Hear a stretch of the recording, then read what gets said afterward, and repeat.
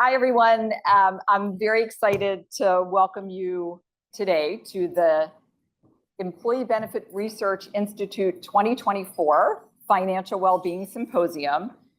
And I want to welcome both our in-person group here in Washington, D.C., but I also want to welcome the over 400 people who are joining us by live stream. And we're going to try to make this a great experience for everyone. So I'm Barb Marder. I'm the CEO of EBRI, the Employee Benefit Research Institute. We have a great day planned for you. For those of you who have been following the agenda closely, I'm sure you all are, we made a last-minute switch to try to beat Hurricane Helene. Our keynote speaker, Susie Orman, was going to be in the after-lunch session, but we moved her to first thing this morning with the hope that we can get through our chat without the winds or other things that are going to mess with the internet. So we're going to keep our fingers crossed and hope that we can get through that this morning. But I also, I really want to thank our sponsors that are shown here. We could not do it without you. These sponsors support the EBRI Financial Wellbeing Research Center and our survey. And these are very important sponsors to us. So thank you again so much for all of your support. Many of you are here today, so thank you. So I'd like to get right to our fireside chat. Hi, Susie. Hi, Barbara. We got a little break in the weather, so I think the gods are looking down on all of us and saying, let's do this. Let's do it. We'll move fast. And again, thank you so much for being with us and for rearranging your schedule to try to beat the hurricane. So really, I think Susie really needs no introduction, but I'll do just a very short introduction. Susie is a financial advisor, author, and podcast host. She founded the Susie Orman Financial Group in 1987. Her work as a financial advisor gained notability with the Susie Orman Show, which ran on CNBC for many years. And Susie has written 10 consecutive New York Times bestsellers about personal finance, including The Ultimate Retirement Guide for 50 Plus, Winning Strategies to Make Your Money Last a Lifetime. She was named twice to the Time 100 list of influential people, has won 2 Emmy Awards and 8 Gracie Awards. And I didn't know what a Gracie Award was, so I looked it up. And it's an award that recognizes exemplary programming created by women, for women, and about women in all facets of media and entertainment. Welcome, Susie. Thank you, Barbara. Let's do it. So I'm going to start off with a question. So at today's symposium, we've brought together multi-stakeholders across the industry. We have employers, we have service providers, we have nonprofits and folks involved in policy. They're all passionate about financial well-being and how employers can really help create more financial well-being for their employees. But even with all of that support, you note 3 internal obstacles to wealth building. You mentioned fear, shame, and anger. Can you tell us a little bit more about that? And what do you think employers should know about their employees? Yeah. I have a saying that you can never solve a financial problem with money. And so many times we think that money and even education about money is the fix to everything. But what I've learned over the 40 years now that I've been doing this is that there is a reason why people spend more than they should be spending. They don't save. They don't put money away for retirement. Why they keep getting themselves into credit card debt. And what I've realized is that it's the emotions of a person that dictates what they do with their money. If you think about it, Barbara, money can't do anything without you. You're the one who goes out and works for a paycheck. You're the one who decides, do you save it? Do you invest it? What do you do with it? So given the fact that money is just really a physical manifestation of you, if you think about it, then if your money is a chaotic mess, that means you're a chaotic mess. And most people, when they're afraid of something, or when they're ashamed of something, or whatever it may be, right? Especially if they're angry, what do? They go out and they take that out of their money. They take it, they spend it, and all of those things. That's so interesting. And let's go a little bit further on that. So in a recent interview that I listened to, I think it was with Chris Wallace, you mentioned that the goal of money is security. Yes. That's the ultimate goal. Yet you note that 75% of Americans don't even have $400 to cover an unexpected emergency. How do you think we got here, and what can we do about it? Yeah, even though I think that the goal of money is for you to be secure, that's not what everybody else thinks the goal is. They think the goal of money is to have a fancy car so they can impress people that they don't even know or like at a stop sign. So they can dress up and make everybody think that they're doing better than they are. Very few people will tell you, what are you spending money on and everything? They're not going to tell you, well, my first priority is to put it away for retirement, have an emergency account. No. What they first do is they make sure if they buy a house, their house has all these good things in it. And so people really think money defines them versus they're defining their money. So the problem is the more money they make, the more money they spend. And all of you in the audience should think about this. Do you remember the day? I do. I remember the day when I was a waitress at the Buttercup Bakery in Berkeley, California, from the age of 23 to 30, making only $5,000 a year. And I was making it. And I thought, oh, if I could only make 10,000, then it was like, once I made 10,000, I had to make 20, I had to make 40. So the more you make, the more you spend. So given that it's so easy to spend money now, since the advertisers are so great in getting your money from you, it's very difficult to say no. Say no to your children, you can't afford it. Say no to yourself, you think you work so hard, you deserve to go on vacation, even though you have to put it on your credit card.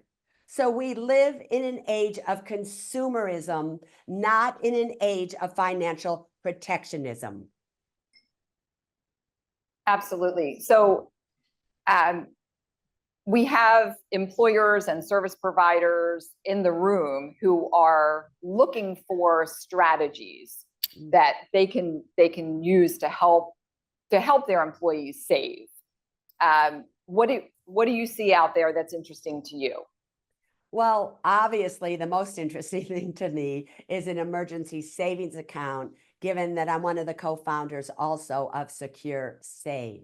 Now, why, out of all the years that I've been doing this, and I never, ever entered any fintech company or fintech company or anything like that, why 4 years ago did I decide to do that? Because I realized, and this came from a personal experience, by the way, I had been being hired by major corporations and being paid millions of dollars to create financial wellness programs for the employees. I'll never forget one major employer with 19,000 employees. I created over 100 videos of me answering every possible question that one of their employees could have about their own benefits. And that if they had a question, they could just go on and I would answer it. How many people went on and watched those videos? Not one. And then I started to realize, oh my God, we're spending a fortune on all these wellness programs and everything. And when you don't have money, because then I started to interview people. And when you don't have money, you don't want to be educated about something that you don't have. It actually scares you. It repels you. It's not like, oh, I need to learn how to do this. And who teaches you about the money at the workplace? So, and this happened at Gulfstream. when I was there and I got to talk to all the employees, I went to all, I think it was 19 the venues that they had. Anyway, where do you get your financial information from? They did not say they're HR people. They said, oh, John, who works on this project, and Jim, who works here. So they all were telling each other what to do because they felt comfortable doing that. And they were all making the same mistakes. Then when I asked, why don't you go to your employer? Why don't you do the programs? They go, I don't want my employer to know everything that's going on in my life, Susie. Things aren't really great. I don't want them to know that I've claimed bankruptcy. I don't want them to know that I have to take out a payday loan to keep going. So there was this inherent fear. Oh, there we go. One of the 3 internal obstacles to wealth again. These inherent fear and shame and even anger at your situation that keeps you from being more and therefore having more. That's so interesting. And just a little spoiler alert. Sorry, Craig, I might be spoiling something that you're going to say later. In the EBRI Financial Wellbeing Survey, we asked both employers and employees, what are the biggest barriers to taking advantage of the programs that your employer offers? And the employers were saying, well, they don't really understand them, or it's the cost. But I believe it was the second highest reason the employees gave was privacy. I don't want to share that information with my employer. And, they, especially, hearing from employers, EAP programs, what a wonderful benefit that employees don't take advantage of. They're afraid that their employer might find out that they took advantage of it. So it's such an interesting challenge for us to overcome, to make these offerings, these benefits accessible and feeling safe. So, you have to look at what is it that the employee really, really needs. And the employees that I think you're mainly targeting the needs at are the employees who are maybe making $50,000 a year or even $75,000 a year. And in most parts of the United States, if you're making even $100,000 a year after taxes, you have 2 or 3 kids, you cannot afford to live. You can never afford now to buy a home. I mean, look at the prices of home. And even though interest rates are coming down, that's not going to make it so that the price of homes come down. The prices of homes are still going to continue to go up. So you have to look at what do they need. And what they need, in my opinion, which is why I joined Secure Save, is they need a place that they can go to know that they have money in case their car breaks down, in case there's a medical emergency. No matter what it is, they need a place they can go to, and they don't have a place, especially after they have maxed out their credit cards at an exorbitant interest rate today. That's making it even harder for them to be able to make their daily bills. And all of that, by the way, results in them not putting enough money away in retirement accounts, even if you match, because they're afraid that if they do put money in the 401k or 403b or TSP, whatever it may be, they won't be able to access it. And if they have to access it, they have to access it via a loan. And here's what's so sad.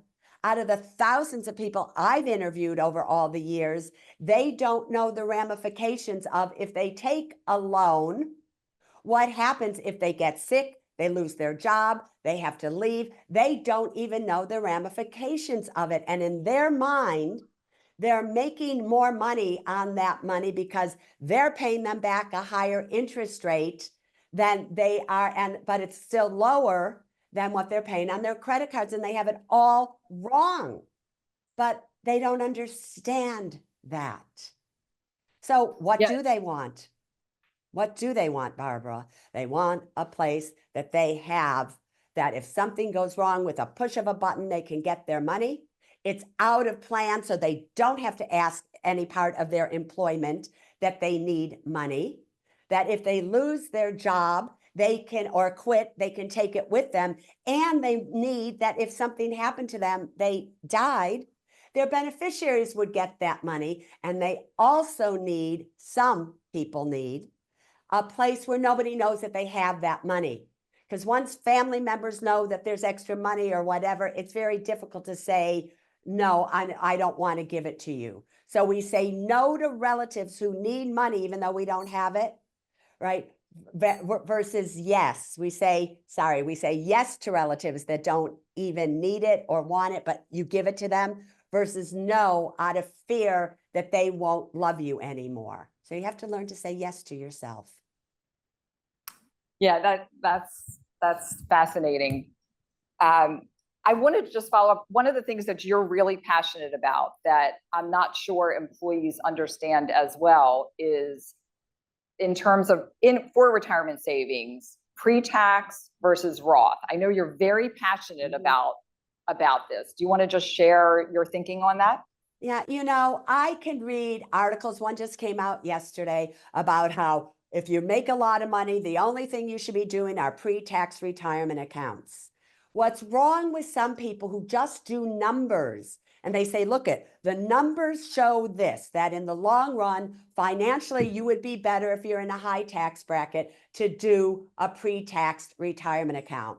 What they don't see, that I now see 40 years into this, what people actually do with their money when they're 60, 70, and 80 years of age, how absolutely upset they are that they have all this money in a pre-taxed account, but yet if they take it out, they're going to have to pay ordinary taxes on it if it's a large sum of money.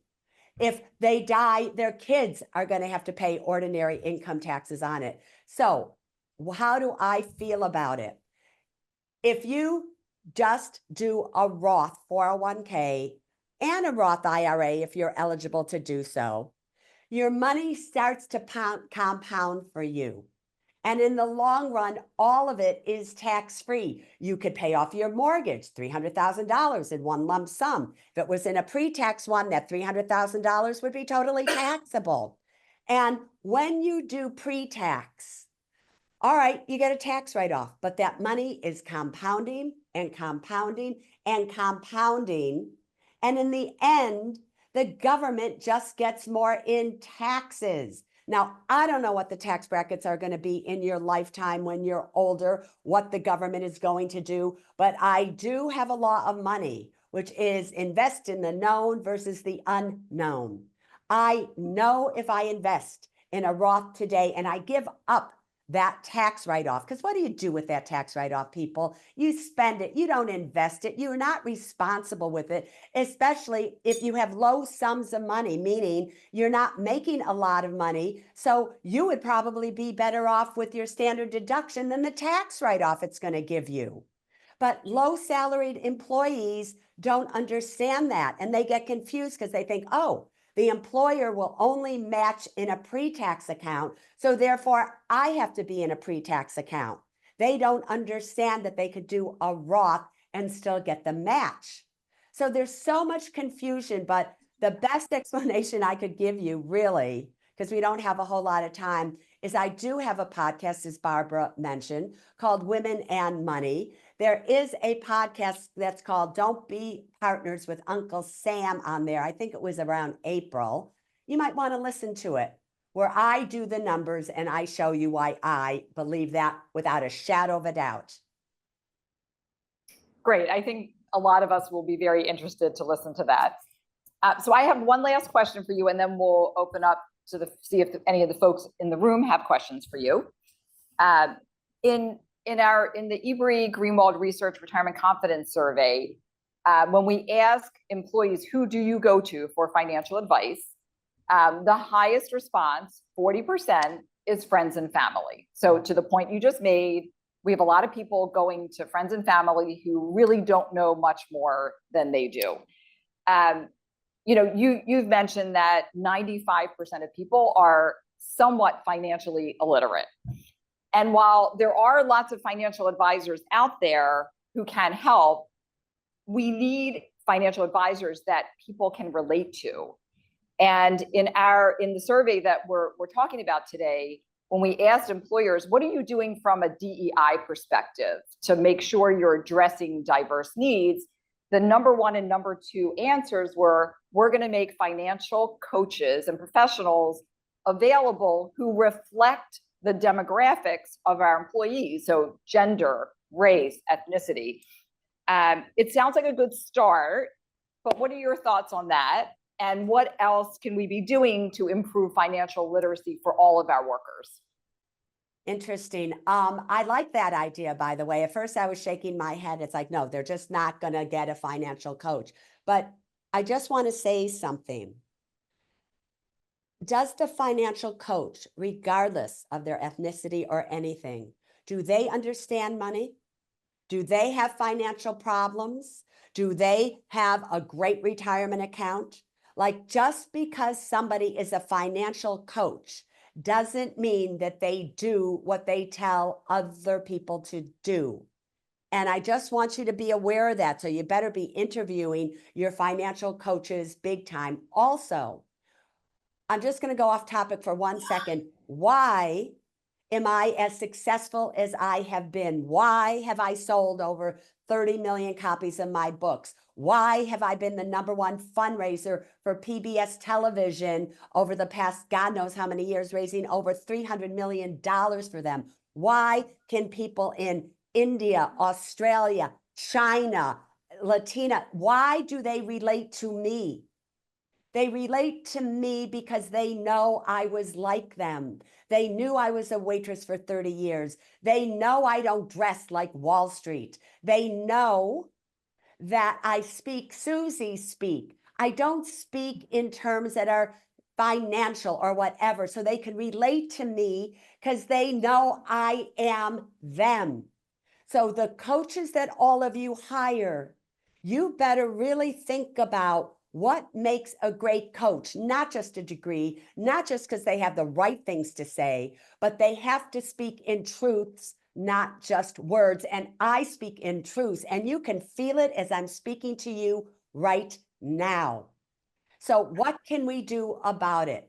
You can try, you can learn from mistakes, and then eventually we'll discover what's really important, which is why your organization, Barbara, is so vital. It is so vital. So I hope everybody's donating to you truthfully, because you have to understand the truth behind what you think is going on. Most people who are running all the programs, they don't remember, or maybe they never were in a situation where they didn't have money and they had to take their pennies out of their jar to pay off their credit cards or whatever it may be. So speak in truth to them. And really, again, I'm just saying this because I know it's what people want. If you don't have an emergency savings account, and I don't care what company you use to get one, but if you don't have an emergency savings account offered for your employees, in my opinion, you are missing out on one of the greatest benefits that not only do they need, but they want, which is why when we do it, even if we have a 50,000 employee company, 60 to 70% of the people sign up within 1 week. That is unheard of across every company that Secure Safe offers this to. Do you have your programs when you offer something that 60 or 70% people sign up right away? Probably not. So what does that tell me? It tells me that this is something that people not only need, in our opinion, but they want. Give people what they want, so one day they'll want what they need, which is a retirement account. Absolutely. Thank you so much for sharing all of that. I want to open it up to the room. There are microphones of one sort or the other on your tables. It either looks like this and you push the button, or there's other microphones. Who would like to ask Susie her first question? Greg. Does it work? Yes, it does. Thank you, Susie. Really appreciate that. I had a question about emergency funds. The name emergency implies that it's being used for an unplanned expense. However, experience is a lot of people who actually do have money coming out of their paychecks may not be necessarily using it for emergencies. They might be using it for vacations and other things. Is there anything that is able to be done to really just encourage that it is in fact being used for intended purposes. Yeah. What would be interesting is I know Devin Miller, our CEO of Secure Save, is on a panel, I think later on today, to ask him that question. But we can tell you that all of the people, now major corporations have signed up with us over these 4 years. All of the people that have an emergency savings account, guess what? They don't touch it. And if they do, they touch it once, like $187.36. Also in the program, it will ask, remember, this is for an emergency. Are you sure you want to take it out? Is this truly an emergency? So we reinforce throughout our system anyway, is it an emergency, to get rid of that tendency to just say, I'm going to take out the money. What we have found out is that what is the number one or number two expense? Car breaking down. Sometimes inflation. But what's so fascinating is after they have taken it out once, they continue to do it. And here's the other thing, because they're not seeing the money in their paycheck, it goes directly from their paycheck into their own account, FDIC insured. They see all of that, and the employer is matching it, which is how a good ESA program works. What's interesting is they usually start out with $25 a paycheck, and for some reason, they start to then increase it to $37.50 a paycheck. So what's important is, and this speaks to what you asked, if you just give people money without the right education or programming behind it as they're doing it, then you're just giving them money. Once you teach people to save, and they're saving on their own, they then have been taught, oh, I have the ability to save money. Look, I have $500 for the first time in my life. They then feel what that feels like, and that's when they increase their monthly paycheck. They get, honoring their employer, loyalty to their employer, because most employers, and everybody can choose their own program up to the employer, but if an employee contributes $25, the employer contributes $3 or $5 for every paycheck. That's a 12 to 20% return on their money. Now we have changed the psychology without educating them with words. We are changing the psychology because they get to feel what it feels like to have money that they don't have to ask anybody for, and then they get addicted to that. So if you do it correctly with the right software behind it and the way the program works, at least ours anyway, I'm telling you, they're not going to take the money out and spend it on something other than a true emergency. Good to hear. We do have one question that came in online that I think is great. So this will be the last question for you, Susie. Okay, it says, if Susie were czar of the 401k world today, which maybe you will be one day, Susie, what would be one or two of the most important changes that you would make to what's happening today? Well, I have to tell you, I don't have really a big problem with any of the 401ks or 403bs. I really don't. It's, the big problem is, what should people be investing their money in? And so many times everybody just goes to a target date mutual fund, or they put all of it into the Standard & Poor's 500 index, or whatever it may be, or they were all in long-term bond funds thinking they were nearing retirement a year or two ago, and they thought their money would be safe, but they didn't understand that when interest rates were going up, the value of those bond funds would go down, and if they needed that money at that time, they would be obliterated. So the true structure of the 401k and the matching of it, I think, is perfect really the way it is. People understand it and it works. What people don't understand is, how should they invest? And I know people think that you should invest according to age, and that is not true. You should invest according to your economic situation at the time you're investing and what's happening in the economy at the time that you're investing. So if we could somehow educate people on that and get them to understand that, which I do on the Women in Money podcast, all of you should have everybody listening to my podcast. 600, are you kidding me?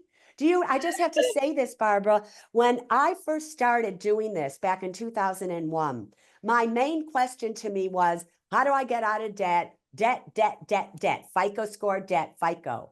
After all these years, now everybody writing me for the Women in Money podcast, and it's for everybody smart enough to listen, by the way, because it's not just for women. You can't separate women, men. You can't do that. Anyway, they want to know what to do with the $3 million they have in their 401k, the 2 homes they own. And these are from people who had nothing when they first started. So you can educate them, but maybe you just give them the right resource to go to where there's something, where somebody just wants to educate them and not make money off of them. Just a thought. Great. Well, thank you so much. How about a round of applause for Susie? Thank you. All right. So hard act to follow, Jake. Sorry about that. But I do want to call up our first panel, which Jake's going to moderate. It's you'll hear a little bit about the trends in financial well-being from the EBRI employer survey, but you'll also hear some survey results from some other organizations that have done some really interesting research. So let me have Jake call them up and introduce everybody. That is indeed a pretty tough act to follow. I feel like I just took a shot of espresso. It was a good way to get the day started. So for those of you who have been to this symposium in the past, we've previously kicked off the day by going through the latest survey results from the Financial Wellbeing Employer Survey. Today, because of the schedule change, we're going to switch things up a little bit. I'm going to introduce some of the survey results that are directly relevant to this panel. And then if there's something that we missed, be patient, because Craig is probably going to cover it later in the day when he talks about some survey results that are relevant to his panel. So on the next slide, I'm just going to briefly give a quick overview of the Financial Wellbeing Employer Survey for those of you who are not familiar. It is a survey of 262 benefits decision makers that we interviewed or we surveyed between July and August this past year. The median time to completion was about 18 minutes.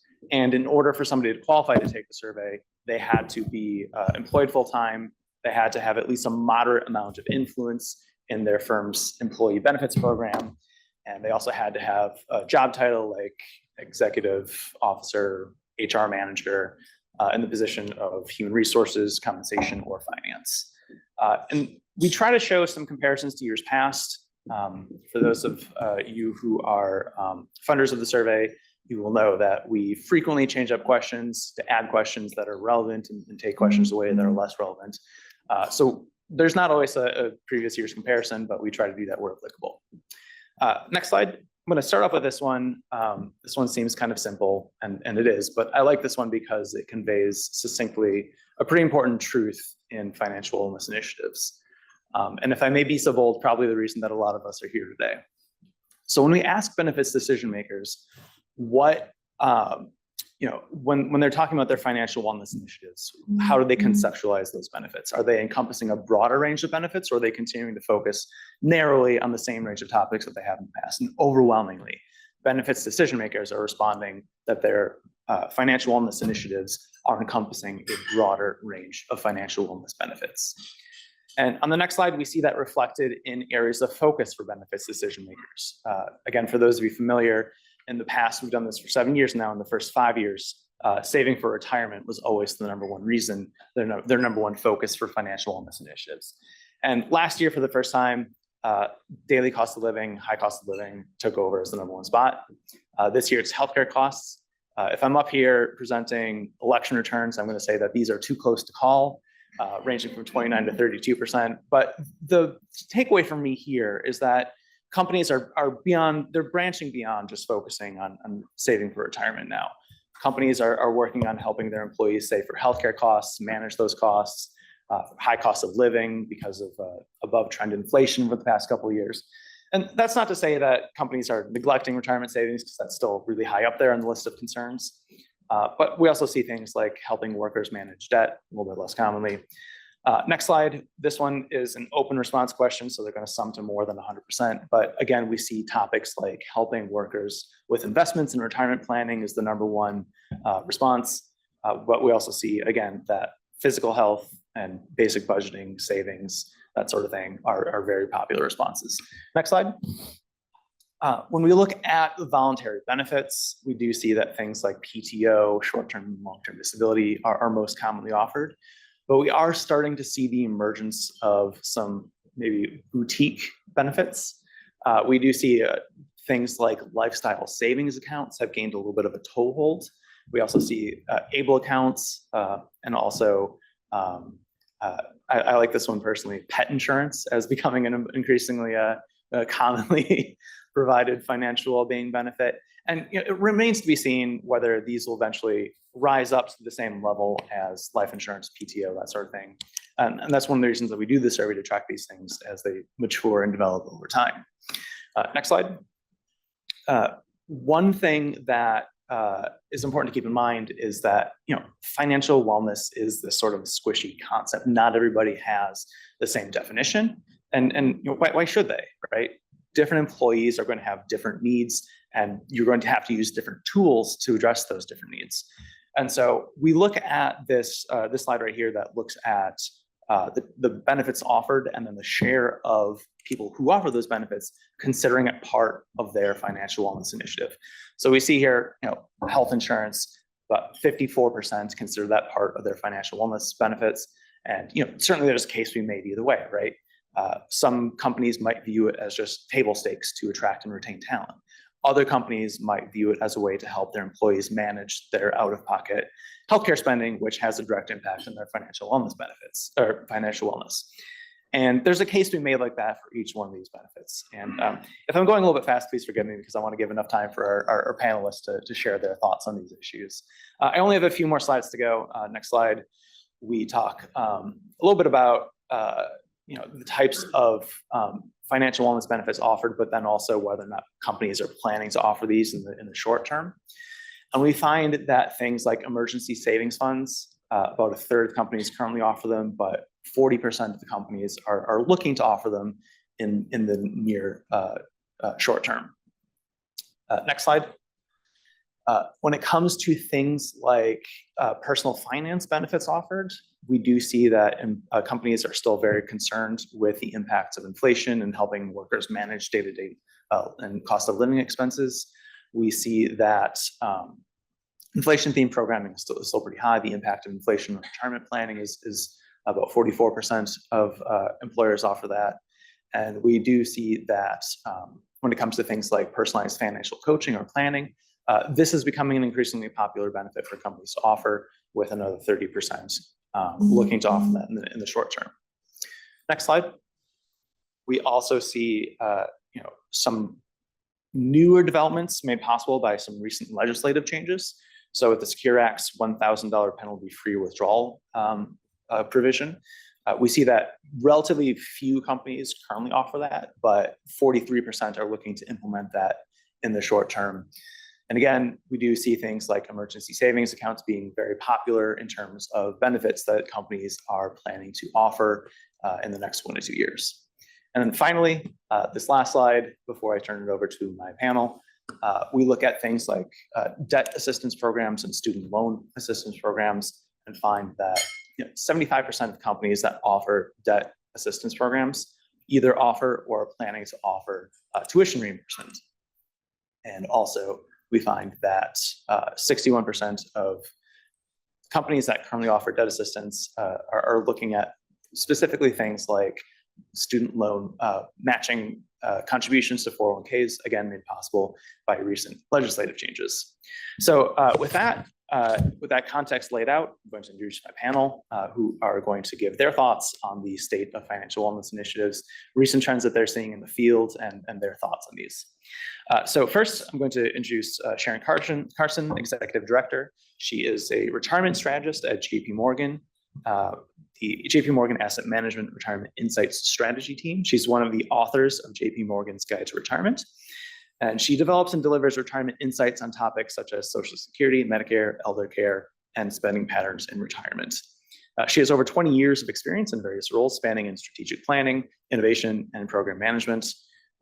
Down the line is Kirsten Hunter-Peterson. She is the Vice President of Workplace Thought Leadership for Fidelity Investments.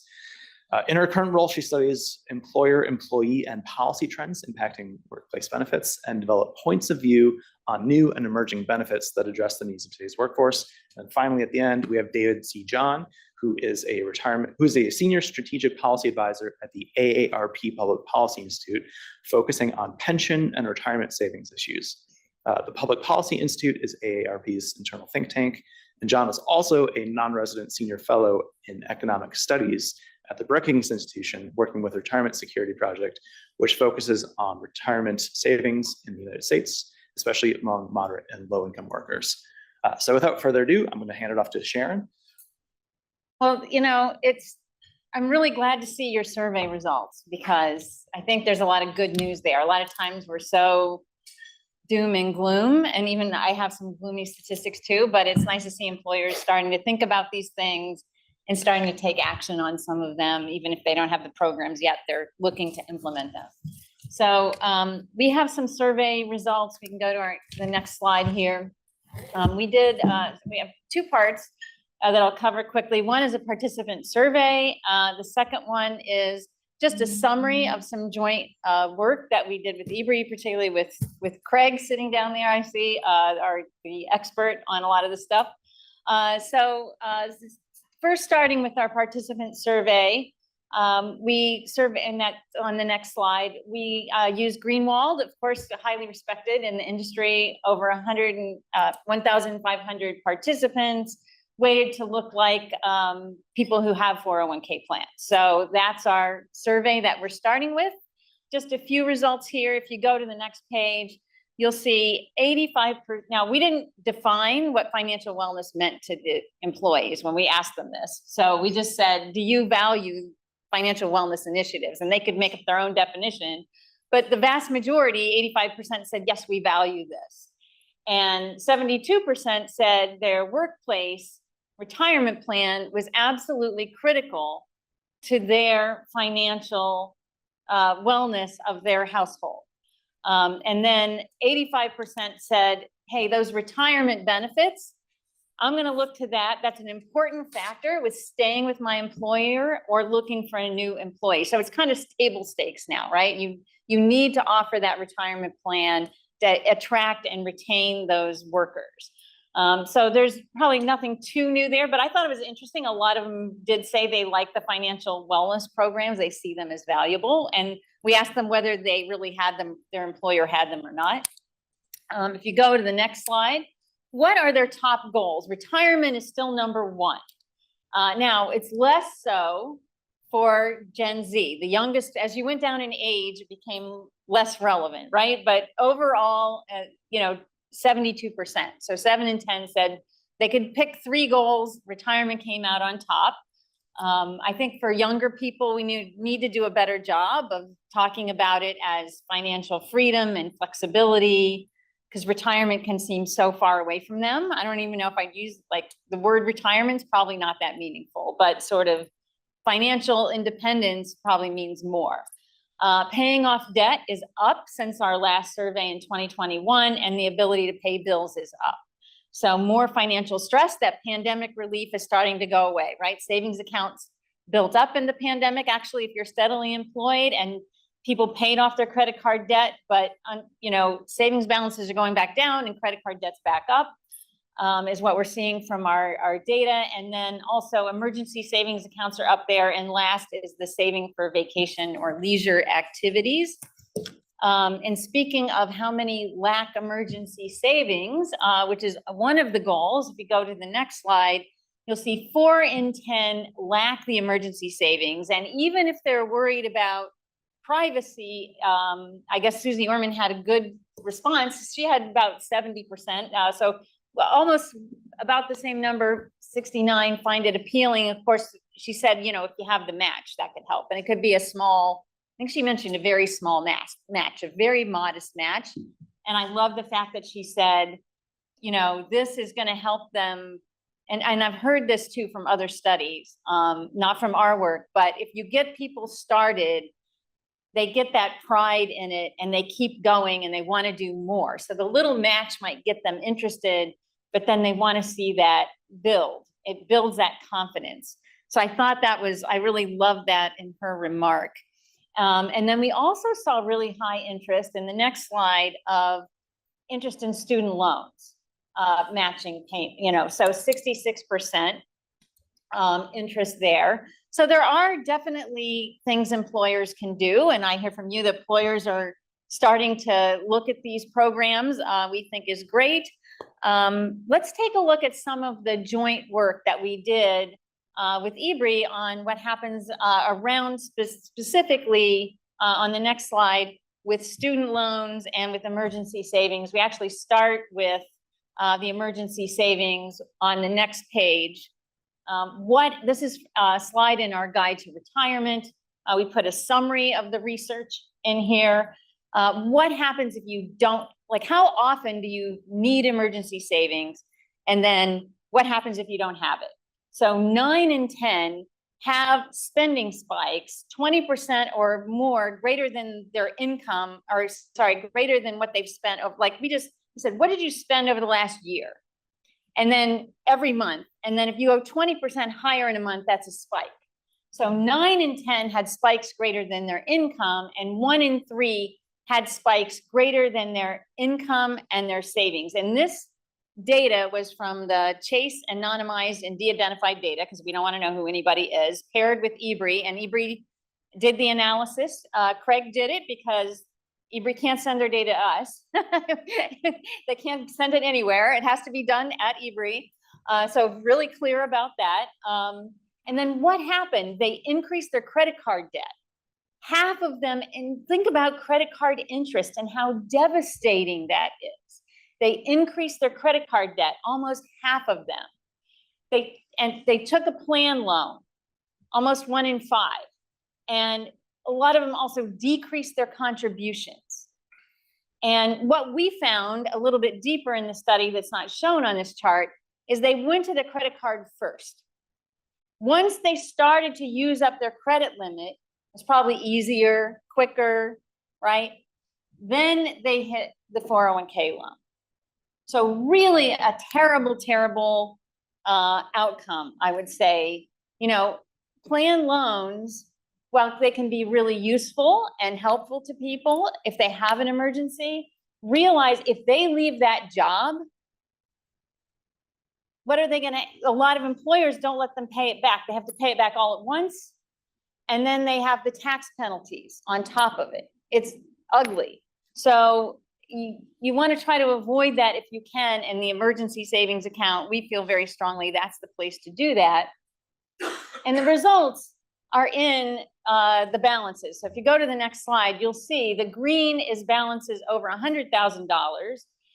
And the blue is the balances, the 401k balance under 20,000. This is with a similar income level and similar tenure. We did it for different income levels and different tenures, but you get more green with no credit card debt, higher balances with no credit card debt.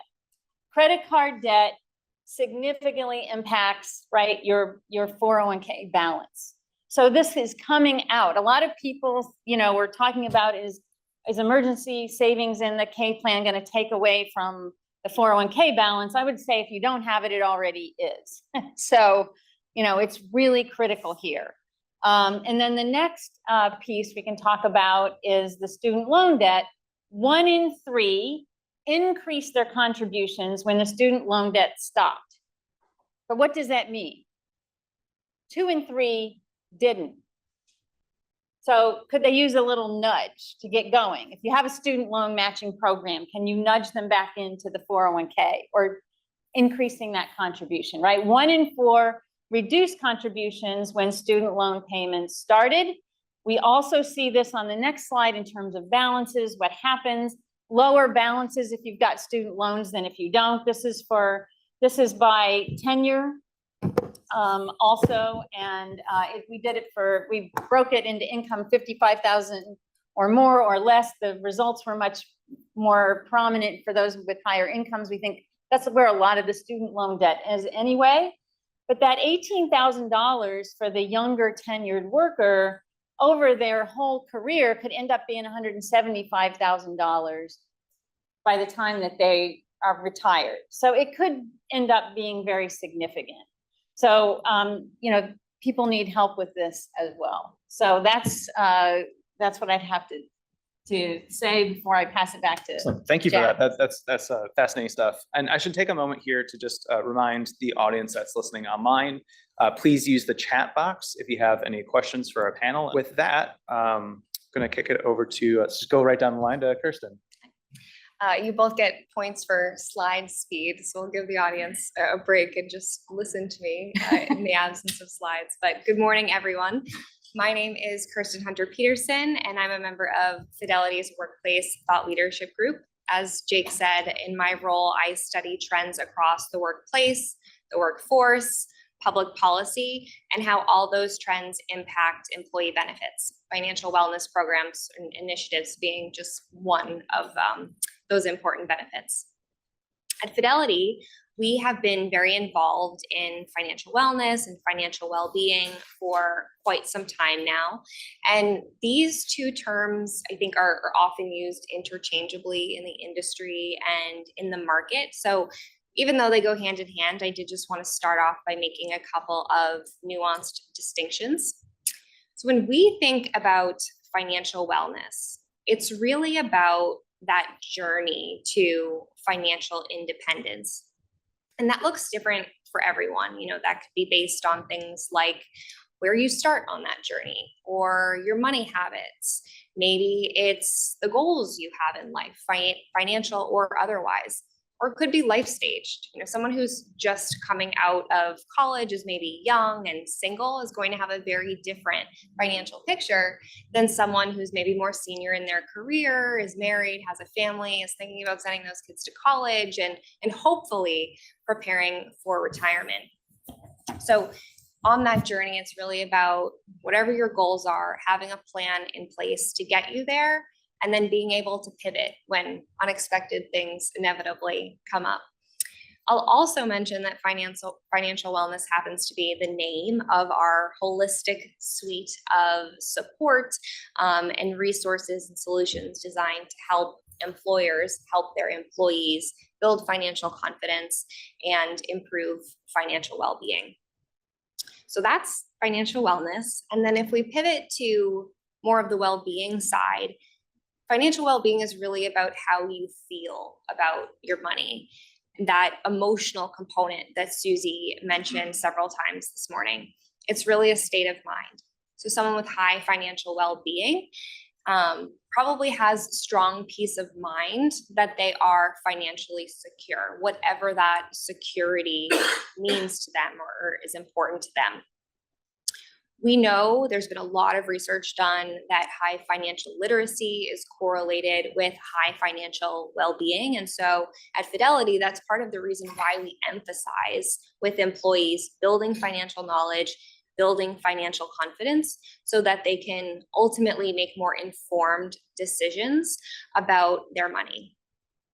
So definitions aside, I also just wanted to note how financial wellness programs have evolved in recent years. I'm sure we'll get into a lot of the data here, but anecdotally, historically, employers were really interested in improving those retirement plan outcomes. In addition to retirement outcomes, thinking about offering their employees some additional education or assistance on topics like investing, for example. But we've come to find out more and more that there are a lot of folks out there who just aren't in a position to optimize those longer term goals right now.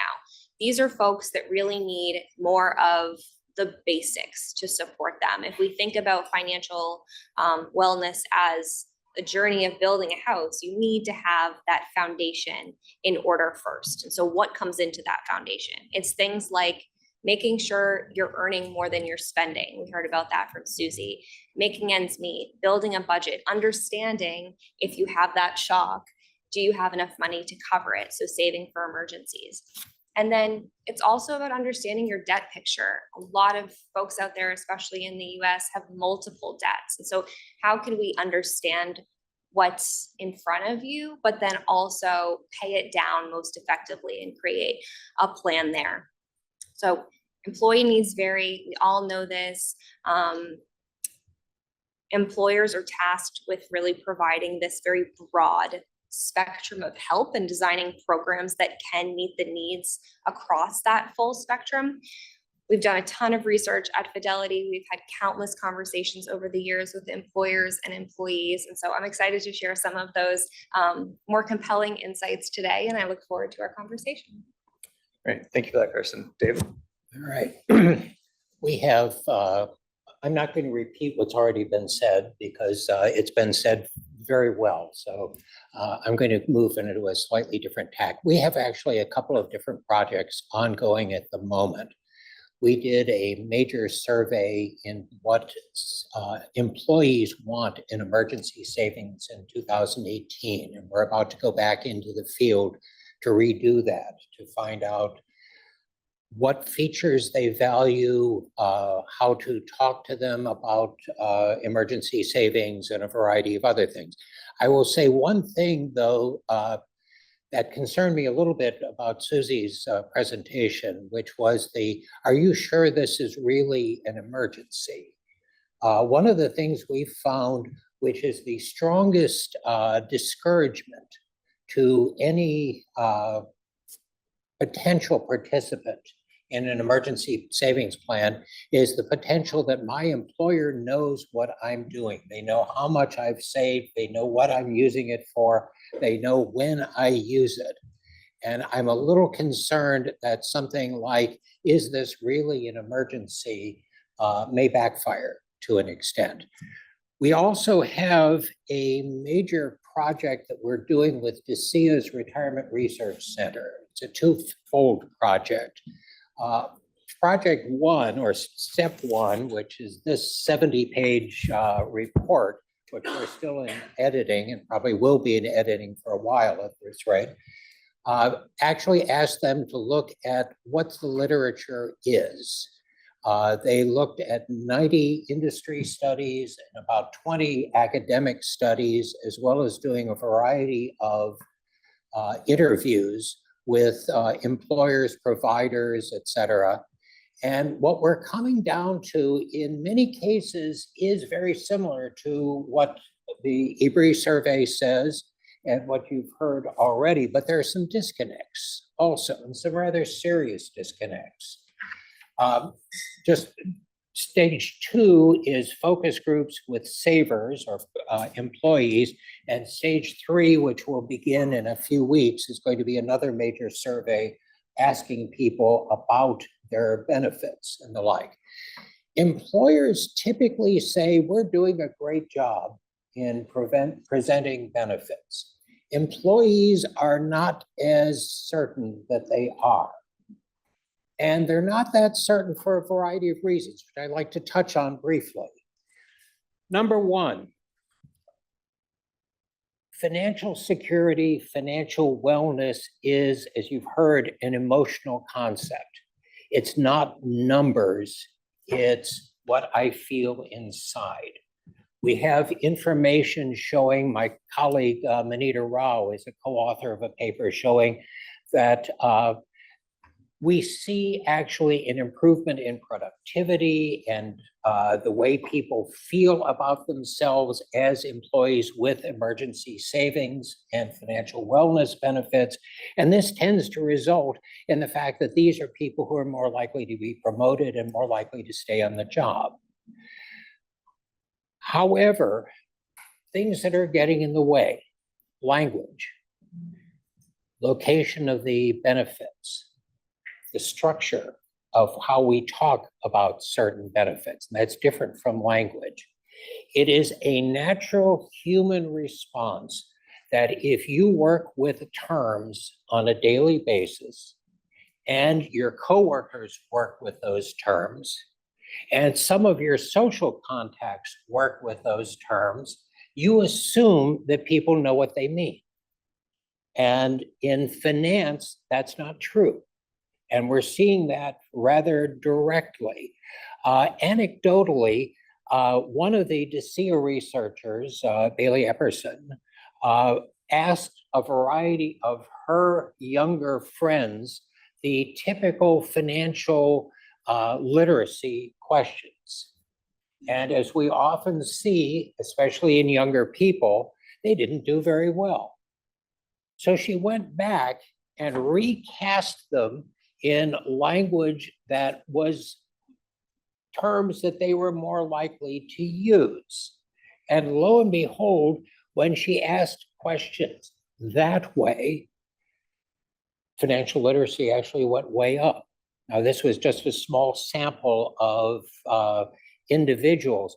But one thing I would suggest is if our financial wellness benefits have been produced by people like us in this room and reviewed by HR professionals who deal with benefits on a regular basis, we may be actually completely missing what we're intending to do here. Number two is location.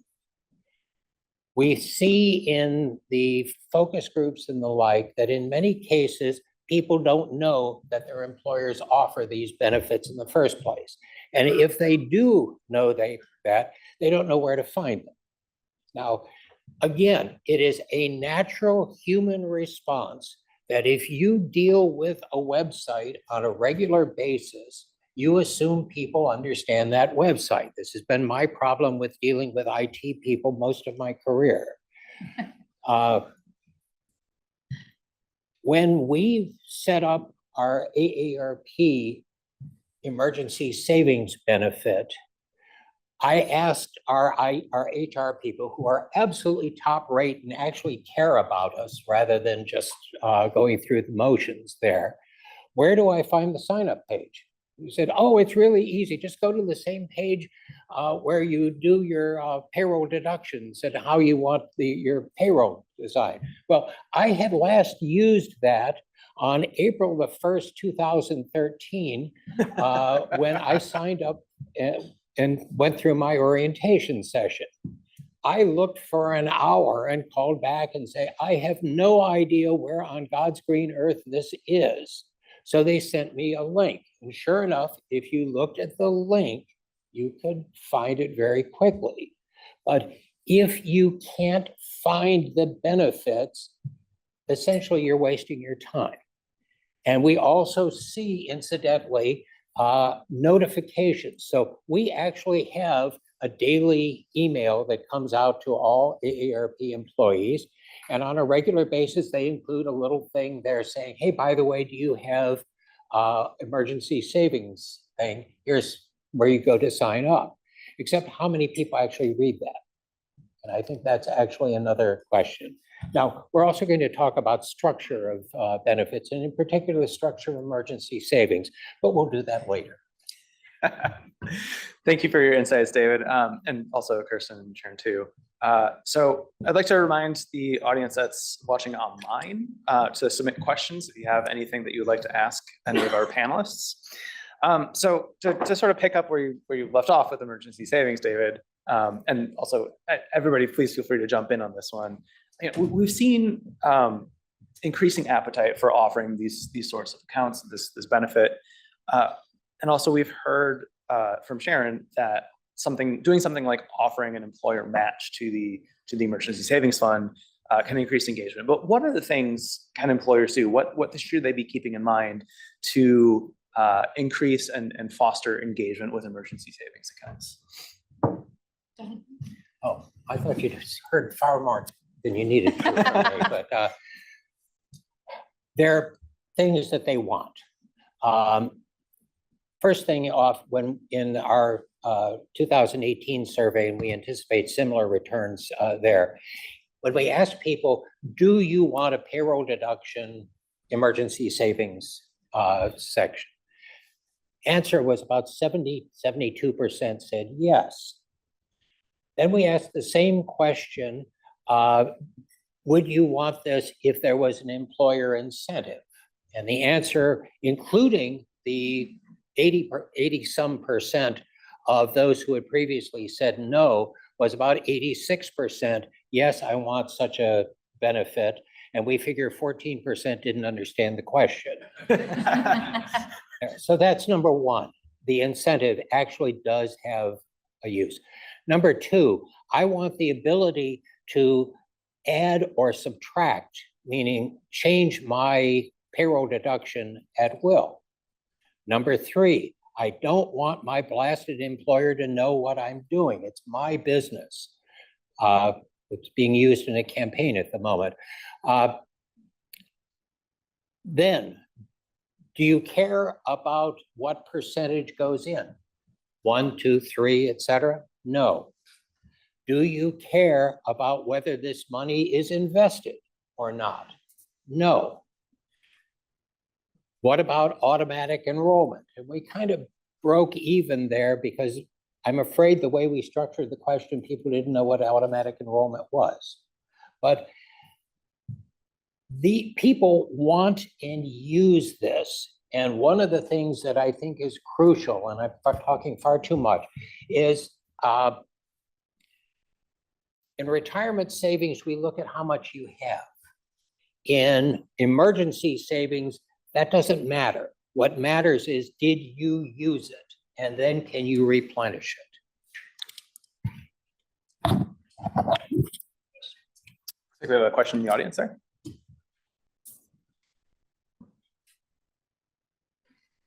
Hi, Martha King. I have a question, and maybe you guys will get to it, so I'll just put it out there. Obviously, these programs all sound like very needed, very desired, but employer uptake, cost to employers, as somebody who has sat on the benefits committee for my prior employer, obviously understanding all the puts and takes financially and impact to employer costs. So that's the question broadly. What are you guys hearing out in the world as you're talking to employers about these kinds of ideas? Because we've talked a lot about potentially matching in some form on emergency savings, on student loan debt repayment, childcare benefits, et cetera. Thank you. I think anytime you have to go to your senior leaders and advocate for a new benefit spend, a new budget item, it's stressful and it's an uphill battle. So I think the more those of us in this room can identify and research better outcomes of these programs, the easier it will be for you to then advocate for them. I do think we're probably at the beginning stages still of emergency savings programs, how they're helping people, what the program design looks like. And of course, it's going to differ workforce to workforce and employee to employee. So that creates additional challenges, particularly for service providers and employers. But the outcomes that I think we're all very optimistic about and are beginning to see even in a very short window of user data is really promising. Yeah, I think a couple of things. One, you see they want their employees to be prepared for retirement. So when they're ready to retire, they can leave. So I think that's one. For the emergency savings, at least some of the programs I've read about, the matches don't have to be very big. I think I read about one that was like $100 per employee. They were putting in $19 a paycheck, right? It was like pretty modest. And three, if your employee is financially precarious and worried about their finances, what impact is that going to have on their job and how they do their job? And there's some academic research out there on that, and it is not pretty, right? So I think that's huge, right? You want your employees to be focused on their work while they're working, not worried about can I get to work if I get a flat tire, right? So I think that's really could help you make your case. So we have a good question from an online participant that's sort of in that same vein. Employees say that they want financial wellness, but then they might not actually make use of those benefits. What sort of things can employers do to increase the ROI, the increased engagement with those benefits? Well, when it comes to benefits engagement, I think one of the biggest challenges is that people are just busy, right? At Fidelity, we have wonderful in-house behavioral scientists, and they're constantly talking to us about cognitive load and how that impacts engagement. So, I know when I open my phone, I have texts, I have 3 personal emails, I have work email, I have Teams, I probably have voicemails from my frankly older family members. when I'm overwhelmed by all that noise, all those notifications, at least my reaction, maybe some of you are similar, is to put the phone down and walk away. I do not want to engage. So I compare that a lot of times with personal finance challenges or even financial wellness benefits that are designed to help us. When we feel stressed and overwhelmed, we check out. So just that cognitive load problem is really significant. But some of the principles to help are, offering the right benefits, making sure that you're actually offering benefits that are resonating with your particular workforce. And again, that's going to look different employer to employer, industry to industry, and even employee to employee. And then the experience of actually finding the benefits, using the benefits, benefiting from the benefits. You really need to offer a multi-dimensional experience. It has to be simple. To your point about the website, the more personal and tailored to the individual it can be, the better, because you're getting right to the point. And then through a variety of different channels as well. So in person, virtual, and all of the kind of subsets that go under that. But it's not just about format and channel, it's also getting to the point, being concise, educating someone on the problem, and then giving them actionable next steps and solutions to move forward. One of the things that employees say is, I need guidance. I need guidance more or less individually. We know that we don't have enough financial advisors as it is. And frankly, most of them are involved with people who have somewhat higher incomes due to the fact that it gives them somewhat higher incomes. So this may be an area where AI comes in. And it may well be that this is something that can be dealt with there. Now, another thing, though, is, as you just pointed out, I had some conversations. We had some construction in our neighborhood, continuing construction in our neighborhood. And I went and talked to the construction workers about financial wellness, because I was actually very curious about that. And I got, first off, the same response. At the end of the day, I'm tired, I'm going home, I'm going to eat, and I'm going to sit in front of a TV set or something along that line. I don't have a laptop on my bulldozer, which we both agreed was a good idea not to have. And therefore, I can only look at these benefits when I get home. Now, one of the things that I've found just looking at various financial wellness platforms is that they tend to be set up so that you're using a laptop. And that does not work when you use a phone. And things need to be formatted for what your workers can do. And last but not least, you don't want to accidentally discourage your workers. One of the biggest problems I see, or one of the big problems I see with emergency savings is that if you look at the response of, well, how much do I need? The response is, well, you need about 3 months worth of earnings. And when we've talked to typical workers, that response gets you, well, there's no way I'm going to do that, so why should I even waste my time trying? 3 months is something that you see typically in financial advisors, and it conflates two different risks. Risk number one is, I'm going to lose my job. If I lose my job, I probably need 3 months worth of savings. If I have a car tire or a medical copay or something along that line, I need probably closer to 4 weeks, maybe a month's worth of emergency savings. And that will take care of that. And that also doesn't discourage your workforce at the same time. We found something a little bit different than that, but it's still less than the 3 to 6 months. Yeah. We looked at the Chase data and actually how much people were, their spikes and how much they needed to cover. And at the financial planner community would say not just 3 months, but 3 to 6. Like, it's really, if you think about 3 to 6 months, that's definitely, I agree in principle with you, that can be way overwhelming and you don't want to discourage people.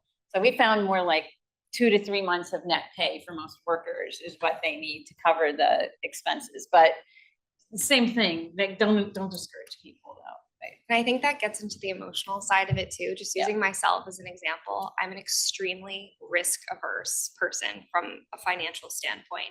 And so what I need set aside for emergencies, I know is a lot more than probably the average person. So whether it's the risk of losing a job or the risk of, having your tire fall off your car on your way to work, it's also a very, very personal and emotional decision that I think needs to be taken into account in the planning process.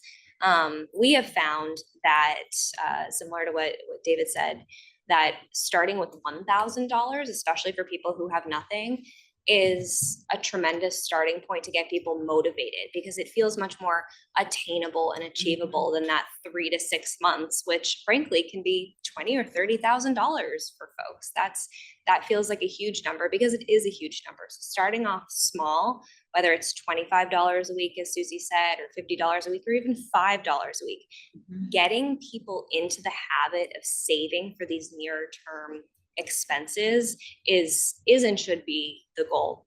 And actually, can I go back to something you said about the construction on your street? I'm teeing up some research that we just did with SHRM. It was published yesterday, I believe, but talking about the experience employers are offering with their benefits to their employees, and the difficulty of reaching certain workers. Done some new research on what we call deskless workers, so people who don't sit in front of a computer like someone like I do every day. This is 70 to 80% of the global workforce. We often don't talk about this cohort of workers, but they are the vast majority out there. They are construction workers, nurses, first responders, baristas, flight attendants. They're not just not pulling a laptop on top of a bulldozer all day, but many of them don't even have access to their phones during the day. So they're going home, they're spending time with their family, they're trying to relax, and benefits are just not top of mind whatsoever. But what we found in this research is that HR leaders are saying that this group is much more difficult to reach, period. And then also with their benefits, they find that deskless workers have far less engagement with their benefits than their counterparts. I don't know what we would call counterparts, desk-bound workers. So if you're interested in that, the Fidelity and SHRM research was just published yesterday, so go check it out. Yeah, I'm definitely going to be Googling that one later. Thank you for that. So we have another fantastic question coming in from online. When it comes to voluntary benefits, some of them can be wholly paid for by the employee, some of them are wholly paid for by the employer, some of them are a mix of the two. Do any of you have any perspectives on service models that are more or less effective? Do any of you have any perspectives on how employees engage with those benefits, depending on who's paying for them? I think we have a chart as to how that's divided up, but as I recall, most employers pay for at least part of the benefit, if not all of it. Yeah, that's consistent with what we found in our survey. Yeah. But in terms of specific benefits, does engagement increase when employers pay the full freight? Our sort of economics training would seem to indicate that, yeah, obviously when people don't have to pay anything, people consume more of a thing. But do we actually see that in real life? Typically in many areas, if you don't have skin in the game, you may consume, but you may also ignore because you don't necessarily value it. I would agree with that. I think from the employee perspective, what is the value of a benefit where there isn't some sort of cost sharing? We are currently conducting some research on benefit quality, and in some of the qualitative data, we spoke with employees. Many of them expressed something that frankly we hadn't heard before with respect to benefits, which is, does my employer care? So if you are offering a retirement plan, that employer is paying for the administration fee and other fees. But what the employee sees is that they may or may not be getting a match. what is the level of that contribution? And so, from where the employee sits, that level of care or that level of quality really makes a difference in terms of how they perceive the benefit and therefore their relationship with their employer. So Sharon, sort of tying in on that, I remember from one of your slides that 85% of workers were attracted to an employer because of their retirement plan, or that was a 85% reported that was a good reason to stay or go to a new employer. What sort of things that, I know we've been talking a lot about how employers are moving away from retirement plans. So what are some things that employers can do to actually make that their retirement plans more attractive and actually use that as an attraction tool for prospective employees? I think a lot of the things that we've already been talking about here. I mean, certainly auto programs have come a long way. I mean, we're moving the needle, just moving it along with, the auto enrollment and then the auto escalation and the re-enrollment. And I think a lot of plan sponsors they've bought into that, where the market is there, right? So then we see, that even having a plan, we forget a lot of people don't even have a plan. And because a lot of it, we're working with employers in this room who are providing plans, but there's population out there who don't have plans. So what about improving the access for them? Some of the state mandates have started to move there. And that is not only increased like those IRA balances and those state plans, it spurred sales of private plans to small employers, because a lot of times it's the small employers that may have not completely gone in with all the auto programs. They also may not even offer a plan. But when the state starts a mandate, they start looking, well, do I want the state mandate or do I want a different type of plan that I can get? And do they even know about the tax credits, right? So I think access is huge. And then I don't want to repeat too much, the accessibility of the desk worker versus the non-desk worker, and making it easier in the financial language. So I think a lot of it's already like what you have already said is I would completely agree with for the people who already have the plans. Thank you. And I have a million questions that I want to ask the panel, but I just want to make sure that nobody else in the audience. Oh, here, over here.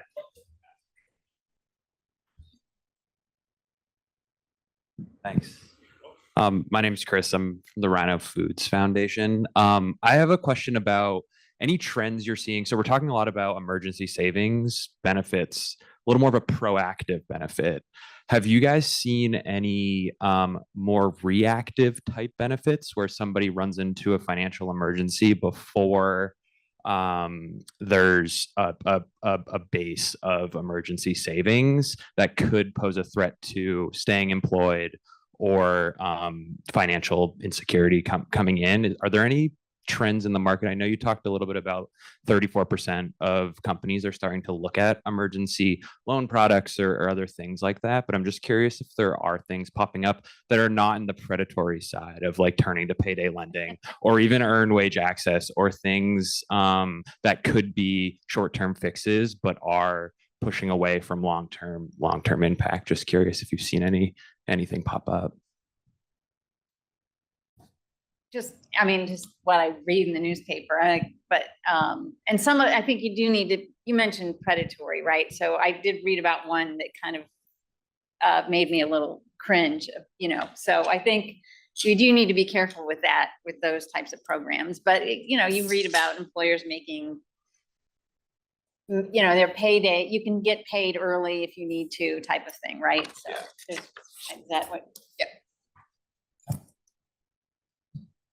All right, so I think we have time for one more question. I saw one. Rodney.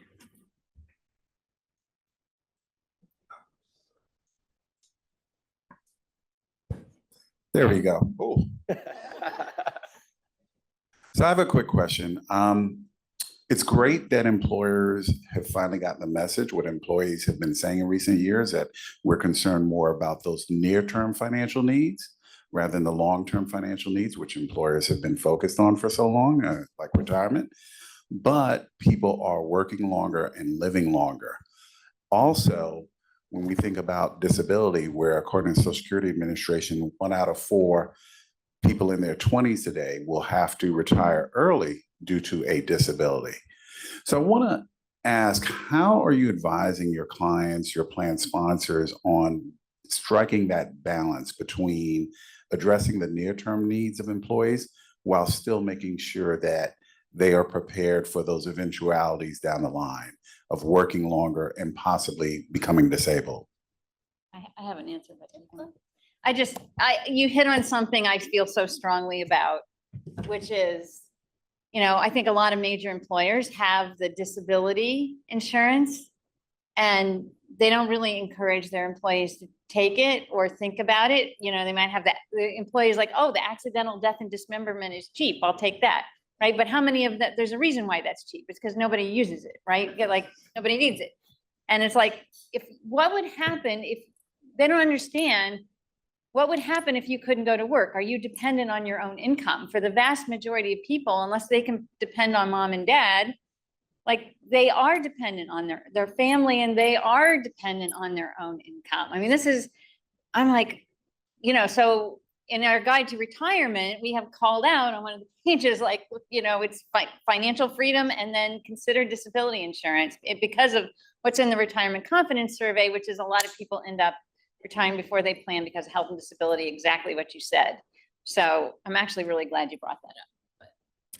I would add that, we continue to prioritize and emphasize savings in a retirement plan in addition to the shorter term needs. You still need to have something to retire on, especially if you have to retire early, which we know, 30 to 50% of people do. As we see a lot of more mature workers who are more senior in their career begin to retire, more and more people are doing that every day. And we're coming to a generation that has largely saved in a DC plan versus getting a pension or a DB distribution. And so one of the most popular financial wellness benefits that we are seeing right now and hearing about from both employees and employers is around retirement income options. And how do they actually develop and distribute a stream of income from that DC plan in retirement? And also keeping in mind things like healthcare costs in retirement, which historically has not been part of many people's financial planning, but we come to find out that it's their biggest expense in retirement. So whether that's thinking about savings options like NHSA or just keeping that a part of the conversation when you're thinking about what those retirement income options and streams look like, that's very top of mind for employers right now. And we hear from employers on a regular basis, well, if I offer these short-term products, et cetera, doesn't that take away from retirement savings? The answer is really probably not. As a matter of fact, the UK had a couple of experiments that were done using the National Employment Savings Trust, NEST. And in their case, they found virtually no change in the amount that people were saving for retirement. Now, part of that was a requirement that the government had, but there have been US studies also that show that people understand that they need to do both. I will also say, however, that I think the biggest challenge we have going forward for an older workforce is going to be what happens when you reach retirement. And how do you take that lump sum of money and actually convert it into a relatively stable income process? We see this across the world. Australia's got a new mandate that they've just imposed in there. It's a massive discussion across most of Europe at this point. But that's something that we ignore as a financial wellness benefit to our detriment, because that really, among other things, is going to be the one that enables our workforce to move on and give younger people their spots, if in some cases. I'd love to keep this conversation going for like another 3 hours, but I think in the interest of my continued employment with EBRI, I'm gonna have to bring this this panel to a close. So thank you for my panelists, and please join me in thanking the contributions everybody's done.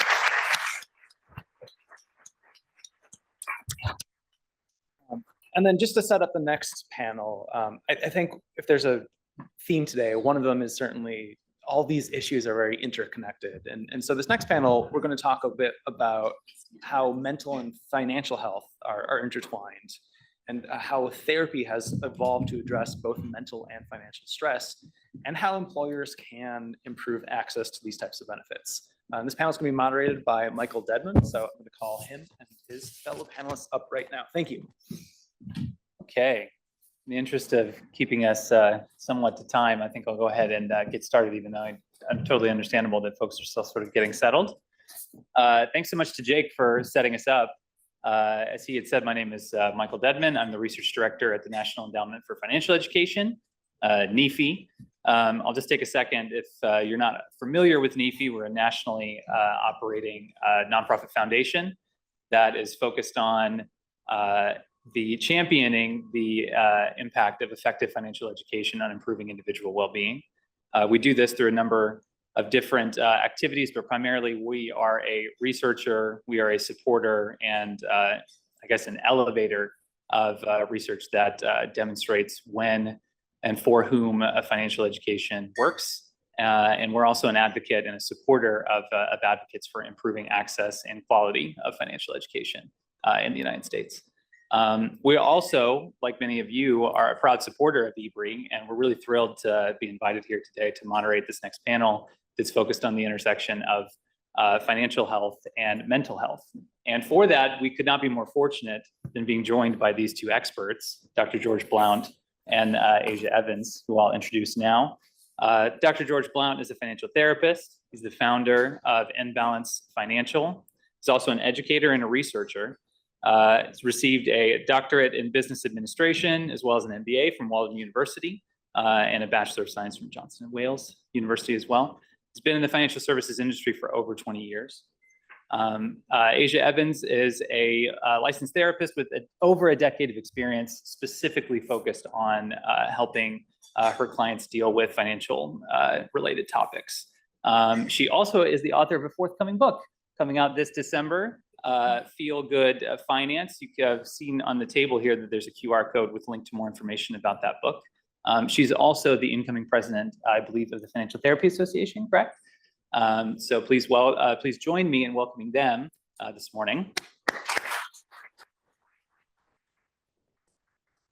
And we'll sort of get right to it. You might be familiar that the results of EBRI's employer survey show that over 55%, or around 55% of those surveyed, say that they offer a health benefit. And that among those, about half, 53%, say that includes a financial therapist. So to give us a little bit of context, I'm wondering if both of you can help define financial therapy for us. Give us a little bit of information about how definitions might differ across areas of the industry, and then how different areas of the industry also focus on different topics within financial therapy. I think I can show you that. I have a slide, and it's actually an exercise that we'd like to get started, because I think one of the big questions is, what is financial therapy? And as a researcher, I like to involve my audience in a little bit of qualitative research. And so I'd like to just experiment with you, if you don't mind. If we can go to the next slide. What I would like to do is I'm going to show you on the next slide a series of coins.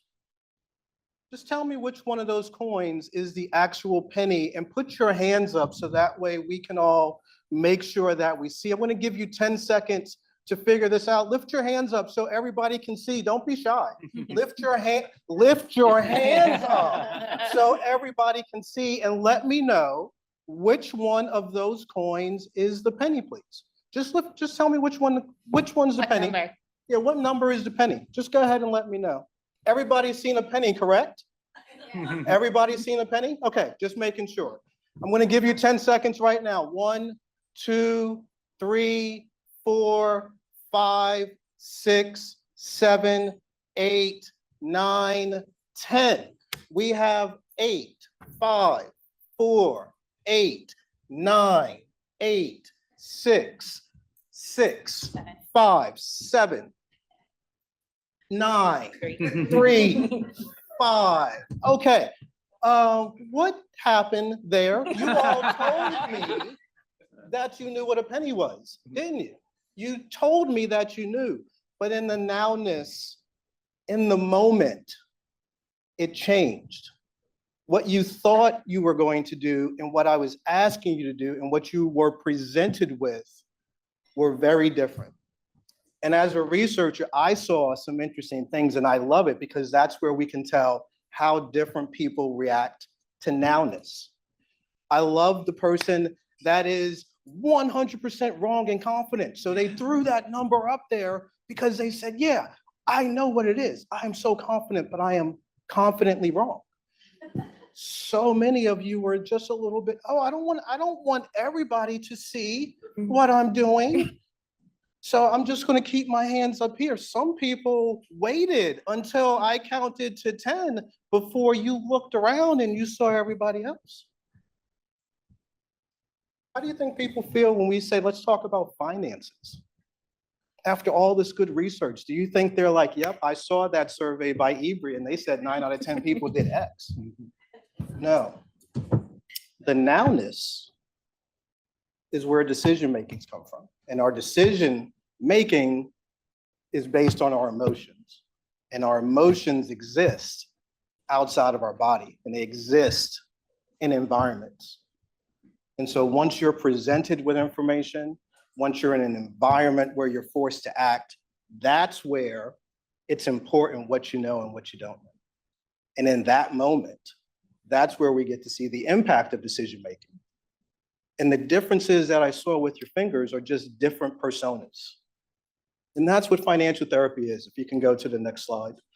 Because it really is just our ability to know that when it comes to people, when we give too much information, when there's not enough contextual information, when we're expected to remember something that we learned a long time ago, whenever we actually are pressed to make information, we are more than likely going to do the wrong thing. And my research deals with just that. It deals with financial decision-making. And if you were to look at financial decision-making as being based on both knowledge and confidence, my matrix is what I developed to actually show Venetian masks that represent each of those money personas. Somebody that has low knowledge, low confidence, high knowledge, high confidence. But what it shows is it shows that there are different personas and how they react to certain financial information. And that financial information has components of knowledge and confidence. And if we just look at decision-making that way when it comes to finances, we have a better way of understanding personas. So if you can go to the next slide. One of the things that financial therapy does is it deals with the behavioral sciences of what we have been talking about, the people. And so what we notice is that a behavioral scientist by the name of Richard Thaler came up with this concept of SIF, supposedly irrelevant factors, or supposedly relevant information. I call it supposedly relevant factors. But he basically said, hey, if we just take all the things that people consider irrelevant and we actually just make them relevant, what does that mean? And what we have seen is it has born behavioral finance, where we see that actual human behavior is different from statistical proxies that we put in mind. And then also behavioral economics, where we see that human behavior is also different than the macro and micro economic factors that we put forward. And so the next slide is that's what financial therapy is all about. It's about our ability to actually understand that human component when we're dealing with financial education. And for incoming president of the Financial Therapy Association, we'll use this definition because it's the one that means the most, in that it is simply a way for people to think, feel, communicate, and behave differently when it comes to money. And we spend a lot of time working with individuals just to do that. I spend my time doing it from a researcher and a practitioner standpoint, teaching, working with individuals, working with organizations, but I'm not a mental health therapist. That would be my colleague here. That takes care of that. And I'll turn it over to you to finish off the rest. So how many people would feel comfortable saying what your salary is right now? right? We all know that we have jobs and we're making money, but we wouldn't feel comfortable just shouting it to a room of people we either really know or don't know at all. It just doesn't feel comfortable.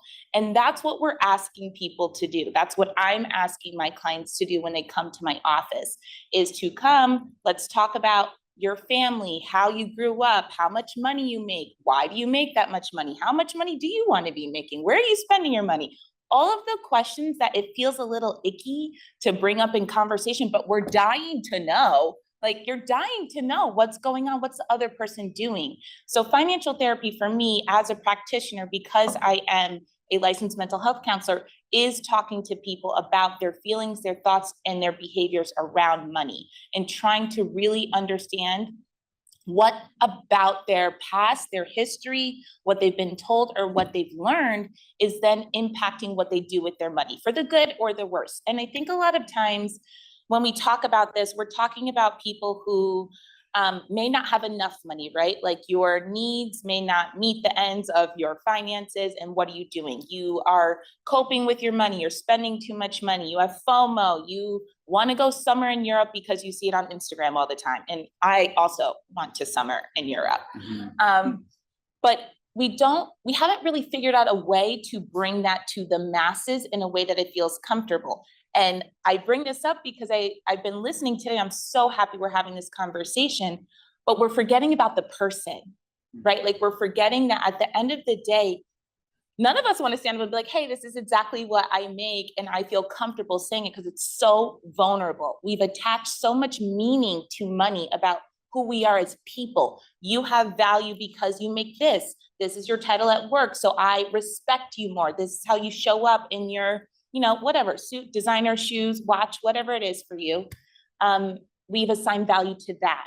So it becomes really difficult for people to start having these conversations about money and their vulnerabilities and where they come from, because it is so, so, so emotional. But we're talking about it because it also stresses people out. We know the number one source of stress for Americans is money, it's finances, and that impacts employers' bottom line. Like, you do not want your workforce stressed out all the time. I will go into that a lot more, but yeah, that's financial therapy. Thank you both so much. I mean, there's so many different directions we could go. I'm wondering if maybe we could just linger here for just one moment. I mean, I'd love to know from a therapeutic perspective, and then also from perspective as a researcher, because this is such a difficult, thing for so many people to talk about, and it might not be something even within a therapeutic relationship that immediately is easy to bring to the surface. How do you break down those barriers, or even as a researcher, George, when you discuss this, money masks, money personas? I mean, what's the process for helping someone, or as researchers sort of thinking about how you really define all of the different complicated factors that go into defining what that money experience or that financial experience is like for individuals? Yeah. So for me, when I'm working so I have done consulting, I've worked with companies, I've worked with banks, and I also see clients. I'm going to talk specifically about the clients because I think that's the quality information that people want. Like, what are people saying to you?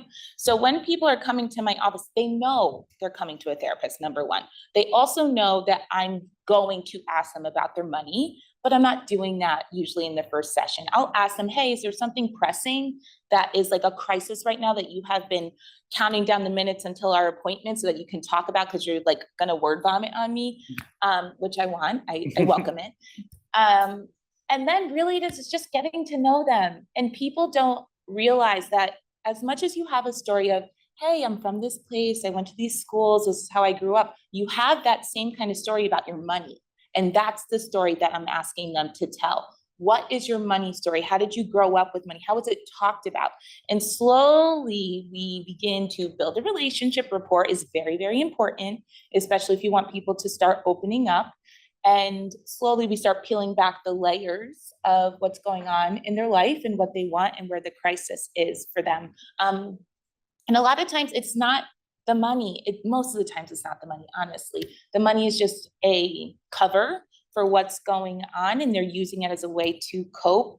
And a lot of times I think people assume that people who don't have a lot of money are coming to financial therapy, but I see people with millions of dollars, millions, and they have not figured out how to feel okay about their money. And to Susie's point that she brought up, everything she brought up was about emotion. fear, what did she say? Anxiety. Right? Fear, anxiety, shame, anger. That's what she said, those three, right? So that's what people have on the inside, but they're not bringing that up. So it's my job to, build rapport, and I'm a very friendly person and pretty approachable, but to the point that the last panel mentioned too, relatable. Nobody wants to sit across from you if they feel like you have never gone through anything. If you're like, on my high horse, I have no adversity, I haven't gone through anything, nobody wants to open up and be like, listen, I'm in credit card debt. There are people in this room in credit card debt, and it's okay, but we don't want to stand up on our chairs and be like, yes, it's me, I'm the one, right? Like that's really difficult and it's hard. So building that rapport and warming people up to get to a place that they can then feel comfortable having those conversations is extremely important.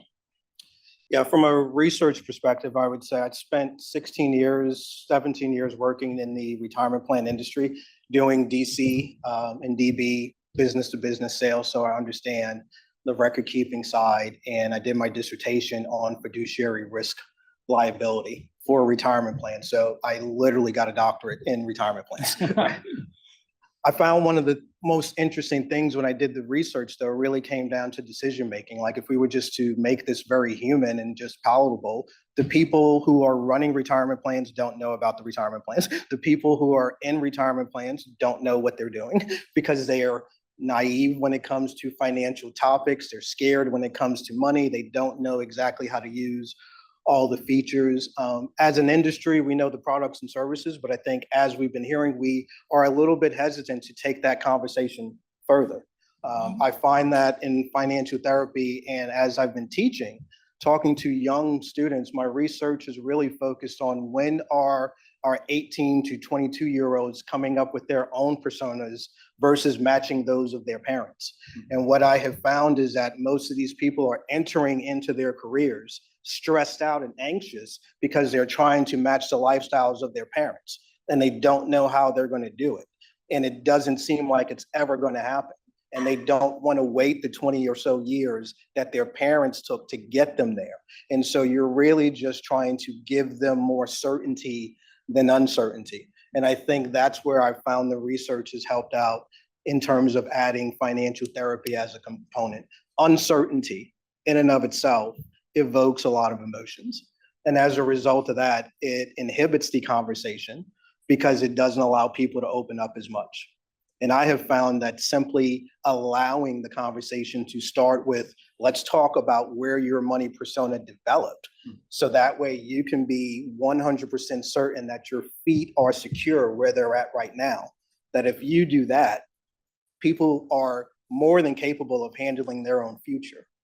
And I think that that's where our money past influences our money present, and we have to help people control their own money future. They don't need our help, right? We need to help them help themselves.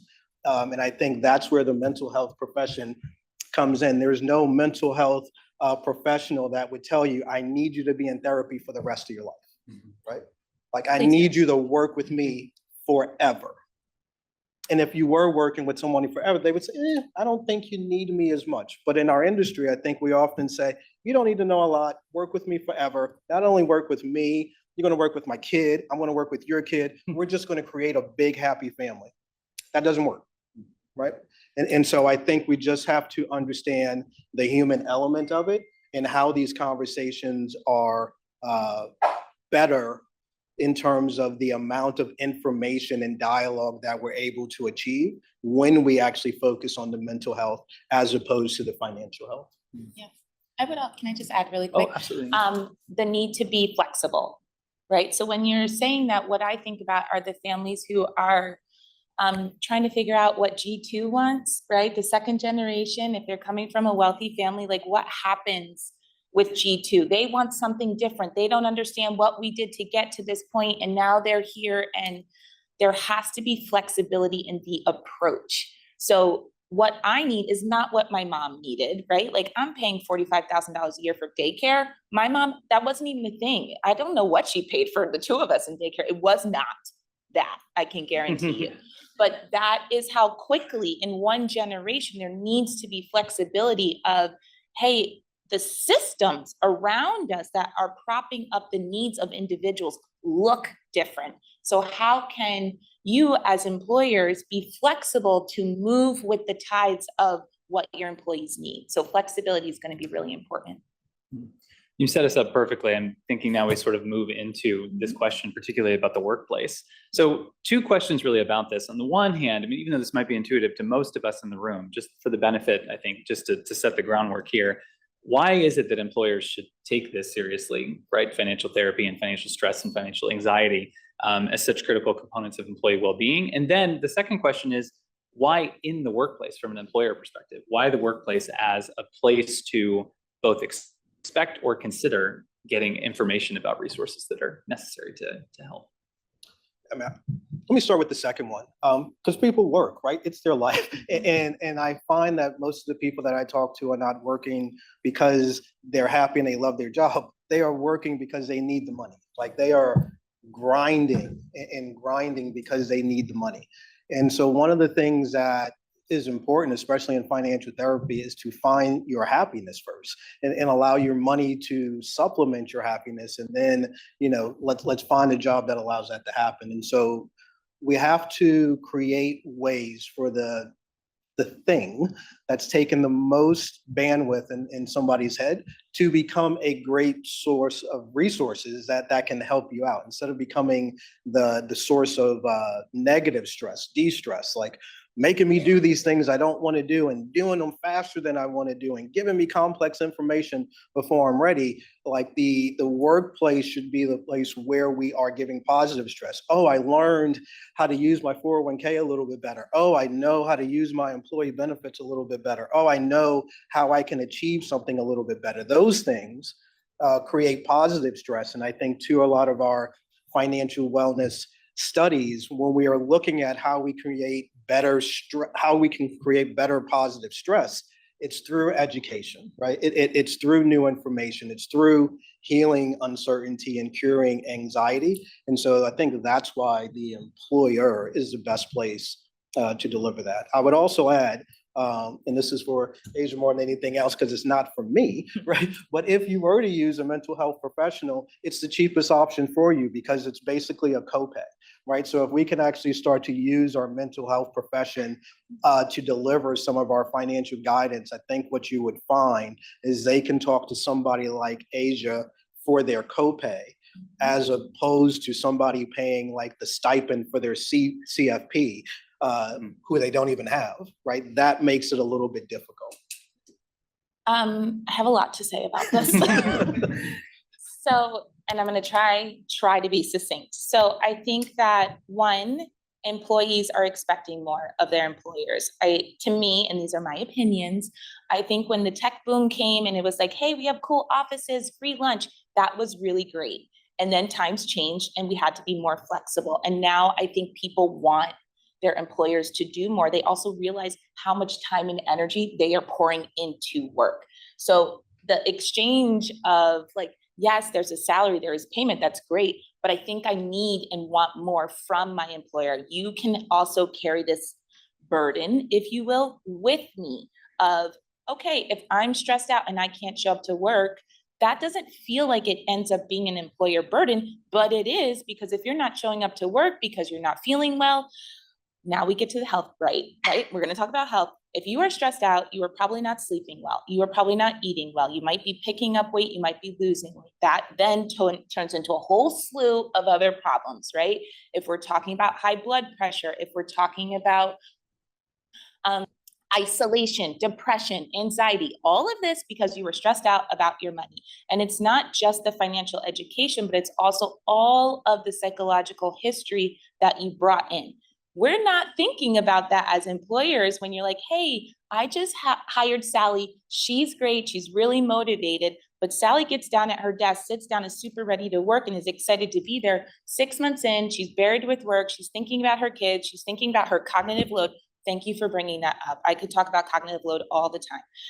She's thinking about all this stuff while she's supposed to be working. And it's not that she doesn't want to work. She just may not have the time and the space to create critical thought about work or about life outside of that. So then it turns into an employer problem when you're like, hey, how do I make sure that I'm taking care of my employees so that we are not adding to the burden that our employees are going to have no matter what, because life is hard and, things happen and we have to manage. So it really is a shared experience because so much time and energy goes into showing up at work. And it is not just the 40 hours or 35 that you're thinking about. It's also leaving or commuting or what am I packing for lunch or how am I going to make dinner and get food on the table and all of these things. So it ends up being a societal issue because we have to make sure that people are okay when they show up to work. So if that means that you're going to pour into EAP or pour into financial therapy as a benefit, that actually is saving you money because then you have people who want to come to work, there are less absences, they feel good, there's better retention, and that is good for everybody. And I think I would also say, a couple of things that makes this relationship good. One, we're not trying to take money, right? So we want to help the people. We're not trying to manage the plan assets or manage the client assets. Absolutely Like, not. who can care? Like, I got out of the business for that because it's too much of a conflict, right? So you get out of the business to do that. And there are people in the business to do this. I would also just bring up just history and research because I always think it's an incredible aspect to keep in mind. The 401k has only been around for 42 years, right? Pensions as a concept has been around for centuries. And so I think we often forget how much of the retirement narrative is based on the employer-employee relationship. And one of the things that we haven't done very well over the past 40 years is explain that relationship changed. We started to tell people that you should care more about the stock market because your 401k is in there, but we didn't tell people, hey, financial responsibility is on you now, because that used to be, what we as employers did for our employees with the pension plan. And annuitization, like that decumulation, like that was taken care of for you. And now we all have to take care of that.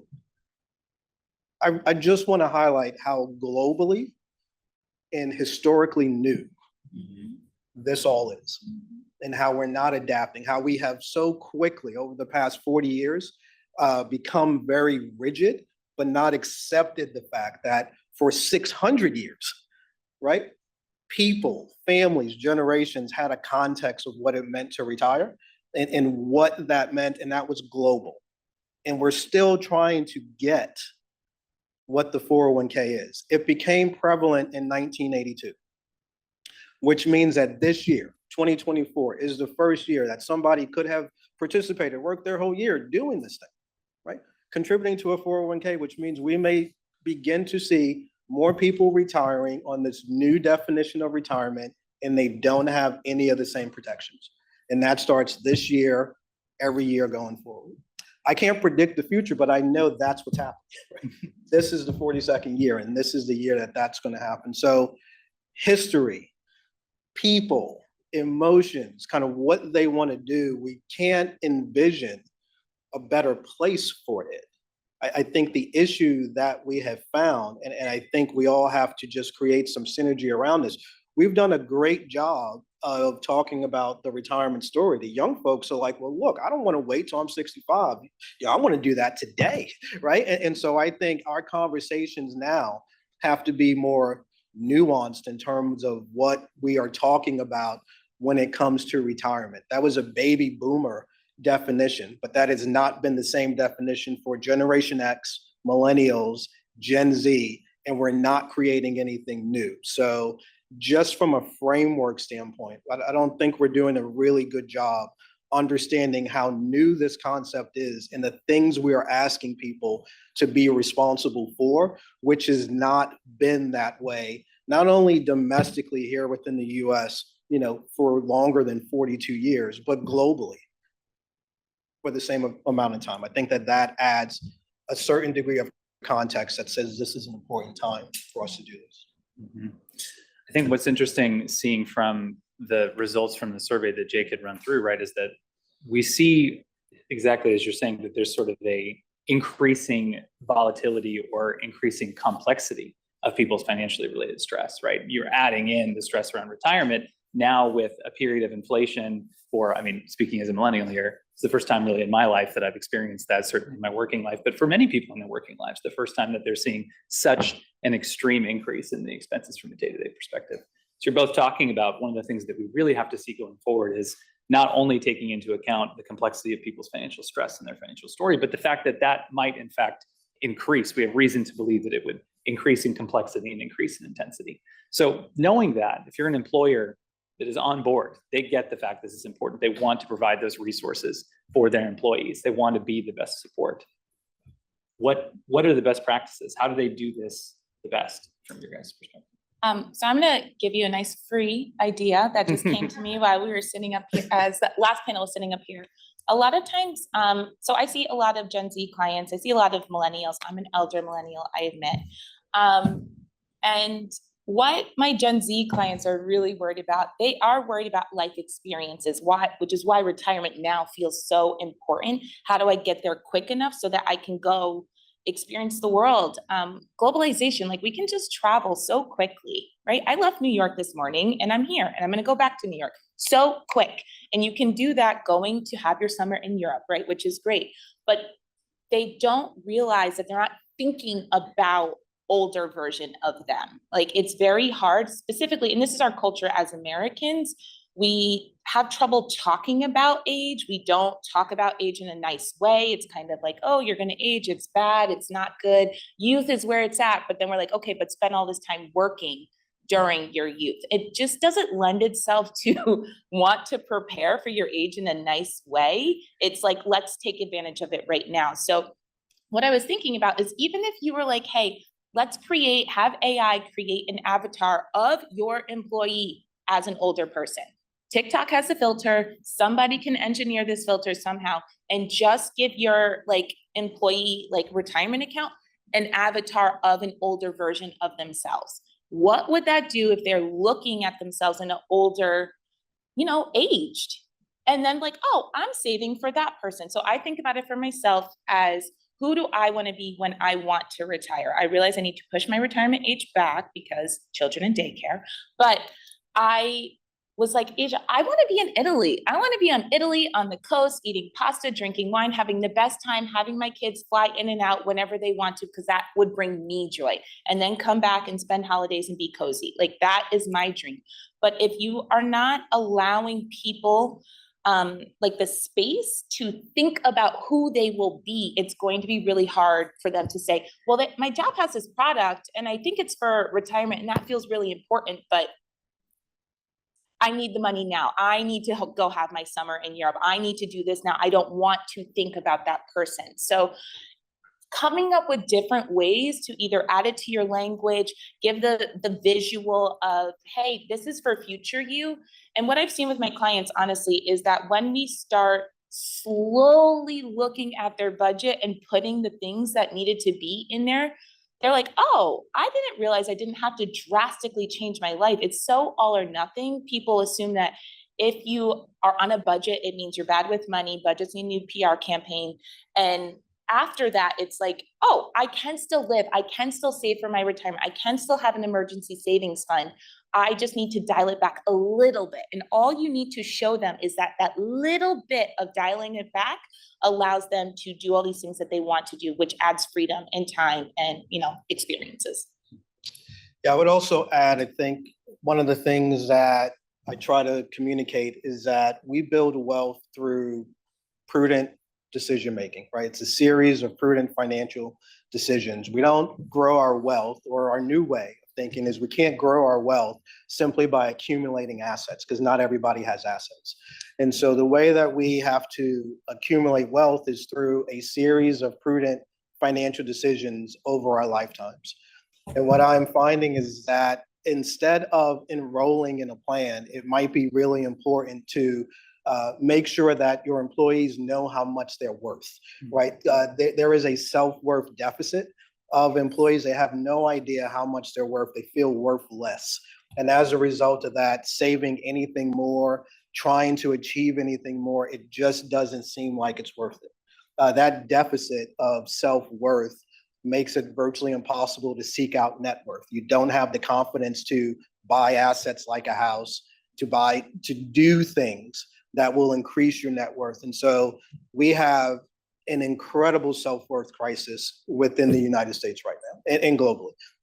When I ask my students how much you're worth, and I can do this because I know how to value a stock using the dividend discount model, and we can use this non-tangible equation to figure out a stock price today.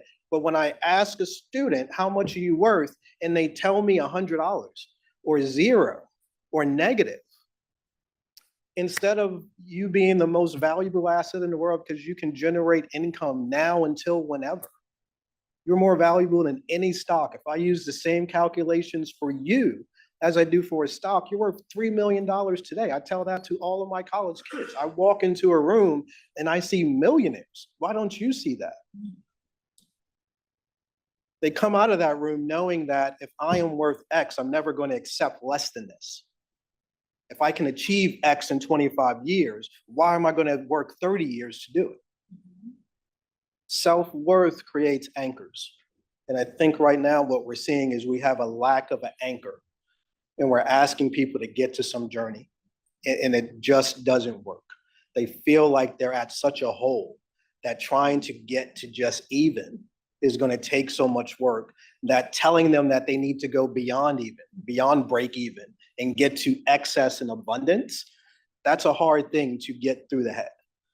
And so employers can definitely help, instead of making the product available, understanding that the people in your product don't know that they have worth. They don't know that they have value, and they don't know what they're trying to grow that account to, because they don't even know what they should have every single month, every single year.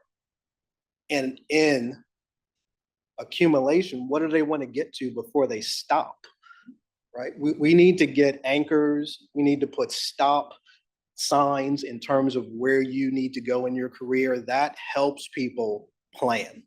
But the notion of enroll in this plan, save as much as you can, and at some point in the future, you'll be okay, that story is not working. Right? That story is far from not working. And I think what we're seeing now is we have an opportunity to have such beautiful conversations, and we're not taking advantage of them. I have more to add. Yeah, please. I could not be more thrilled that you brought up self-worth and self-esteem, because I also feel like we have a crisis. I'm very, very concerned about the self-esteem of humans, like just very, very concerned about it. It's really bad. In the therapy room for me, it's just really bad. People are not happy with themselves. They're not happy with their lives, and they're just kind of going through the motions and feeling like, hey, why am I not happy? Why don't I feel good about myself? I don't know where my value is. And I think when you look at it from the employer's side, it's, yes, we value you. We are doing this because we value you. We are showing up in this way because you have value. Yes, it is also good for our bottom line, but it's also good for your income too. So this is a mutual exchange. How can we make sure that you feel valued? So these products can do that, but we need to shift the conversation just a little bit away from the product and more into the person, right? Like people first, then product second. We care about the people. That's why we have these products. How are these products going to help you? And hopefully that will allow people to not only just feel appreciated and valued at work, but then themselves. Like if you're killing it at work and you're getting the promotion and you know your company actually cares about you, you want to show up. When I have been a manager in the past, one of my favorite things about managing was watching my people grow and decide to leave. It's painful. God, I never wanted them to leave, but I know I couldn't keep them there, but I also knew that I did what I needed to do to get them to their next level. That brought me a lot of joy and was great for the company, because I'm like, oh, well, look at where all of our people went and what they're doing. And then that helps other people come in behind them. So I think we have to think about it as people and then product, because we don't always know what we want as humans. We really struggle. It's the hardest question for all of my clients is, what do you want? People cannot answer that question. So if employers can kind of put some of those steps in the sand for them to follow, then that's great, right? And feel appreciated and have self-esteem. Come on, right? That's great. Win-win. Right? Amazing. Thank you both so much. Let's transition to questions here and start Bridget.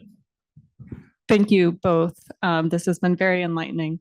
A question for Asia, without giving away any secret sauce. Could you tell us a little bit about your treatment plans for patients that come to you with financial therapy issues? Yep. So it's pretty much, I'll call it like 3-phased approach, if you will. So the first phase is kind of looking at their history. Where do you come from? First money memories. What has been painful? What did you like? What didn't you like? What were the messages that you heard? All about your money story, pretty much autobiography about your life. From there, I during that time was kind of picking out patterns, and hopefully my client would have been too. Hey, I realize I do this. My dad did this. My mom did this. I act like this because, oh, I built that connection. So the second phase is realizing what those patterns were that have been throughout your life and realizing what you want to change. A lot of my clients come to me and they're like, oh, we found the root because we went through the whole money story. I'm cured. I'm great. I'm like, oh no, sweetie, I'm so sorry. This is when the hard work starts. This is when it's going to be complicated because now I'm going to ask you to change your behaviors because you don't like that. You don't like that you're doing that. You can identify the problem and the pattern, but now you need new coping skills. And the coping skills are, I am running away from my life to summer in Europe. I go shopping at Target and spend way too much money and I feel bad. I keep scrolling and I'm clicking the links, all the affiliate links, and I'm buying everything. We don't realize that there's something emotional going on at that time. And what I'm asking my clients to do is to shift that behavior. And that's the hardest part. And then phase 3 is to then kind of sit in it and hopefully be comfortable in a place that you are doing the new behavior instead of the old behavior, even when it's painful, even when you don't want to. And eventually you'll get to a place of like, hey, I have, created new neural pathways and I do something different than the old things I was doing before. So financial therapy. Process, yeah, and the process is similar. I think the main difference between what Asia does and what I do is I don't dive into the coping skills. It's not my job to do that. Like that's her job. My job is more awareness and more identification of what may exist. And then once there's an awareness and an identification, we ask this question, do you like where you're at? And do you want to change it? Changing it can be a process of simply becoming aware and then having the motivation to change it. But if you require more than just that initial motivation, that's where I would recommend to a mental health provider. So that way they could get the type of coping strategies that they need. But we really just try to focus on self-worth. My process then goes into trying to align your dreams, goals, and ambitions. Like I don't really talk about money. I try to get people to chase their dreams. I say, when your brain has you captive at night, it's not going to lie to you. What's your brain telling you it wants you to do? Like what is it telling you your dream is? And that's an abstract and kind of really vague, but that's where we use goals to refine it, to make sure that your dream, if it is something that's tangible, we can get you there. And then we use aspiration to make sure that it's purposeful. Like once we actually have these dreams, we have goals to tactically get there. What's your aspiration to trying to do it? And so we try to come up with some mental plan, right? In terms of how you can do it. But I think to both of my panelists here, I usually do it to say, you need financial education or you need mental health, or you need to use the resources that are available at your employer. Are you aware of all of these things? And so sometimes it is really a very interesting process of just making people aware and then telling them, did you realize that you have all of this available to you? And we need all of it. Yeah, right? all Like of it. I need the research too, and the other products and the financial education for the clients too. Like it's all very much so intertwined. I had a question about, we talked a little bit about children and generational dynamics. What about partners, couples? How important is it to have that alignment when you've got, people bring in a relationship they're bringing their own money journey into that relationship. If you could just talk briefly, I know we're kind of pressed for time, but if you could talk briefly about your experience in alignment when you have couples, domestic partner situations. I love when people choose a hot topic and then they say, Going right for it, yeah. I mean, it is hard. I will say, I am a lover, right? I love love. So I will not tell somebody just because you and your partner are misaligned or come from different experiences, there's no hope for you. Somebody else may say that. I'm not ever going to say that to somebody, but it will take communication and it's going to take shifting behaviors. And that's what's the biggest thing I can ever say is communication. People don't talk about money. They don't talk about money when they're dating. They don't talk about money when they're engaged. They don't talk about money when they're married. It causes a lot of problems. Please talk to your partners about money as early as possible. Please tell your employees to talk to their partners about money. It's a really big deal. And I think the communication is the biggest thing. And then giving grace to one another for being in different positions, knowing that, hey, you may be coming from this, I may be coming from that. What do we want our life to look like? So communication is going to be really huge, and grace, so that you can be like, I still love you, but I really don't like this about you right now.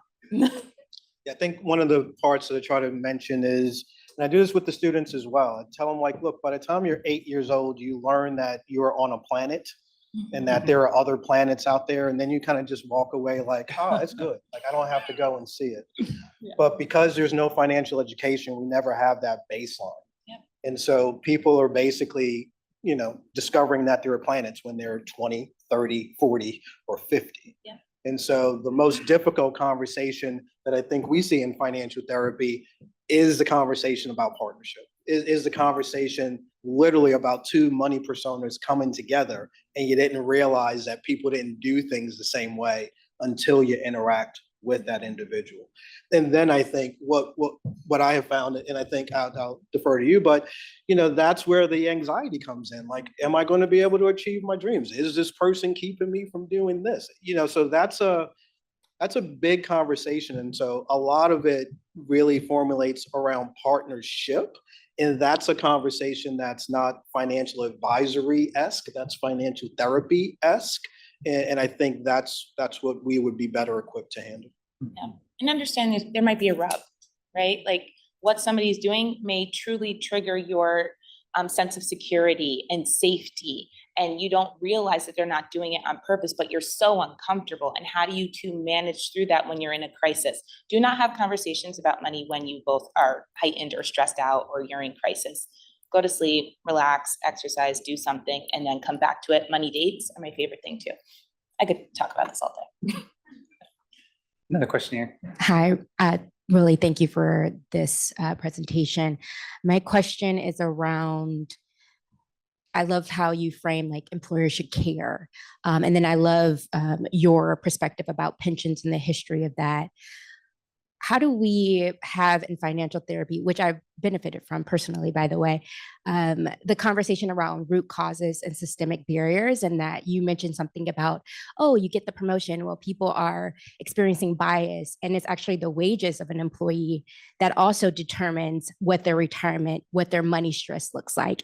And oftentimes employers are having mistreatment, bias, discrimination as well. So are you having those conversations in your classroom to educate your students about it's not a deficit model, it's not just on the individual, it's a systemic issue as well? And how do you have those conversations when people talk about history and then you start to realize it was their gender, it was their appearance, race, and ethnicity that also played a role in what wealth and asset access really looked like for them and their family?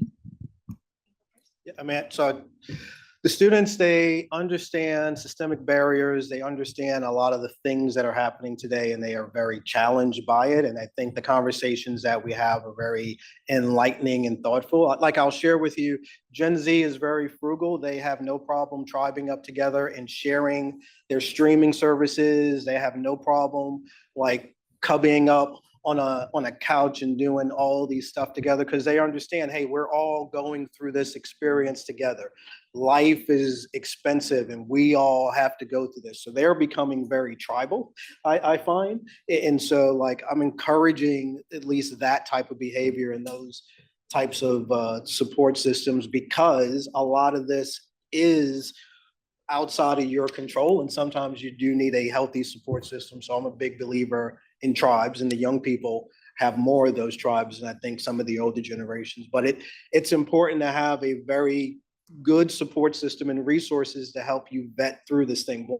One part of financial therapy, I deal with a lot of professionals of color, and I have to deal with racism and discrimination and biases a lot more in my financial therapy practice than someone else would.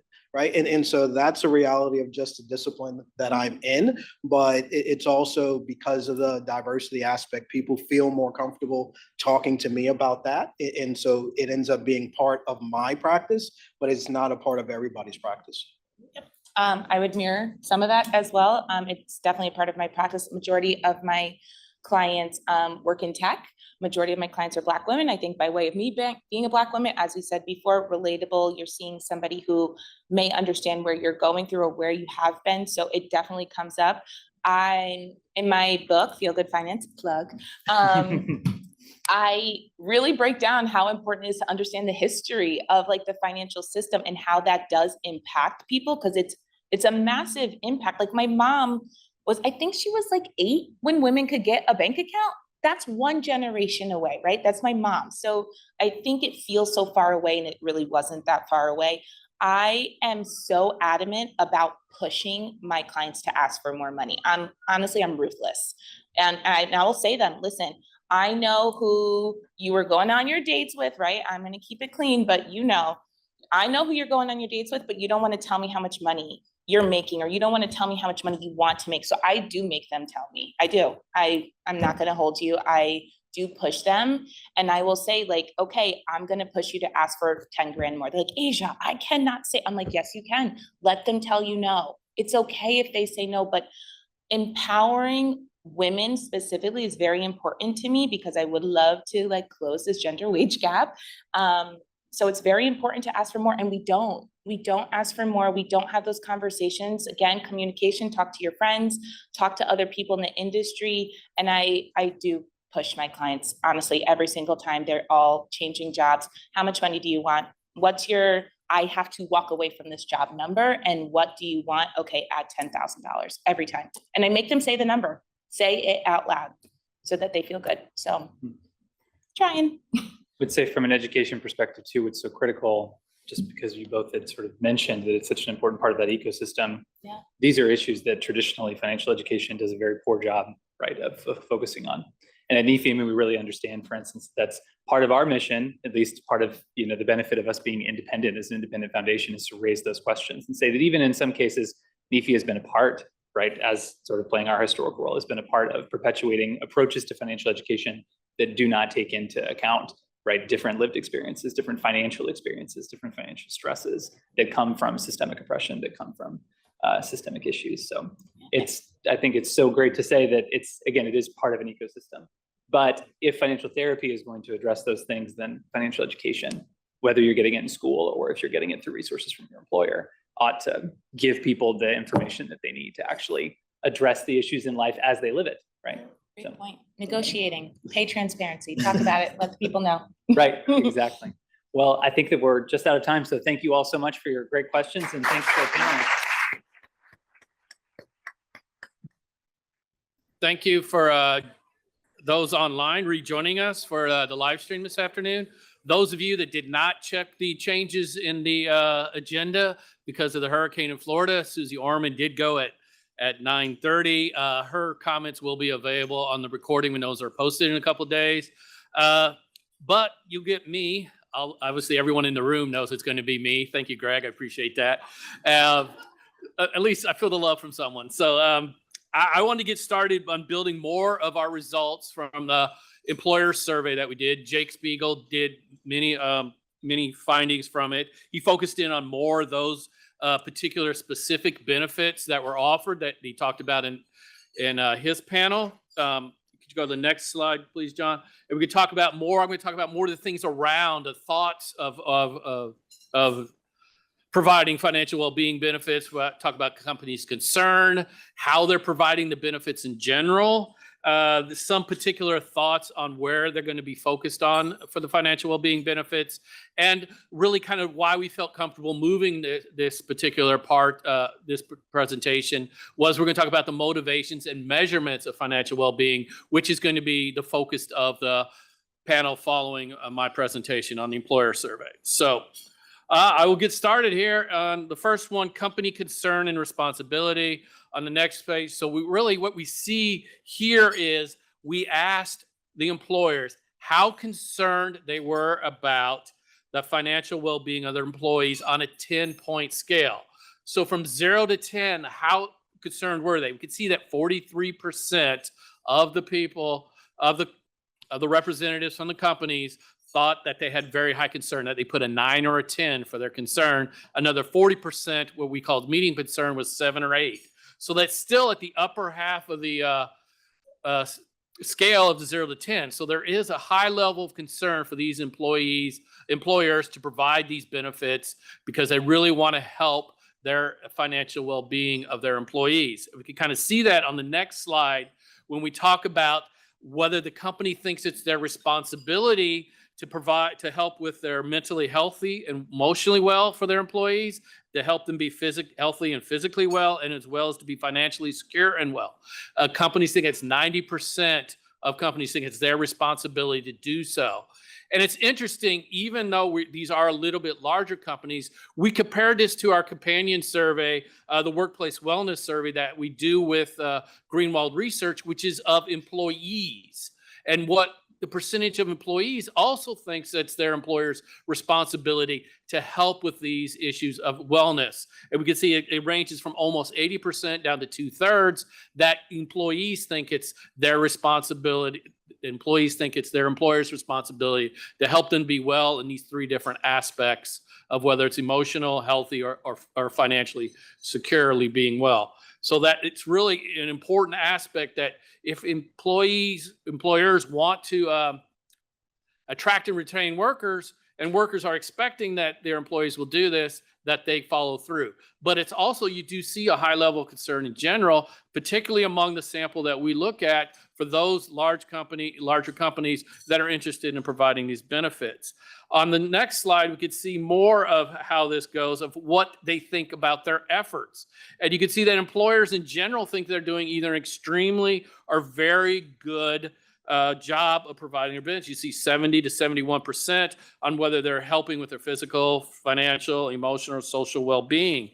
But what's interesting is this is something that David John pointed out this morning. There does seem to be a little bit of disconnect between how effective employers think they are and how effective employees think that their efforts are. And you can see that the employees only think that their efforts are only 30 to 40% of employees think that these efforts are either extremely or very good. So there is that one disconnect between really of how effective these benefits are being provided between what the employer thinks and what the employee thinks. And then on the next slide, we move into the next area of the state of financial well-being. And here we're going to talk about the approach to providing financial well-being initiatives. And we asked for those, and this is because we had that 3 categories of them to be at least interested in up through currently offering. And one thing that we've noticed that being able to find, employers, you could see this trend going back from 2018 to 24, you still see a clear trend away from those just being interested in.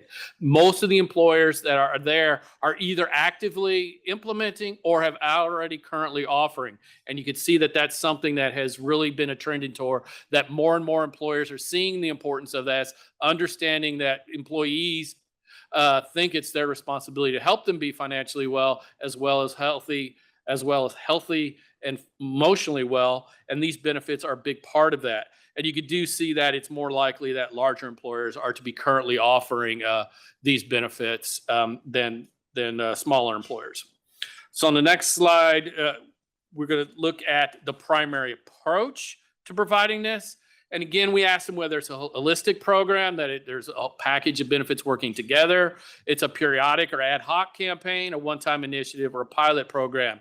And again, you see kind of the shift away from just being a one-time initiative somewhat into more likely being a holistic program. We really have 60% of employers that are in that situation of at least offering these benefits are planning or are doing it in a holistic manner. So you can see that that's one thing is just really trying to incorporate and getting those benefits working together instead of just doing a program here and there that has been going on. It's still being developed, but it really kind of moved to and really important part of being a holistic program. And again, you can see that larger employers are further along on this holistic program approach to providing financial wellness benefits.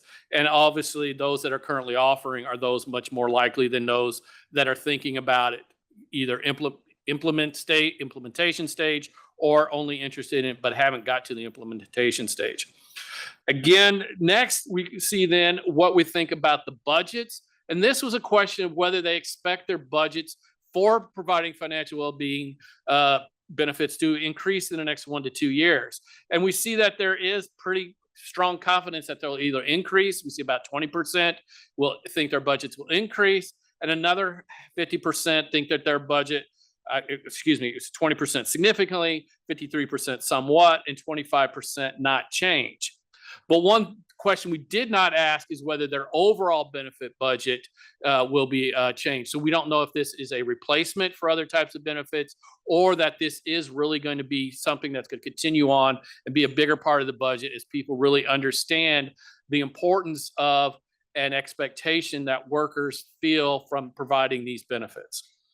And the next slide then looks at engagement. We've been doing this engagement question, and you can kind of see that bar, the bars that move over. We did this by the size of the companies. But overall, it's at least 50%, roughly 50% of the employees or more are being engaged in these financial well-being benefits in employers. This has moved out. Engagement has been increasing as we've been doing this over the years. But we still see that the employers think that they are getting more engagement than they expected. They are getting 60% more engagement. While engagement's still not at the 100% range, the 50 to 75 is the most likely in each of the employer size categories, whether it's the smallest or the largest. But there still is that expectation that they're doing more, and we have seen that these benefits are more likely to be engaged in as we've been doing this survey over the years. That highest bar used to be in the 26 to 50% range. Now it's moved into the 51 to 75% of employees are engaging in the financial well-being benefits. So that is a sign that both more benefits are being provided and more people are being engaged in those type of benefits. So in the next part of the survey I was going to talk about was there's one very important slide I almost forgot. But this is the reason that employees are not engaging. This is something that Barb touched upon in her remarks with Susie Orman. And you can see that that big question is because the orange bar is what the employees see as a barrier to not being engaged in the financial well-being benefits. And as she pointed out, not wanting to disclose the financial information to employers is the second most prevalent at 23%, which is just slightly below the offerings and do not address the employee's needs at 24%. But you see that that's different than what the two highest barriers employers think that employees are engaging, and that's the lack of understanding of how the benefits work or the benefits not customized or personalized enough. And it's kind of interesting how that question is phrased. Benefits are not customized or personalized enough. I think this is more kind of like what David was talking about, using that type of language, customized, personalized. What does that mean to a lay individual, as opposed to you look down, we say the offerings do not address the employee's needs. So does the benefit need to be exactly tailored for the employee, or does the benefit need to exist in general that meets the employee's need? And that seems like kind of the difference, that it's not necessarily perfectly customized that the benefit is. It's not Bob Snake's pets insurance. It's that the pet insurance is being provided. So it's that type of finding what benefits that employee workforce needs, as opposed to maybe making it as fine as possible to that employee. So that is a really kind of interesting thing of the difference in the barriers. But it is interesting that it's still pretty high for both people to think that they don't want to disclose financial information. That is something that came out as a theme in the earlier panel, is that there is that hesitancy to provide that information. And that's why, such as like a financial therapist or whatever, that's something that's removed away from the employer, that there's that kind of firewall or whatever you want to call it that keeps that information away from the employee, from the employer, to make the employee more comfortable to engage in these type of benefits. So now I move to the next topic of where we're talking about financial well-being benefits. This is really going to focus on the number of benefits and the top priorities. So we asked about 16 different specific financial well-being benefits that could be possibly offered. You could see that there is a none. The none is because we asked them if they provide a financial well-being program, but they may be providing something that we didn't ask about those 16 particular ones. So it's just about the 16 ones that were listed. Those that Jake talked about earlier are the ones that we were talking about. And we could see that there's about 5.6 of those 16 benefits are being offered on average overall. And we can see that it increases with the size of the employer. The small employers are at, the small defined this way, is 500 to 2499 at 5, and it's about 6.8 for 10,000 or more employees. It's interesting that the concern is not directly linearly increased, but it is much higher. It's at 6.5 of these benefits are offered for those that were in that high concern for their employees' financial well-being, compared to either just above or just below 5 for those that have lower concern for their financial well-being of their employees. And next, we want to talk about then the top priorities of offering. And you can see again, is what we talk about, is that it's really the personalized financial counseling or coaching or planning is the top priority of offerings. Again, we've moved away from helping just on focusing on retirement preparedness and looking at the total financial picture, because you see the next one is financial planning, education, seminar, or webinars are the top priority. Something that is really helping individuals with their total finances. Those really stick out compared to some of the other priorities on here that could be anything from student loan debt assistance to tuition reimbursement, emergency savings accounts, but really helping those individuals.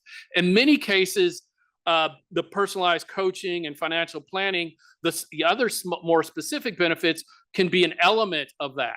So the top priority is helping individuals with all their needs, but a student loan debt reduction or emergency savings account can play into that particular overall top priority. So it's important to have those additional benefits, or to think about how your workforce can use these particular benefits to make all those things work together, because you need all these potential things to really help the employees move on and provide increasing their financial well-being and security. So on the next slide, this is the motivations, measurement, and financial wellness initiatives. We had a number of questions on this survey. Jake actually talked about the top issues and areas of focus. I am going to be looking at more of the motivations and the measuring of success, which will lead us right into the next panel, which is going to really focus on specific examples of that. So first of all, we asked about the steps that have been undertaken to understand employees' financial wellness needs. And the number one step that people have taken is surveying employees or using data that's already available that they can compare. Then they analyze other quantitative data. The least likely thing to have done is to implement some national standard or some government standard, something that's away from what their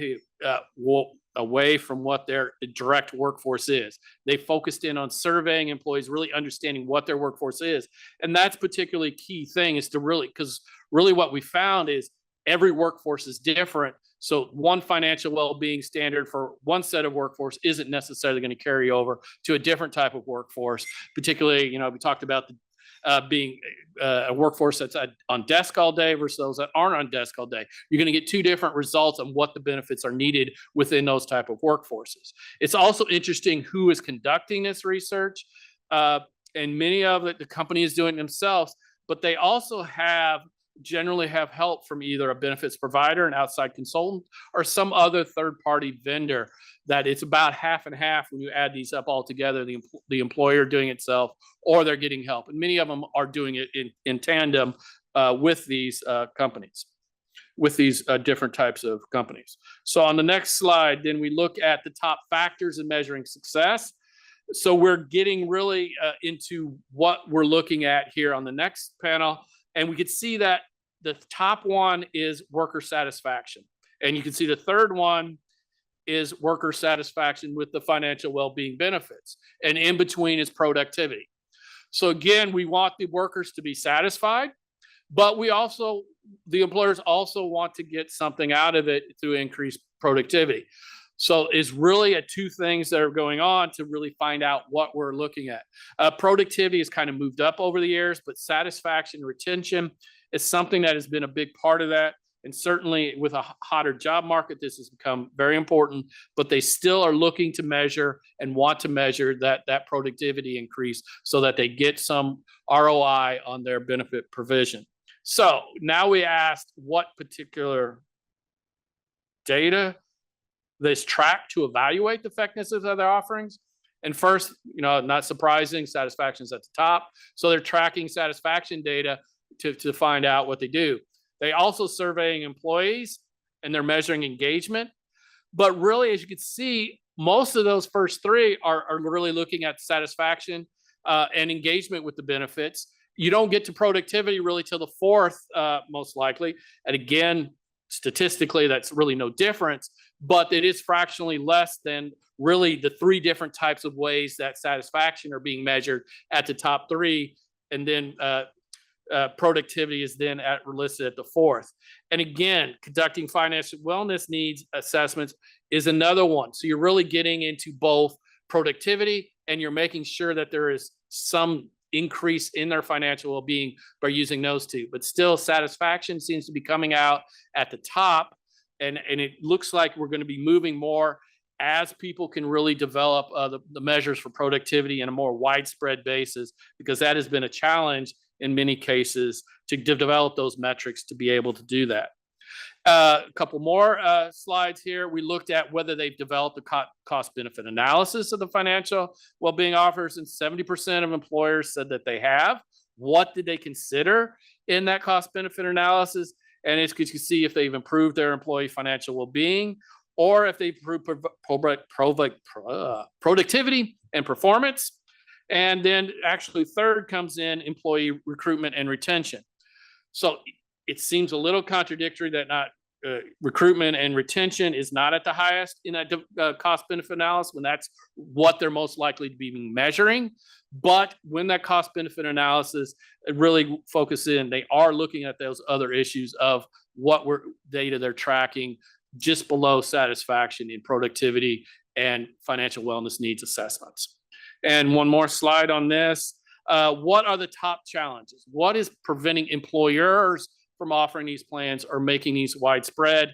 And it, first of all, is the cost to employee and cost to employer is their toughest challenge in providing that. Again, while they think their budgets are going to be expanding, cost is still a paramount challenge to expand these benefits. Even though they see the need in general, it's still hard to really find that because we aren't getting to that point where we have great measurements of those productivity measures where the employers can see that money is coming back to them. They're getting there, and we're going to talk about some of those in a second, but there still is that disconnect of really getting that totally in such a picture.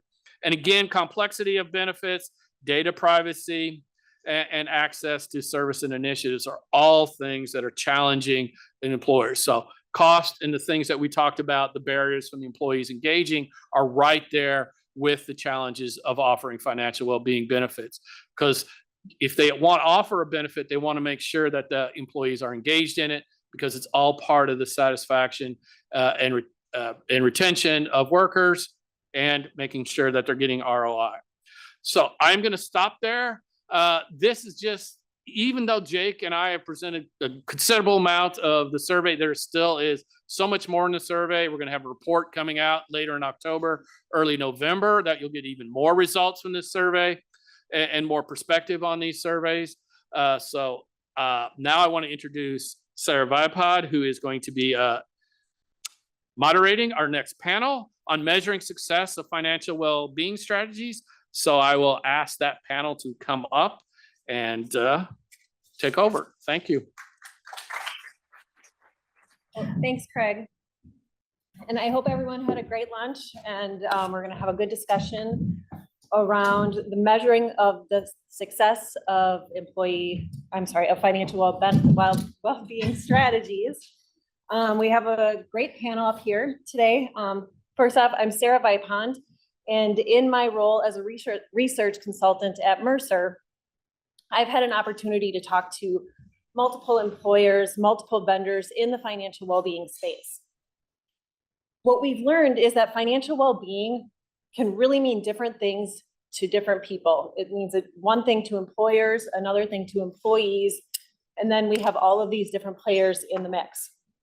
During our discussion today, we're going to really dig into the reasons why employers are adding financial well-being benefits, how they determine what their employees need, and what they're doing to measure the impact of these programs.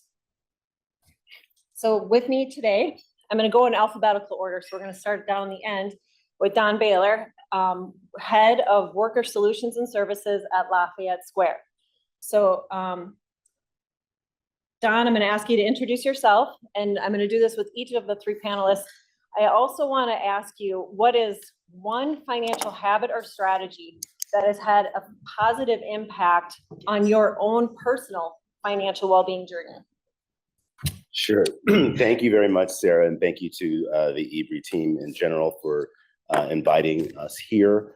My background comes from is advancing financial well-being for low and moderate income folks. So I've been doing this for 25 years at the public policy level, the advocacy level, at the research level, as well as philanthropy.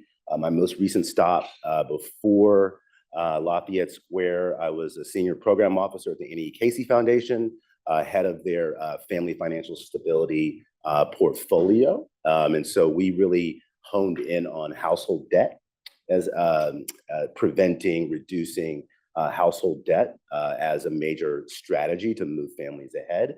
I would say my main financial strategy is just auto saving on almost a daily basis, quite honestly. So next, we're going to move on to Megan Conroy, the Director of Financial Education Strategy and Delivery at Bank of America. Hi, good afternoon, everybody.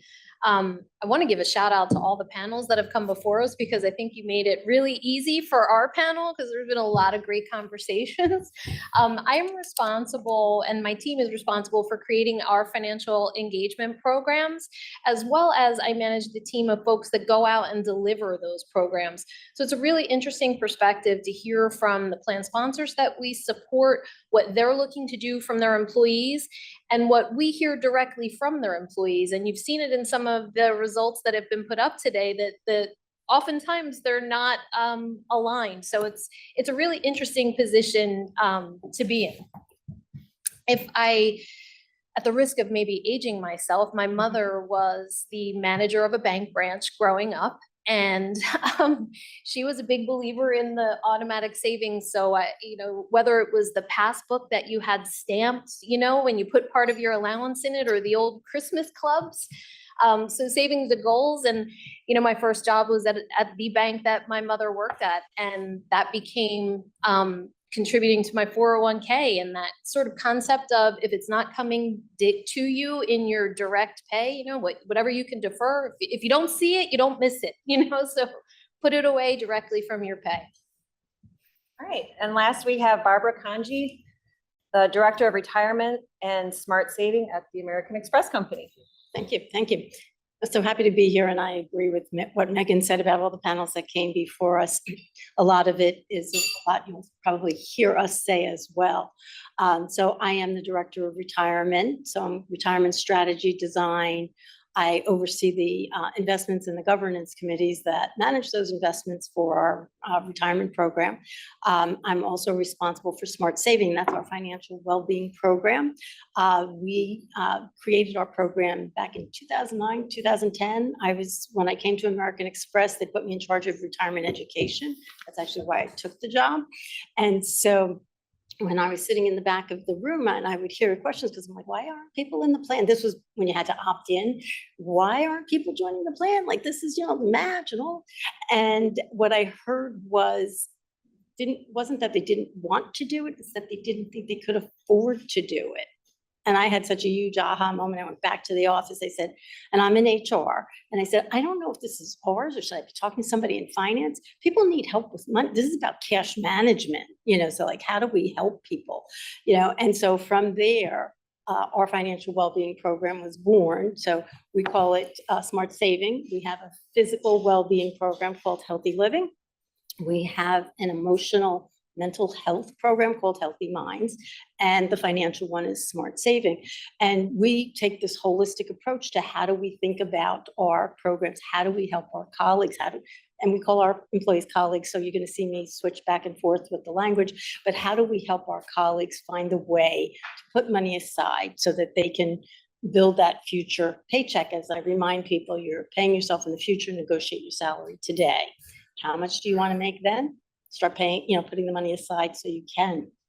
And I think, and Don, again, automatic saving was going to be my comment.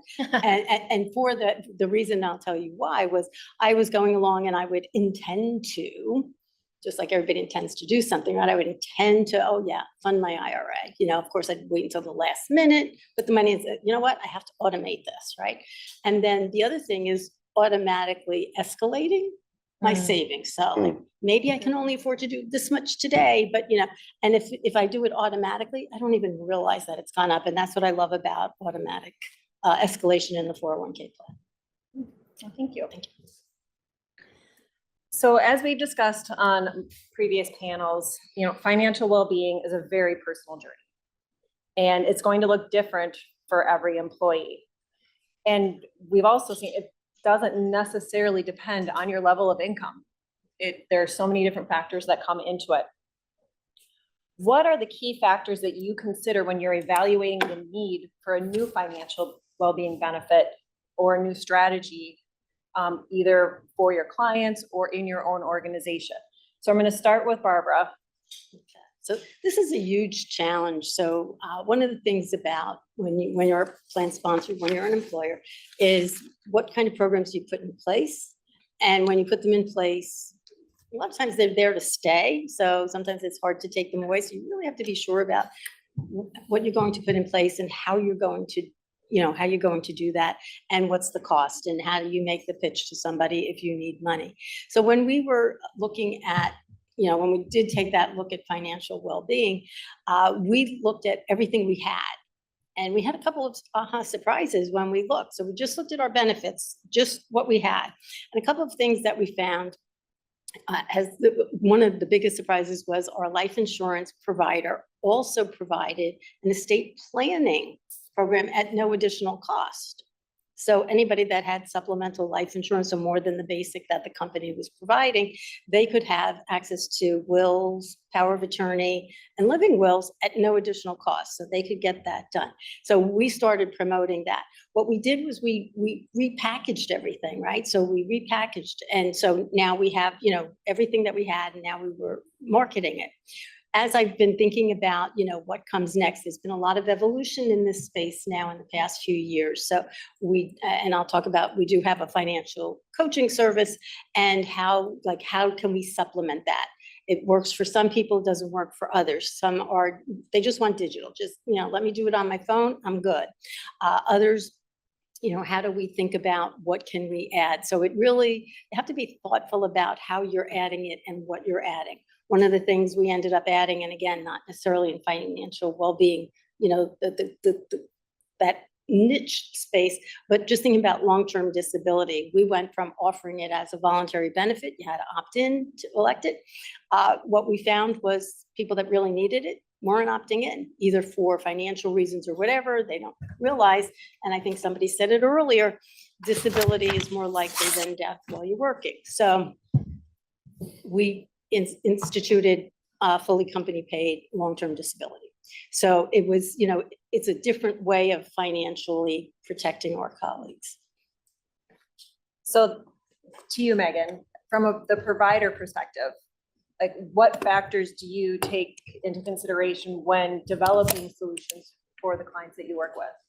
So, you know, we encourage a few things, and I would expand a little bit on what Barbara said in really understanding the usage of the plans that you have today and what that information can tell you. And I would say working with your provider to do that is probably where I would start. So for example, in your 401k or any other enrollment-based program, what is your enrollment rate? How does that compare to the national average? How many loans are being taken from your plan? What amounts are they? Does that indicate to you that folks are having trouble with emergency savings? So really understanding the nuances of just the plans that you have today and what that information is telling you is critical. I heard someone mention, I can't remember which panel, but I heard someone mention healthcare costs in retirement, and it's something that we're really passionate about. The lack of information and understanding on HSAs is really astounding. And we've seen, our research would tell you that there's been a 7% decrease in the number of people that can correctly identify what an HSA does. And the increased lack of understanding of using it to invest for those future payments and not just using it as you go is critical. So I always start with understanding the plans that you offer today, how they're being utilized, and what that information tells you about what you might need to focus in on. All right. So yeah, just to level set for a second. So Lafayette Square as an investor, our main vehicles are private credit funds. So we are largely focused on providing capital to the lower middle market, right? So we're looking at, you know, companies that are below $30 million in annualized adjusted revenue or EBITDA. Typically, these companies are 1,000 employees and below. And as this type of investor, we are required by federal law to provide managerial assistance to our portfolio companies. From the very beginning, Lafayette Square was very intentional that the managerial assistance would be centered on low and moderate income workers and would be focused on employee benefits and those services that really help to drive recruitment and retention. As a result of being in this ecosystem and in this space, we actually, you know, work very closely with our portfolio companies who are in many ways operating, I would characterize them as a legacy portfolio of benefits, right? Mm-hmm. We're talking about traditional employer-based healthcare with traditional ways of employees paying for that care, no matter, or those premiums, no matter what their income is, no auto enrollment in their 401k, very low retirement participation. We're talking in the teens, right? So no auto enrollment, no auto escalation, as well as no real financial well-being benefits to speak of. And so when we enter and we have conversations with these incoming portfolio companies, we actually do an assessment of their workforce. And we do an assessment of their benefits as well. And after probably 50 to 60 times of doing this, because right now we have about 30 portfolio companies, but we also have a lot of companies that come through our pipeline that we actually don't end up closing a deal with. But nevertheless, we actually do get their wage data, their benefits data, really kind of a full employee census. And so what we see over and over again is this huge gap between low and moderate income workers who are enrolled in retirement at about a 10% clip versus those employees that are non-LMI that may be enrolled at a 60% clip.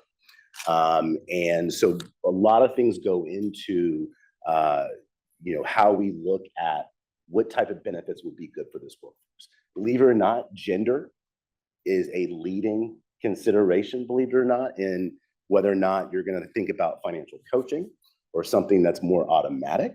The research shows us over and over again that women engage with these benefits at a much higher rate than do men. Age is a factor as well. Geographic location is also a factor, as well as how HR communicates with those employees. We have a lot of companies in our workforce that are predominantly LMI, but that are deskless, in which communication about benefits from HR Central to those workers is virtually non-existent, right? And so figuring out that puzzle is a big factor to decide which benefits that we actually want to pull out of our bag. And to that point, so far we've secured agreements with about 19 third-party providers. So we act a little bit like a benefits broker or benefits consultant shadow, but we don't obviously get paid by our third parties for those referrals.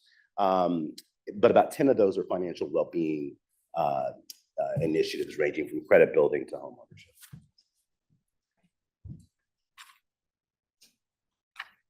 So Megan, we talked briefly about the role of employee or ERGs, employee Resource groups. groups, yeah. resource. Yeah.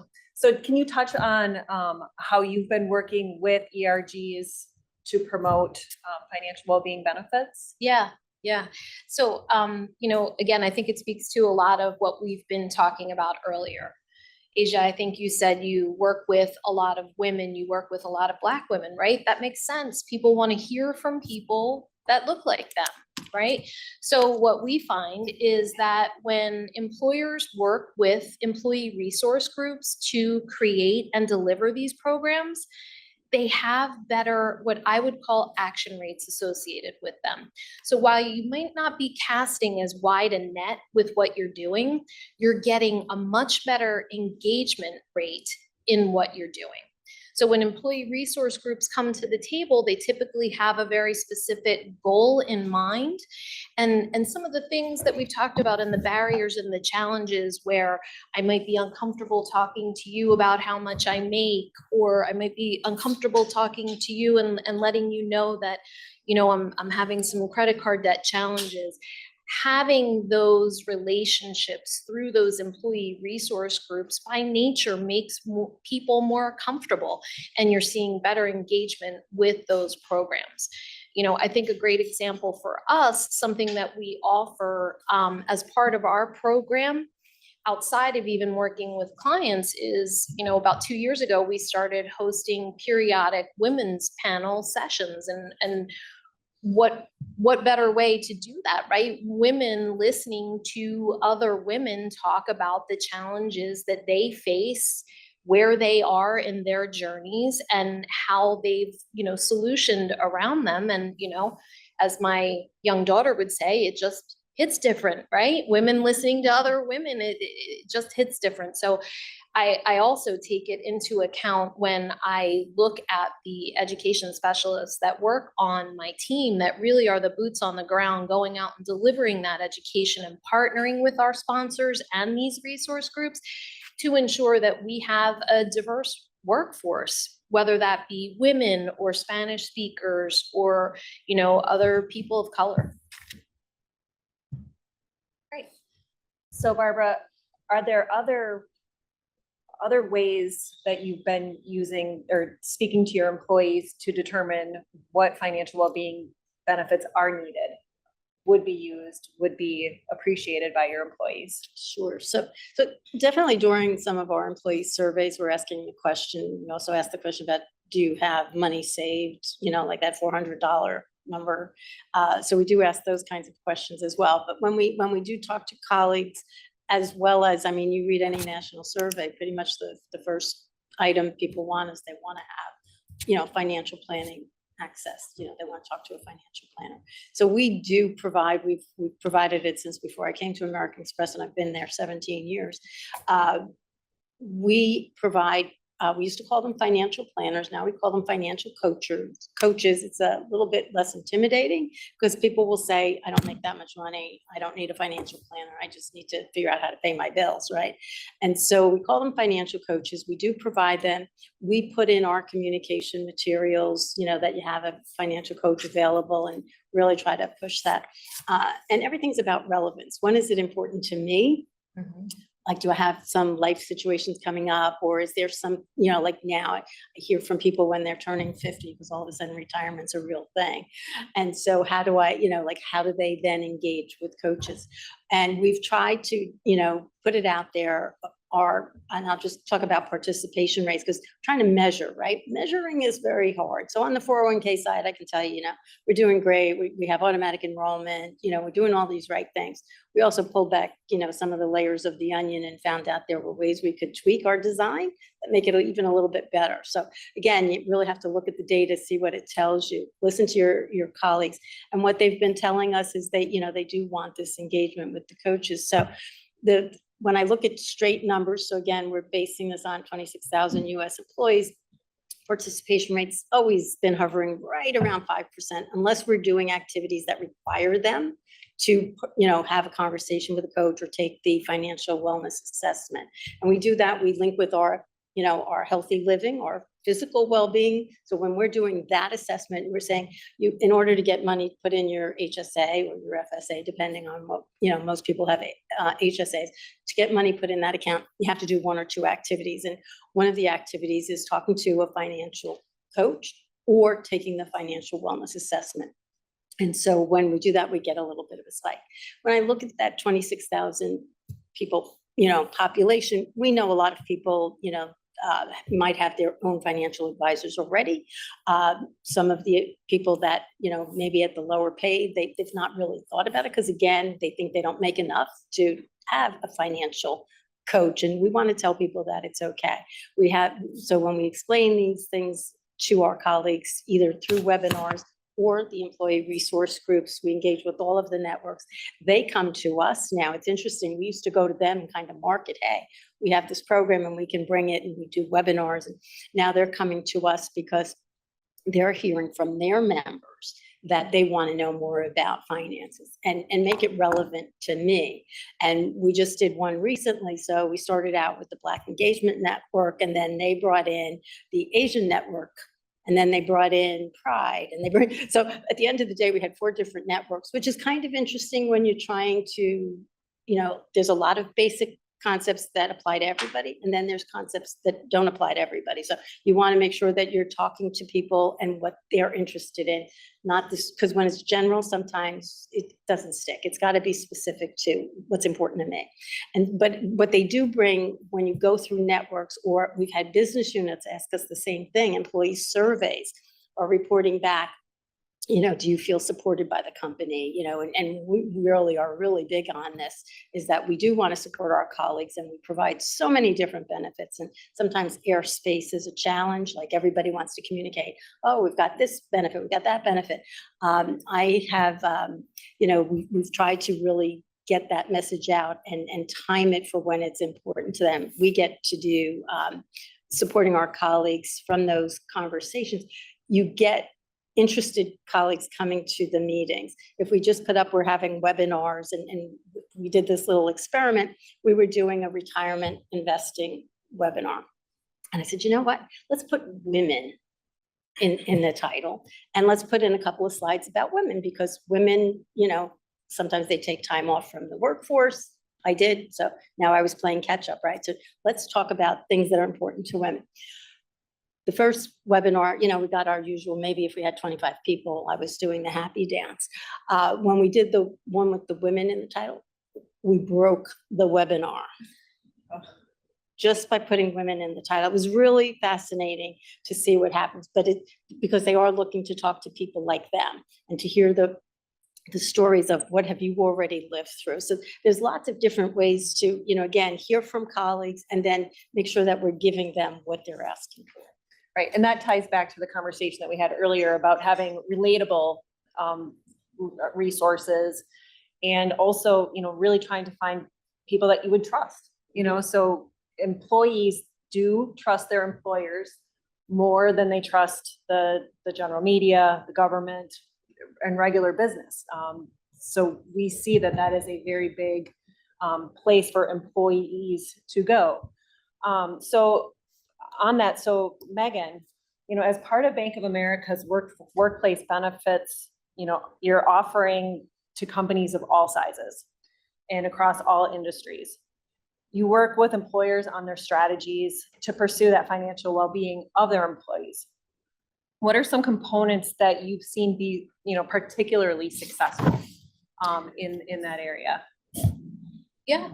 So Barbara, I think you started to touch on it. One of the foundational programs that I think every good program needs to have is an assessment tool for folks to really understand where they stand within their own finances.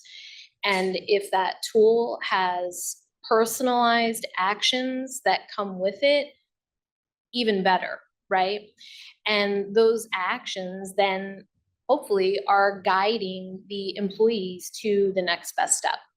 Something else I would talk about would be multi-channel delivery. I heard you mention varying workforces, deskless, desk workers. Maybe I want to listen to an audio cast. Maybe I'm out on the road driving a truck and I'm not in front of a computer all day. So really having a multi-channel delivery for your program, I think is important as well. And that you're really reaching people where they are and how they want to engage. When you said 25 folks attended a webinar, I would have done a dance of joy as well a couple years ago. But I tell you, post-pandemic, we have seen a real increase in the number of people willing to engage virtually. So I sort of joke at work that it's made my job a little bit easier because so many more people are willing to do that than ever. But again, that multi-channel delivery, I think, is really important. And Sarah, I think you might have said, at the end, how do you know?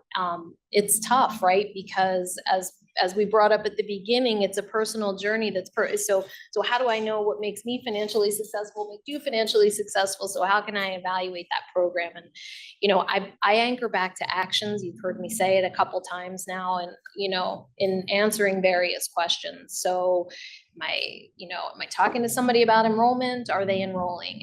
Am I talking to, somebody about emergency savings? Am I seeing decreases in loans? And really making sure that when you are delivering education and when you are putting a program together, that you have real tangible goals for it. And I think everybody's mentioned it. I would also say survey, right? Hearing directly from people what they think works, what you see works is important. Okay. All right, so Don, is there anything that you would add to that? Any other different techniques or tactics that you've seen put in place to encourage? Yeah, I think I just want to bring this alive, I think, for some folks. So one company in particular, I think, is worth focusing on. This particular company, we provided capital to almost 2 years ago. And this particular company is headquartered in Alabama, Opelika, Alabama, for those of you who know where that is. But what the company does, they provide explosive screening using canines at airport cargo facilities and other facilities around the country. So you want to talk about a dispersed workforce. They're reporting to a central location every day, but that could be Atlanta, Hartsfield, Jackson, or it could be SeaTac or whatever. Very limited interaction between folks that are doing the same types of work, but in different locations, and very little interaction with their immediate supervisor. It's them, their dog, and the facility that they're going to every day, right? And so when we first interacted with this company, we started to gather their data. They had a 3-year vesting period for the 401k. We incentivized them to change that. So one of the things I did not mention is that our fund actually provides, to the earlier conversation around cost, right? So cost was a top barrier for companies to provide financial well-being benefits. We obviously recognize that quite a bit at Worker Solutions. And so one of the things that we have done, we actually put in an interest rate step down. So we will actually take your interest rate down by 5 basis points or 10 basis points if you adopt a financial well-being solution. So this particular company not only changed their retirement eligibility, they also, at our urging, adopted a credit building solution for renters, right? So rent building, credit building through rent payments.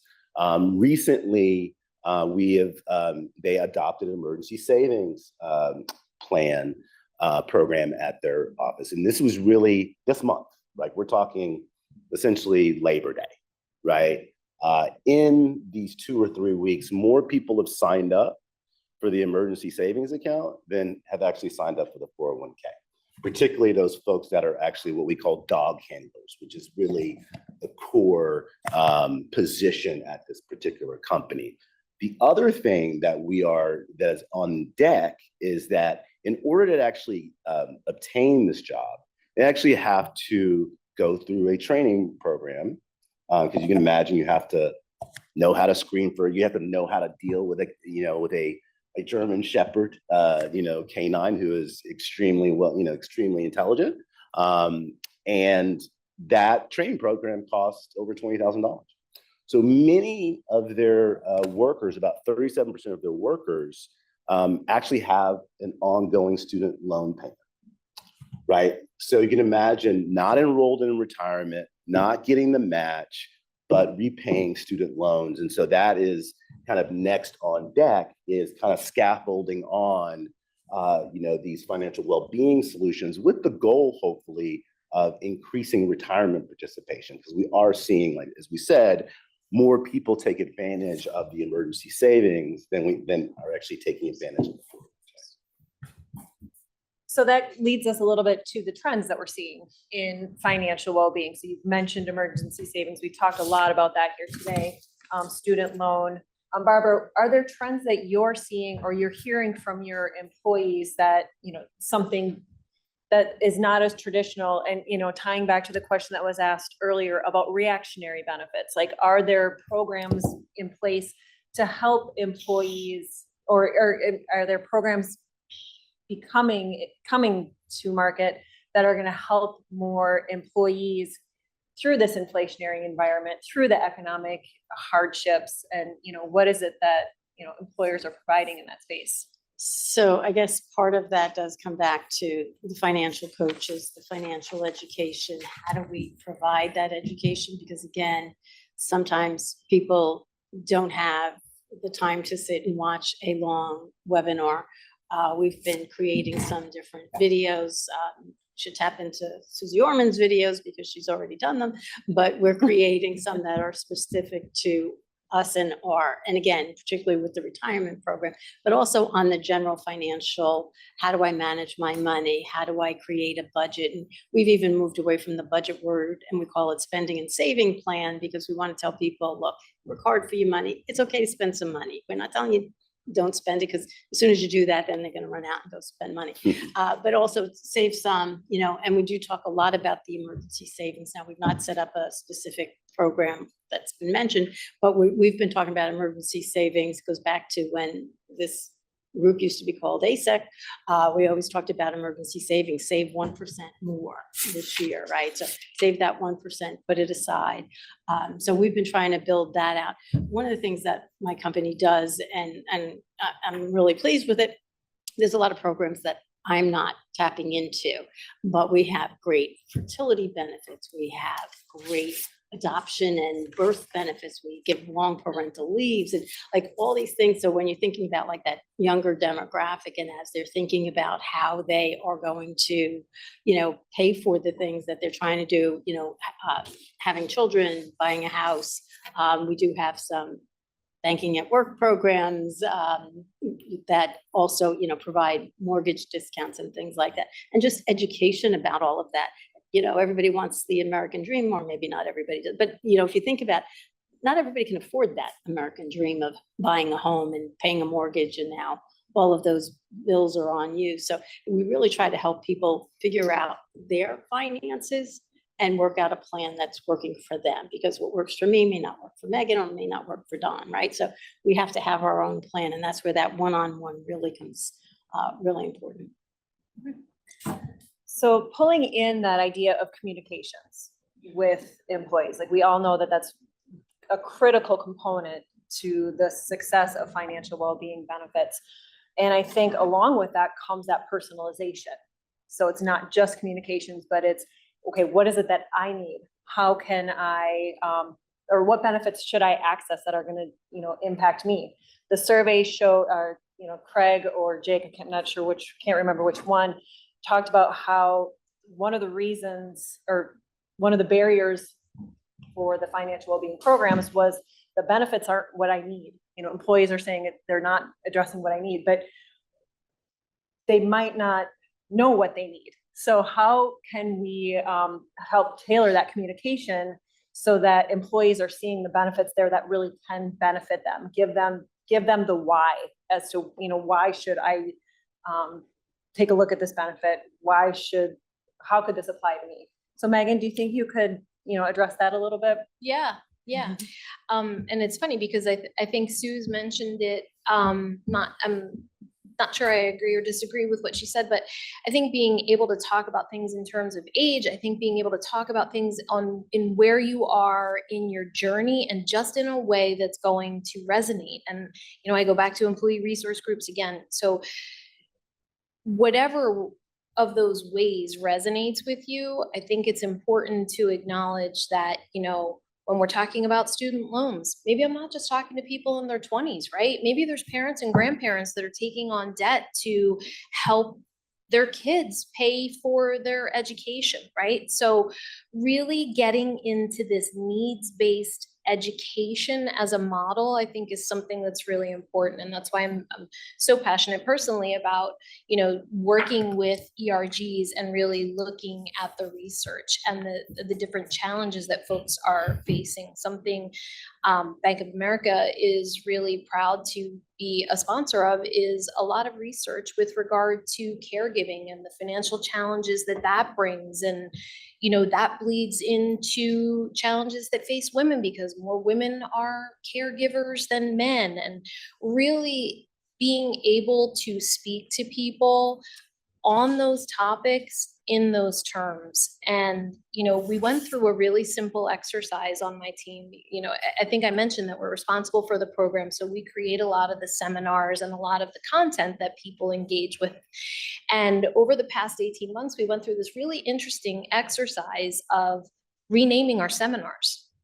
And, you know, the content doesn't change a lot because the basic precepts of financial health are the same, right? Mm-hmm. Having a budget, not spending more than you make, you know, the concepts don't change, but changing how you talk about them changes the engagement. And I think when you put women in the title, right? So I am fortunate to have quite a diverse group of folks that work for me, some young, some old, some, you know, whatever. And changing the titles of our seminars and how we message out about them drove more engagement to some of our education sessions than we had seen for those topics in the past. So being able to speak to people where they are, how they are on their journey, and in ways that resonate with them. So, you know, it all goes back to that multifaceted approach. So I do want to move on to talk about outcomes and the importance of outcomes. Measurement, we know, can be very difficult. There is a lot of data that is out there, both from employers, from providers. We've got healthcare incidents, we've got retirement plan data. How are we able to pull all of this together? And, you know, what kind of evolution expect to see going into the future? Like, I feel like we're in the early stages of that data gathering and data analysis. How can that help drive the outcomes? I'll throw that out there to anyone who'd like to. Barbara, you want to start? Sure, I'll start. So it's challenging, I will tell you that. So like I said, you know, in the beginning, when we started looking at what data do we have, we look at, you know, go with the easy one. So the 401k participation prior to, we put in automatic enrollment in 2017. Prior to that, we had an 80% participation rate. Now we hover somewhere around 94%. Opt-out rate, low, good. We looked at account balances. We, like I said, we made a tweak after, you know, like on average is a dangerous thing sometimes. On average, look good. Then we looked down and we looked deeper. We looked at, you know, slicing and dicing the data, lower paid colleagues. We looked at age. We looked at, you know, all different, you know, demographics all around the country. And, you know, so we found, you know, some account balances were lower. So we increased a discretionary contribution that we provide to the lower paid colleagues because we wanted to really boost up their accounts. And while they want to save more, they can't afford to. So we help with you getting this, whether you contribute or not. Then we do look at the participation with our financial planning service, as well as, you know, like, what are they talking about? What are those topics that helps drive? And again, we've seen some increases, you know, and it comes and it goes, but you have to be ever vigilant to keep people engaged. We have found that once people get engaged, a lot of the testimonials that we hear from people, once they get engaged, they have that conversation with the person. Oh, I didn't know what to talk about, or I thought they were going to judge me and they didn't. And, you know, so glad that this information is confidential, because we always tell people, look, they're not coming back and telling us what you talked about. We're getting, you know, aggregated, you know, trends and topics. We're not getting your personal information. That's between you and them. And just really letting them feel that. We're looking at some other ways to try to tie our data together. We had looked at some other data in the past, linkages to, you know, health and wealth. And it was trending towards what we thought and what you would all think, that they do kind of go together. We do provide, you know, resources from, you know, like our EAP provider can transfer people over to the coaches, and we're watching like that kind of data that, you know, again, trying to get the help to the people where they need it. Yeah, I wouldn't necessarily, sorry. Okay. Yeah. I wouldn't necessarily call it new. I would call it evolving, is, you know, that adoption of the programs that you're speaking of. And when we think about financial wellness in that way, people don't want to talk to you about just one thing. So yes, we're a retirement provider, but don't just talk to me about retirement. I need you to understand my whole financial life. So, you know, it talks a little bit, you know, I would say that leans into a little bit of goals-based planning, but, you know, I see a continued evolution toward that. Help me understand in the context of my life. I want to go on the trip to Europe. I saw a lot of Italy on my Facebook. I'm aging myself by saying Facebook. I should say Instagram, right? So I saw a lot of you know, pictures on the Italian fronts or what have you, but understanding that I might have multiple goals, some competing goals, and, you know, still being able to message retirement. So again, people want tools and resources that are personalized to them. Know me, know my financial picture, talk to me in the context of my broad financial life. Yeah. So I think there are a couple of different ways to think about this, and I love we're going down to the individual level. So I think for us in this room, who I think are a part of the employee benefits field, financial well-being field, as it were, there are likely a set of common measures that we can ascribe in terms of common outcome measures for particular solutions. So you can think about, take emergency savings, right? It may have an impact on X, Y, and Z. So when we introduce or recommend a solution, you know, it's always about what's the problem that you're trying to solve, right? Are you seeing an uptick in 401k loans? Are you seeing chronic low participation? Are you seeing employees approach you for cash advances, right? And so all of these things are kind of in the mix, but there's probably a priority list for HR, for companies. And so we really kind of lean in on those measures and really attempt to design the program to really address their priorities. And this is going to go down, obviously, to the individual level as well. An emergency savings account for some folks is important because it helps them go on that Italian vacation. But for some folks, it gives them peace of mind that they can handle an unexpected, expected emergency expense, right? And so there is going to, I think, going to be some customization, some variance, but I think it is under the umbrella of some common measures that we can roll up, certainly as a field overall. So thinking about strategy then, you know, how can employers tie their financial well-being programs to their business objectives? Like, do you have any guidance around how that could work? Barbara, I'll throw that one to you.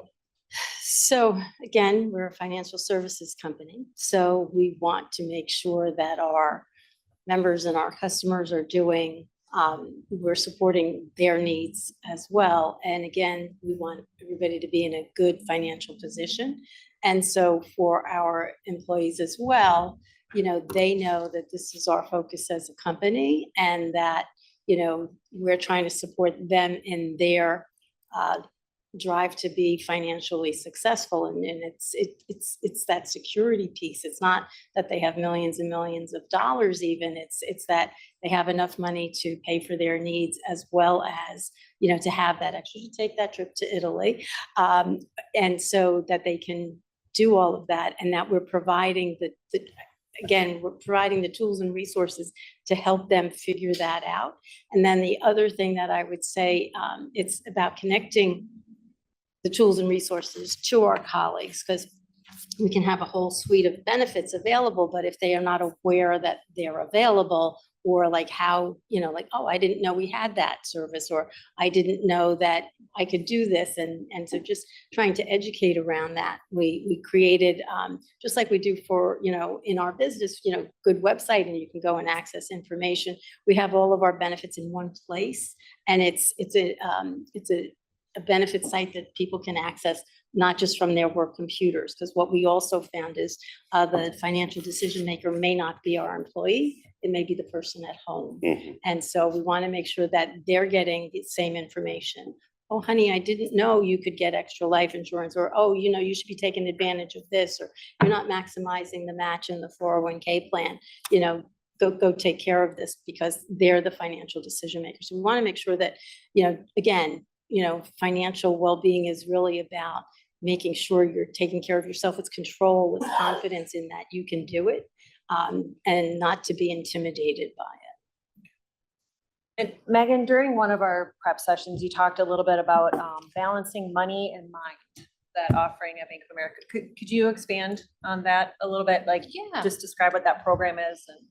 And I'd love to. And I think the panel that was hosted right before lunch was really a great entree to that. So we are proud to have launched a seminar called Balancing Money and Mind. And again, it's taking those basic financial concepts that don't change and those core financial habits and the principles that remain the same, and really helping people connect those dots. And I heard it said on that panel, and understanding how their emotions dictate their actions and the impact that that has and that financial stress can have on their work and personal life balance. And honestly, the feedback that we've received on that seminar alone has really been incredible. All right. So do we have any questions from the room? There's Rodney. Yes, first of all, fantastic panel. But Don, I have a question for you. You talked about the different services and benefits you're providing through your worker solutions, which I thought was fantastic. I'm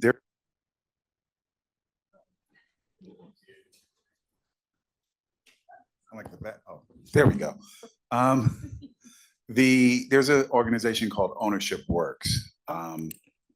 You're shaking your head, so you're familiar, so you know where I'm probably going, where they are a big advocate of providing equity for all, broad-based equity. as a way to build financial wealth so that when those private companies have that liquidity event, everyone participates. Has that been something that you've explored for your portfolio companies? So we actually have two companies in our portfolio that are ESOPs, right? That have employee stock ownership programs. And so private equity, which is the kind of the source of capital that is behind ownership works, obviously is a little bit different from private credit, right? So private equity has obviously much more control over the day-to-day operations, if you will, including the financial well-being benefits that they actually introduce. So they actually started at the end, have now come back to the beginning. So from my understanding, they recognize that the end is way too far away for a lot of low and moderate income folks, that they have daily cash flow and financial well-being issues that need to be addressed now. So they are now introducing financial coaching and, along with other services that are on our platform. And to your first question, so in terms of the financial well-being world, I think I mentioned credit building for renters. We do have at least one home ownership solution on our platform, a 0% small dollar loan piece, student loan retirement benefits, as well as tuition assistance, as well as emergency savings. And so that kind of gives you, those are really kind of the primary financial well-being services and solutions that we have on our platform. So I think we only have a couple minutes left. Are there any other questions before we wrap up the panel? I didn't see any online.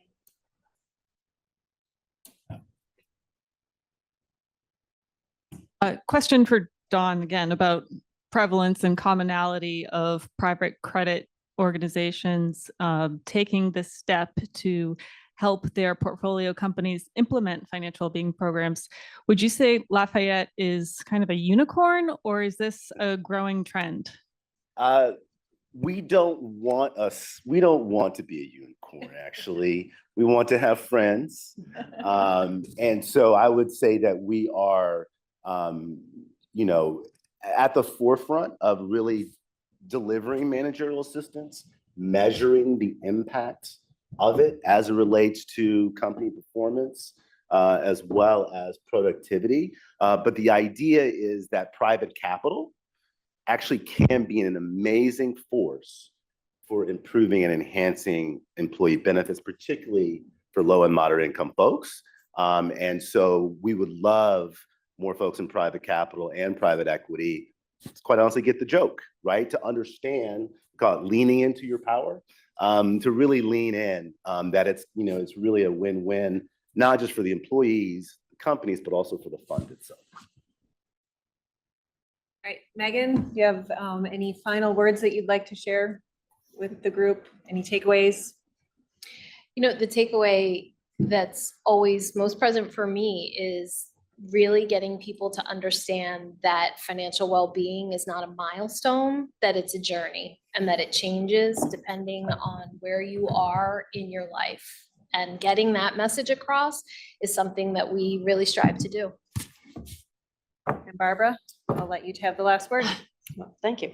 What I would say is to employers, every employer has a financial wellness program. It may be starting with just a salary, but it's a salary. It's a financial benefit to people. And then just looking at what you have and when you can add more. And there are a lot of free or no cost services out there that you can employ. Check with the other benefit providers that you have. Like I said, we had that AHA discovery when we looked at our one program. And then just keep talking to employees, keep letting them know that, there is support, help them, connect them to the resources that are there. And then just, again, keep, trying, and we do have to change up all the time how we're talking to people, because what makes sense to one person may not make sense to another. And it is all, also I think timing can be everything, right? So keep talking, because you don't know when the time is right for somebody. So keep talking, reminding them that these benefits are there, and then how they can use them, and, keep connecting them to those resources. Well, thank you, Yeah. everyone. So I've been asked to liven up the audience a little bit. And so to do that, we're actually going to watch a video. This is a very, very important video. So I'd like all of you to please give it your undivided attention. It's just, there's all this pressure, and sometimes it feels like it's right up on me, and I can just feel it, like literally feel it in my head, and it's relentless, and I don't know if it's going to stop. I mean, that's the thing that scares me the most, is that I don't know if it's ever going to stop. Yeah. Well, you do have a nail in your head. It is not about the nail. Are you sure? Because, I mean, I'll bet if we got that out of there. Stop trying to fix it. No, I'm not trying to fix it. I'm just pointing out that maybe the nail is causing. You always do this. You always try to fix things when what I really need is for you to just listen. See, I don't think that is what you need. I think what you need is to get the nail See, you're out. not even listening now. Okay, fine. I will listen. Fine. It's just, sometimes it's like, there's this achy, I don't know what it is. And I'm not sleeping very well at all. And all my sweaters are snagged. I mean, all of them. That sounds really hard. It is. Thank you. Ow! Come on, if you would just don't. It's all right. I'm not going to get kicked out. So why did I want to show that video? How does this video relate to what we've been talking about today? Any ideas? It's okay. Don't be nervous. You can have it. What is it not about? It's not about the money. That's what we heard, I think, if I remember, like the very first thing out of Susie's mouth. It's not about the money. We don't do this for money. We do this for people. We're people. We want to help people. That's why we do what we do. And so some of the observations that I've just had today, it's not about the money. Money is emotional, and emotions, they drive our actions. They drive our behaviors. And that's what we really want to try to help people, is to have the right behaviors. And it takes a village. There is no one of us that's going to do it. We all do this collectively. We work together. And that's why I'm excited about the panel that we have today. This panel represents just different stakeholders, ways that we can work together collectively to try to help pull that nail out without talking about the nail, if you will. And so just to kind of level set, the name of the session is Meeting Financial Wellbeing Needs of Financially Vulnerable Workers. That wasn't the original title. The original title was Meeting the Financial Needs of Low Income Workers. But what do we know is true when it comes to financial vulnerability? All of us. It's all of us. It's not just the low income, it's all of us. And so that's why we quickly changed that name to Financially Vulnerable. And that's what we're going to talk about today. John, if we can go ahead and pull up the next slide here. This is, for those of you who, my name is Greg Ward. I'm the think tank director at Financial Wellness. What is my title? I'm the think tank director of financial wellbeing at Financial Finesse, something like that. That's not what's important. What is important, just disclosure, we're a financial coaching company. That's kind of what we do at Financial Finesse. And if you'll give me the next slide here. we're talking about financially vulnerable people. We probably all have a kind of a slightly different definition of who is financially vulnerable. The way that Financial Finesse kind of defines it, and I apologize, for some reason, our marketing department does not use widescreen slides like everybody else in the universe. So that's probably why it doesn't look very great. But we measure financial wellness on a 1 to 10 scale, very similar to what a lot of you do on your own to measure wellness. And we would recognize that if someone has a financial wellness score below 3, we would say that individual is in crisis. It could be a food scarcity, it could be housing shortages. These are very desperate situations. And right now, about 4% of employees that have completed an assessment through our platform fall into that category right now. And then the next category, what we would call struggling. Now, they may not be in fear of eviction, but they're still living paycheck to paycheck. And we've all seen the statistics. Even households making $250,000, I think it's something like 25% of those households live paycheck to paycheck. And we know the problem of living paycheck to paycheck. You're just one unplanned event away from having to either tap into your 401k or have other reasons. And what's that number say? 52%. So 56%, almost 60% of the workforce, again, these are people that have taken the assessment through our platform, kind of fall into a category that I would classify as financially vulnerable. So if you go to that next slide, what we found interesting in the research that we published earlier this year is it's kind of the tale of two worlds out there. When you think about financially vulnerable, the world they're in right now, it's a higher cost of living, interest rates are higher, difficulty getting into a home if they don't already own a home, rent is more expensive. And so you have financially vulnerable individuals who are feeling a lot of financial stress. And then you've got those that are maybe a little bit more financially secure who own assets. And so they've seen their housing values have gone up, their 401k values went up. I don't know if you've looked at your 401k recently, but mine, I think, is near its all-time high as far as the value. So people who have assets are actually have done well, and those who don't kind of continue to struggle. And if you go to the next slide, we talk about financial resilience in terms of having an emergency fund, being able to pay your bills on time. And you can just kind of see some of the statistics. Again, just going from 2022 to 2023, we see that there's still this lack of individuals that have an adequate emergency fund. I know we kind of talked a little bit about whether it's $1,000 1 month or 3 months of expenses. Enough to cover an unplanned expense, I think, is an appropriate amount. And then the last slide here, again, we're a financial coaching organization, and we've seen tremendous success, as we've heard kind of shared earlier, when you make financial coaching available. Financial coaching, as some of you have talked about, it kind of does cover both that emotional side. We talk about having emotional intelligence. How many of you EQ, something you're familiar with? And yeah, I have to admit, I kind of like it when Susie said, you want your financial coach to be able to model the things that they're asking people to do. And we think that's a great idea. And that includes being able to have that emotional intelligence in order to be able to connect with individuals. And you can kind of see, again, this is just from our own data set, when our coaches are engaging with individuals, we're having tremendous success. But as we know, the challenge is sometimes it's getting them to engage.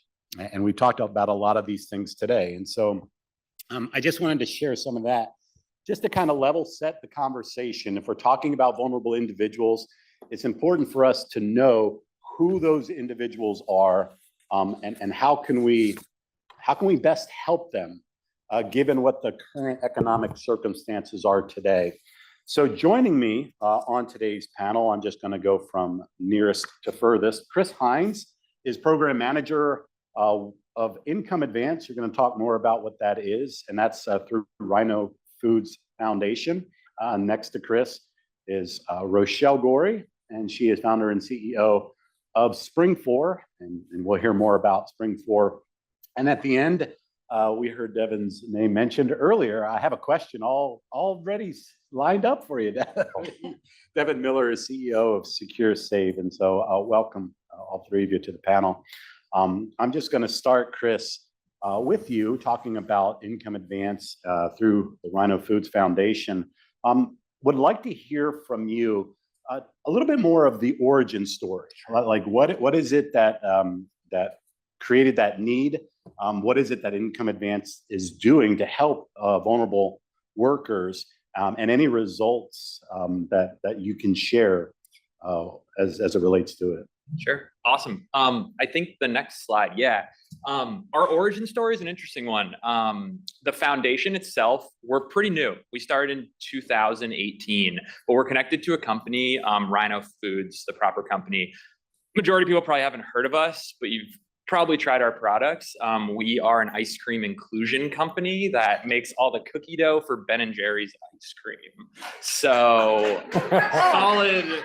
You get some ice there, right? cream. Yeah. And we've grown to have a pretty hefty size of the market share. But where our ethos really focuses on is focusing on impacting the manner in which business is done. Our CEO and founder, or former CEO, now it's moved over to his son, Ted, started the family business in the 80s. And yes, cookie dough is our means for profitability and our means for revenue. But where Ted and his family really focus on is how to drive impact through workforce programming. He started doing open book management in the 90s, created an inclusive hiring strategy in the early 2000s, has an employee exchange program. We're focusing on sharing our seasonal employees with local businesses that have a different demand time frame for the year, so no one has to go on unemployment or anything. And then also created what's called this income advance program. It's essentially a employer-sponsored small dollar loan program, and it started out of a lot of employees coming to Ted saying, hey, in the early 2000s, saying, hey, my car broke down, or hey, I need a loan, I need an advance on my paycheck. And Ted was granting some of those out of his pocket, but the scale got so large, and then unconscious bias started to come in, right? Where it was maybe there was more decisions from him because he's their boss, a little bit more from employees he doesn't know quite as well. So in 2007, he attended a United Way Working Bridges conference. And there he was really thinking to that idea, how do I make a sustainable solution that is helping folks in a financial emergency situation?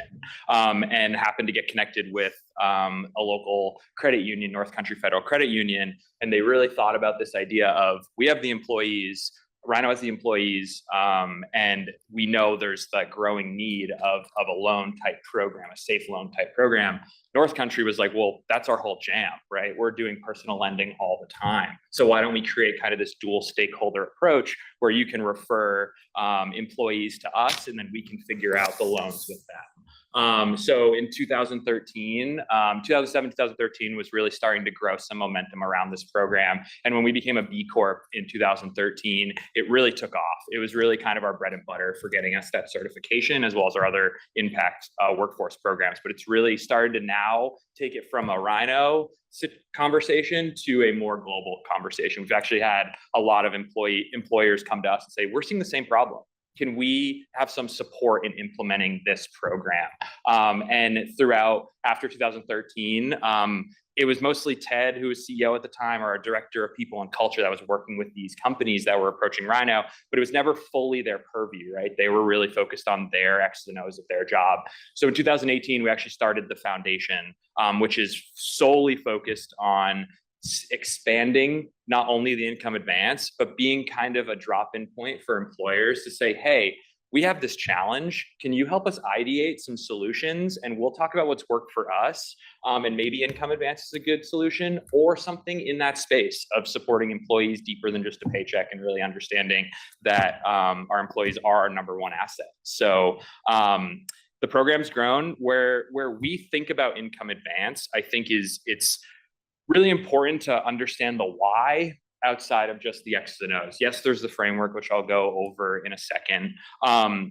But where income advance we really wanted to focus on is really four main pillars. It's accessibility and inclusivity, affordability, transparency and fairness, and then long-term impact as well. We really want to see this program as not a payday loan or not an earned wage access product, not a product that is maybe a short-term Band-Aid fix, but how do we build more long-term impact? And the way the program is set up right now, it's grown to over 100 companies in Vermont. We've helped really push it out to there.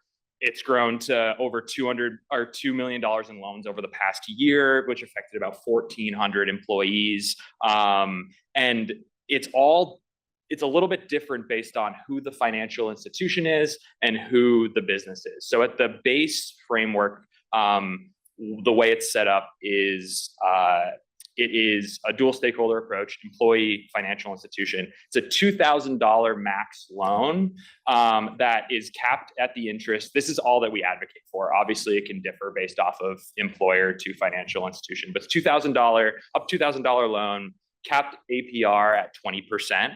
That is paid back over 6 to 12 months. No questions asked loan. And I think the most important part of this, it's a no credit check loan. How a company determines or how a financial institution determines risk of these is through the employer sponsored. So if an employee is in good standing, based off of how each relationship wants to define that term, is how an employee can get access to that loan. Available within 24 hours, but we intentionally leave it really open because we want to support the employer and the financial institution, get them in a room talking and designing a program together, because we see that it's worked in Vermont, and now we just want to scale it from there. So awesome. Yeah. I got 2 more slides for you. Do you want to? Yeah, if you want to just go to the next one, sure. So that's our impact. And then if you go one more over, actually, that really touches upon the 4 pillars of Income Advance, our program framework. One part that I left out was the long-term impact side. So where it's seen as a short-term fix, maybe for folks, where say your car broke down, $700 fix, get that loan, great. Where we want it to grow to, and what I think is the bread and butter at Rhino as well, is folks are paying it out of payroll deduction. Say your 12 months is up, loans paid back. We actually keep that $40 coming out of a paycheck, and it goes into a savings account. So we're building on that emergency savings down the line. And to understand kind of the user of folks, I think we often get put into a box of who's using these programs.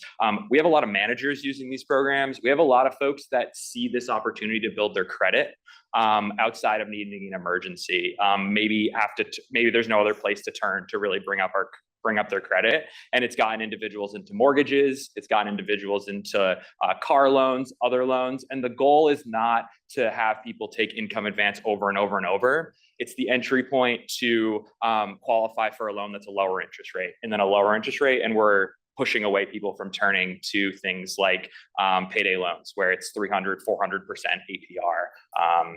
So hopefully this is a solution. And the benefits you can see up there, but it's really focused on access to emergency loans for employees, building healthy relationships with a credit union, or financial institution, building savings, increasing credit. And then employers, we've talked about it all day, right? The increased productivity, the lower the employee stress from outside, and hopefully be deeper than a paycheck for folks. So. Yeah, I love that. That's the goal, right? It's someone said it just a moment ago. It's a journey. It's not an event. So, taking the circumstances that someone's in and being able to address that kind of need and that issue in that moment, but then advancing, that's the phrase, I suppose, or income advance. We want to advance their financial well-being. Speaking of meeting their needs, Rochelle, our organizations recently got married in some form or fashion. That's probably not the best analogy, so I apologize for that. But then again, it's about the nail for me. So, but tell us about Spring4. It brings resources to bear in the marketplace. So if you can kind of share a little bit, you founded this organization, so you must obviously seen a need out there. So if you don't mind talking a little bit about that, and then just what is it and how is it helping address needs of the financially vulnerable? Sure. Yeah. Thank you so much. I'm so excited to be here. I started the company all the way back in 2005. And The reason that we started Spring 4 is that we really understand that when people are having financial hardship or challenges, something's going on in their lives that makes it impossible for them to, pay their, mortgage, their rent, their credit card, their auto, not be putting money into retirement or savings funds. So what we wanted to do is really connect people with the resources that we knew existed in their very own communities that could help them address the why or the root cause behind that underlying financial challenge. And it's so exciting to be here today,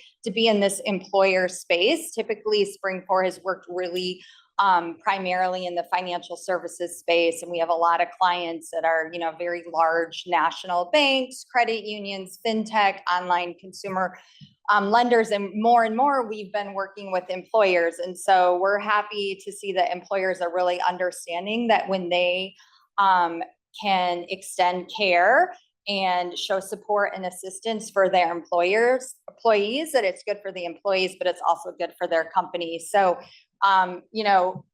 taking a step back, we really believe that if you connect people to those resources, we will get people paying and saving again. And that's what we've been doing since 2005.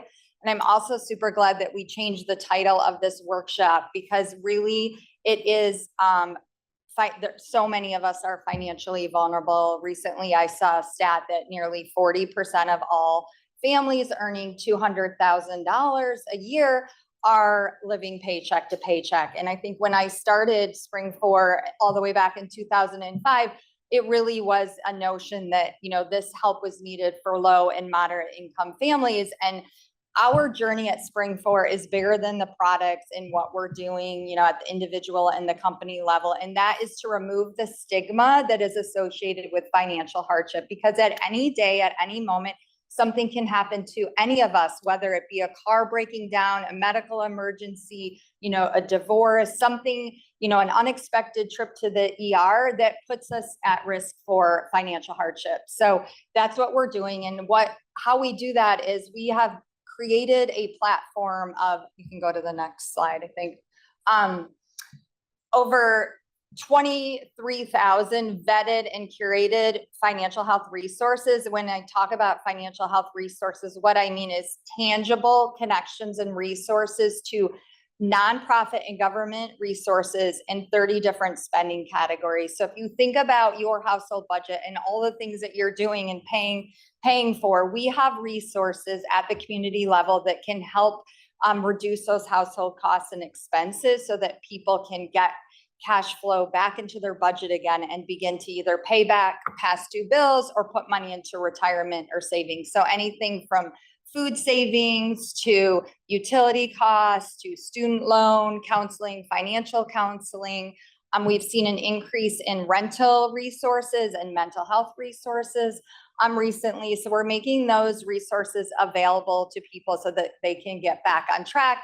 And the way that we do that is through, our platform of products. So we have, for employers, we have a digital self-service tool that employees can access this information and nobody needs to know about it. And I think we've heard that a lot today, that, why are employees not taking advantage of certain programs or benefits? Well, they're fearful, or they're not certain that, what they're going through is going to be held in confidence. They don't want anybody to know that they're struggling, like maybe they are behind on their mortgage, maybe they have excessive credit card debt, or they can't, they're behind on their auto loan. So we've created a really safe way for them to find resources in their own community. And why this is important is because, unfortunately, there's a lot of unscrupulous actors, predatory products out there that prey on people who have financial challenges. And so our team independently vets and curates all of the resources in our database. They're only nonprofit and government organizations so that people can get the help that they need and deserve. And we're just really excited about the journey that we're on. In Q2, we made over 2 million referrals to people in need. And the reason that we're working with so many companies is because we are a way to demonstrate to your employees that you care about them. We help build trust. We help build engagement. When our products are released to communities and to people in need and employees, they're very, very highly utilized. People need this information. They want this information. When they get it, we've done tons of surveys. They feel supported. They feel appreciative of the entity that has provided the resources. And I just want to say one more thing, and that's that a lot of times, you know, when we're talking with organizations about bringing Spring 4 on board, they sometimes get a little nervous and they're like, well, I don't know, how is that going to look if we're providing assistance, you know, to our employees or to our customers? And my, you know, sentiment back is like, well, what happens if you don't, right? So like, there's only good that comes from extending assistance and help and being there for your employees in time of need. So really excited that the financial health movement, if you will, I think we are a movement now, is really gaining traction, and that we all win when we make solutions available to our employees. Yeah, I do want to go to the next slide because I want to point out just some of the categories. If you look on the right, and I apologize for, should fix that slide for you. Oh, that's okay. Yeah, so you can see our most common categories of requests, and number one is food savings. And so, you know, that to me says people are really hurting when you're needing to look, well, we all know food costs are extreme right now, but you know, when you're looking for ways to save money on your food bills, that means you're having some real financial hardships. So, and rental resources, employment resources. Now, if an employer utilizes Spring 4, that's not a category that we typically see employers utilizing. So it is customizable. So. Yeah, and as a financial coach, we have access to this. People that are in crisis. Imagine I'm a financial coach and a financial planner, and I'm talking to someone who's can't find housing. We've gotten phone calls from people who are living in their cars. They're employed, but they're living in their cars. So it empowers the coaches to be able to put in a zip code and to be able to immediately add over 23,000 different resources to get a curated list of resources within these 30 plus categories is an amazing value. Yeah, and it empowers us. And that's what I really want to emphasize is as a coach, I feel like we have an amazing toolbox, whether it's small employer loans, whether it's access to public and nonprofit resources, emergency savings that we're going to get to. These are the tools in the toolbox. And I'm a general contractor that can work with an individual to say, okay, let's make sure we're using the right tools for the right job. And you might, I don't know how many of you are handy around the home, but you know, I can help with a simple plumbing project. But if it's a very sophisticated one, I want to make sure they get to a plumber, and I want to help them find a good one. And that's what we do in the financial world, in the financial wellness world, is we have these tools. We want to get them utilized, but we realize in some instances, it might be for tax reasons or other reasons, we need to get them to a specialist, but let's get them to someone who's not predatory. You know what? Let's get them to a resource that truly has their best interest in mind. So we're going to jump ahead to Devin. Let's talk about Secure Save, emergency savings. We heard a lot about it. Out of Plan, emergency savings program Susie was talking about earlier. Tell us about the program itself, the successes that you've seen. Why is it working? Why is it needed more now than ever? Yep. If you go to the next slide, I have two slides. We're going to talk about, a lot of discussion around emergency savings. I thought this is actually a great way to summarize some of that discussion of how do these programs actually look? How do they function? What are the, I would say, results from a mechanical standpoint? Like what happens to the dollars? What happens to the invitations and things like that? What type of employers set these up? How to design them? So I'll just give a bunch of bullet points around this. And then I'm actually going to show a slide that starts to try and unpack the return on investment. Why should employers do this? But at a high level, so yeah, all we do is emergency savings through the workplace. We work just to kind of some impact numbers on our own side. We just published these a few weeks ago for our birthday. It's our 4th birthday. So we're relatively new into this category, but we've helped about 50,000 people set up emergency savings accounts. They have saved around $50 million. Last month was our biggest month to date. And they have transacted they've had about 150,000 emergencies. And those numbers are growing, multiples over a year right now. And so there's a lot of momentum in the category. One thing that makes us unique is that we work directly with employers, but also through partners in a variety of different ways. People like Voya, Truist are some examples. So banks, record keepers, things like that. But anyway, what these programs look like, number one, they're through the workplace. So this is a workplace program. You can't just go to SecureSave and sign up. You have to be invited to the program. Like a 401k or HSA, we work with the employers to design the program. Being out of plan, they could really think about, which population they want to target. In some cases, they may have a subsidiary they want to launch with first. And what's been really amazing to watch, and we have a lot of data that helps support and encourage this and convince employers to do it, is 90% of the employers we work with offer some form of an incentive. And what we have been able to demonstrate is the impact of that incentive in a variety of ways. But as it was alluded to earlier, you can make a very big impact with a pretty nominal investment. On average, employers we're working with are providing maybe $100 to $150 per employee per year into these programs.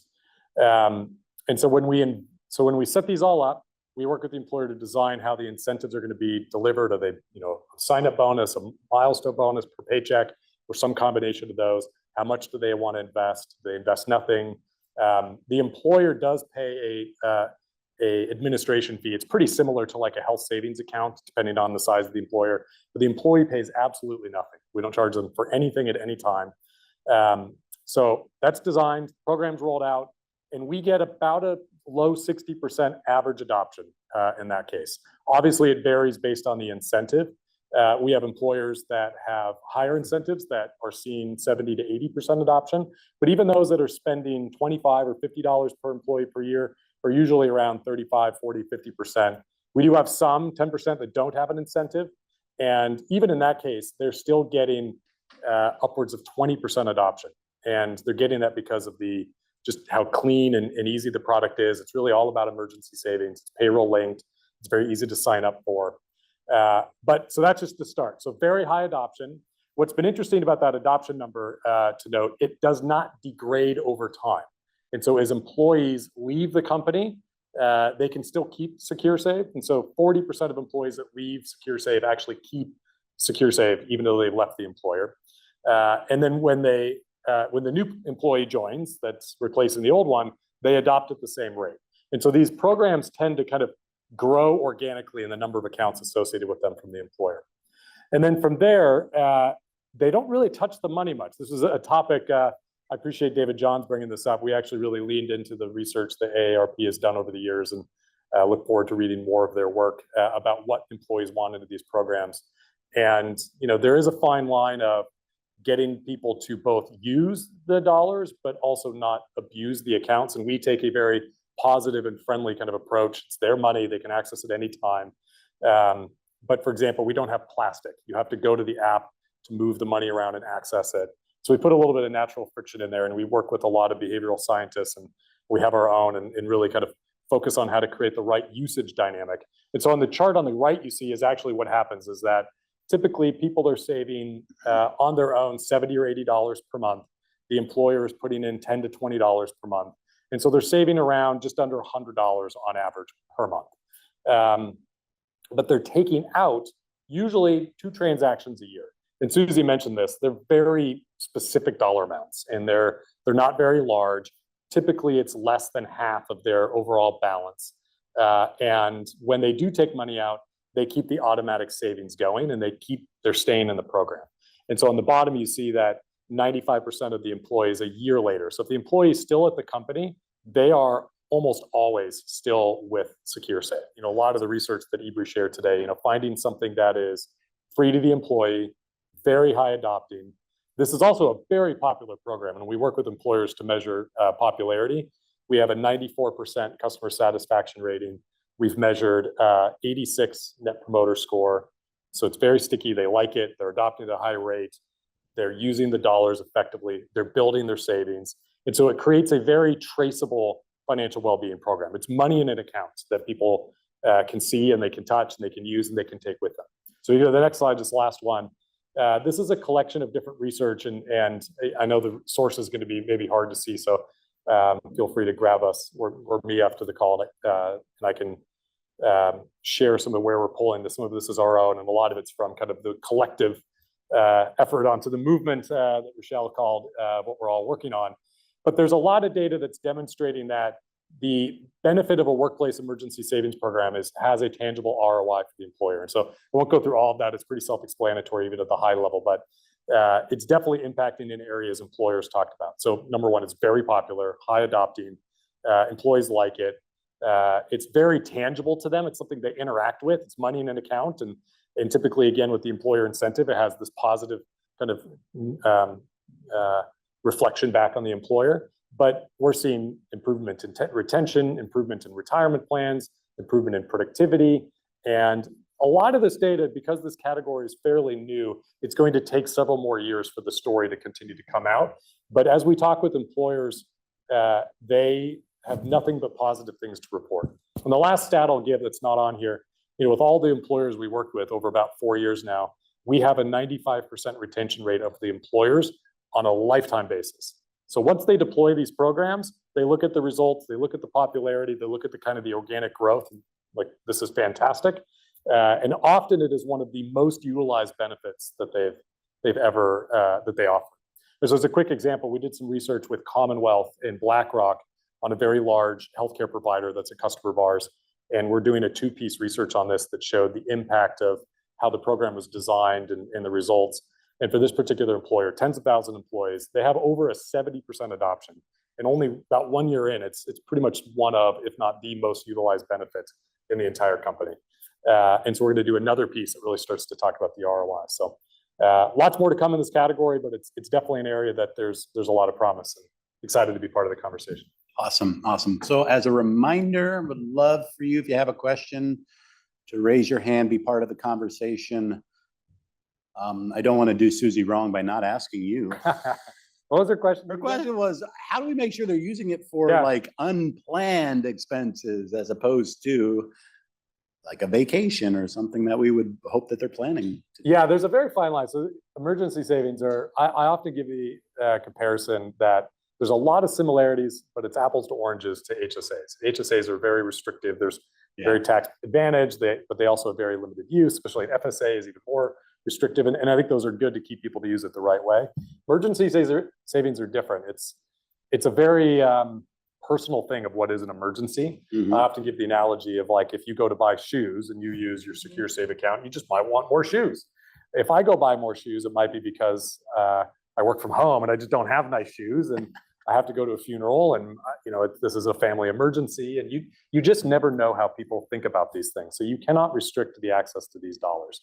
We also take a very positive, even to the name secure. Our mission is to help people feel and be financially secure. Yeah. And we've talked all about the emotion of that today. So we take a very positive kind of approach to the product, and it's your money. You can access it any time. So we don't guilt people, but we do have these very purposeful friction things. Like, again, you don't have plastic. So we want you to not just be able to take a card out and swipe it. We want you to go to the app and think about it. We lean all in on the topic of emergency savings. So in the app, it's not a balance, it's your emergency savings. Yeah. It's not a transfer button. It's get emergency money. And when you go through that, we don't, Susie, I think the nomenclature just on the fly, I don't want to go off on what she said in a negative way, but it's definitely a softer, it's not, this is an emergency. Should you do this? For us, it's much more, what's the emergency you're dealing with? Yeah. But there is another kind of avenue there, which is, that's also a great opportunity. There's obviously some minor, but serious life event that's going on. We want to be able to understand that so that we can direct people. I think similar to what Rochelle is doing, finding the right resource at the right time. And so we're actually working to think about how, for example, if someone comes in and they have several $1,000s and they take the whole thing and they go through the app and they say that, this is for a legal matter. Well, something really wrong has happened in their life, right? And so if we see that, we might be able to direct them to a financial coach. Like, there might be more help that you need than just money right now, or a financial therapist. And so, we take a very behavioral science driven approach to this, very positive approach, but you have to really start with, what does that person want? They want access to these dollars quickly and easily.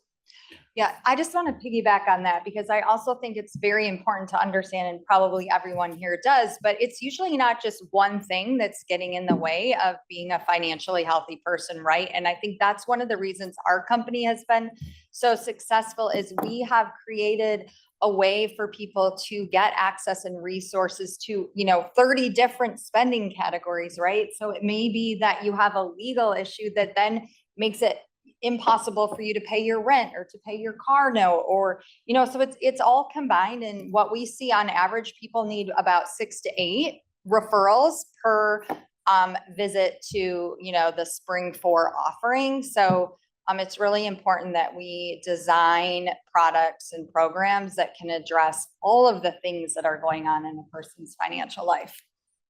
Good, good. One thing too to add, we've noticed a similar thing too with the who's using the income advance loan. I think when we first started it was a lot more focused on folks that maybe fall into a low wage earning space, right? We actually are seeing quite the opposite of, yes, there are individuals who are more in the entry level space taking these loans, but we're seeing a lot more of people on our corporate side taking them as well. But one thing that we really push for is try to make it as anonymous as possible, where we don't require anyone to say why they're taking the loan, or actually it's just a form someone can fill out outside of HR, slide it under the door, and the HR person just sends it over to the credit union. Some employees really want to talk to us about it. Some employees don't, and that's totally fine because people are taking it for all sorts of means. But on top of it, there are some companies that pair the income advance loan with financial coaching, where if you take the income advance loan, you have to do this module or this program. We actually advocate against that because not everyone who is going through a financial emergency situation wants to take a class or go through a program. We say have it there as a resource, as potentially to use, but I think pairing the two is putting up an unneeded barrier right off the bat for requirements. So we try to keep it as anonymous and as open and as low barriered as possible for folks to come And I would also add or argue that often it's a lack of funds that cause these issues, not a lack of education or knowledge. Totally. If I don't have money in my bank account, what am I to do? It's not necessarily that I need to be coached or told to be on a budget. I just don't have the money in my account. Exactly. Especially when we know there's 125 million Americans that don't, if they were faced with a $400 expense, couldn't cover it. Yep. So the scale of it's what, a third of over a third of our country is really in that financial precarious space where it's one expense away from losing your job, and then what compounds on top of that is really important. So that's why we want to take out as much bias as possible, provide as much support as we can, but understand that there's so many user needs. Rodney. I'll get the hang of the mic someday. Devin, quick question for you. I know Secure Save is out of plan benefit, but if I'm an employer and I'm thinking, hey, maybe I should do an in plan versus out of plan. Can you talk about the benefits of doing out of plan versus in plan? Yeah. So one is out of plan is actually in the market for the most part. It's much easier to find. In plan, one of the flaws with in plan is it requires the record keepers to build and support that, and so it's a harder thing to be able to get into employers' hands. And we're not against in plan. I think it's just there are some structural challenges that are going to make it more. You're not going to see it as much in the market for a while, and I think obviously we'll continue to work on it as a group and as policymakers. So one difference is out of plan is available today. Any employer can launch it, whether you have a retirement plan or not, of any size. Another component is that there's just less administrative question marks around out of plan. I mean, ultimately, out of plan is essentially a banking product for consumers. Now, there are a lot of variations to out of plan still. Our general approach is we work with a variety of bank partners. We think that these should be low to ideally no cost to the employee. They should be in some principal protected, like an FDIC insured account. Should be an interest rate. Should be very accessible. Should be portable. All of those things can and should be true in an out of plan. The other thing is that within an out of plan, the way that it typically works, especially if you set it up the way that, as I just described, right? If it's no cost, if it's portable, if the employee can access it any time, it's not actually really considered by our view and our attorney's view is an ERISA benefit. It's really just an alternative payroll schedule, Because if you think of what payroll is I'm going to pay you money and you can use it, you're going to get it at a regular interval and you can use it for whatever you want. That's essentially what the employers are doing with us. They're saying, we're going to pay you this money, we're going to put it over here on this interval, and you can use it for whatever you want. And it's post-tax, and there's no restrictions on it. It's really just, we've set up an alternative payroll schedule with a lot of behavioral science and kind of structure around it. And with that case, the employers are able to be much more tactical on how they deploy this. So I'll give you an example. There's an employer we work with here on the East Coast. They have 1,000 employees, and they have a very diverse workforce in kind of all ways you could think of that word. And they also have a diverse workforce in the fact that they've got different divisions. And so they've deployed multiple programs with different incentives at different times for different workers with different outcomes in mind that they're trying to create. And with in-plan, you can't do that. It basically has to mirror your retirement plan. And you have to fit within a very tight box. And with out of plan, you can really create the outcomes that you want to get. And for employers, that's important. And so anyway, there's a bunch of differences for you. Good. Any other questions in the room? We did get a couple questions online. Emergency savings does seem to be a popular thing. So one question was just with respect to compensation levels and adoption rate. Yeah, it's a super thick bell curve that doesn't really differ, I would say, very much, surprisingly. There are cliffs to it, though. But those cliffs are much broader than you would expect. So, for example, generally from the age of, mid-20s to late 50s, we see very consistent adoption rates. They don't differ more than a few percentage points between the ends of those. Once you get really young or much closer to retirement, it starts to, go down 10, 15, 20%. Same with income. If you're making 25 to 30,000 all the way up to, 150,000 to almost 200,000, we see pretty consistent adoption rates to what we talked about. They only differ by single-digit percentage points. But once you go well under that, I think generally those are people that maybe are part-time workers that they, income. They have a kind of a different view of their job and income.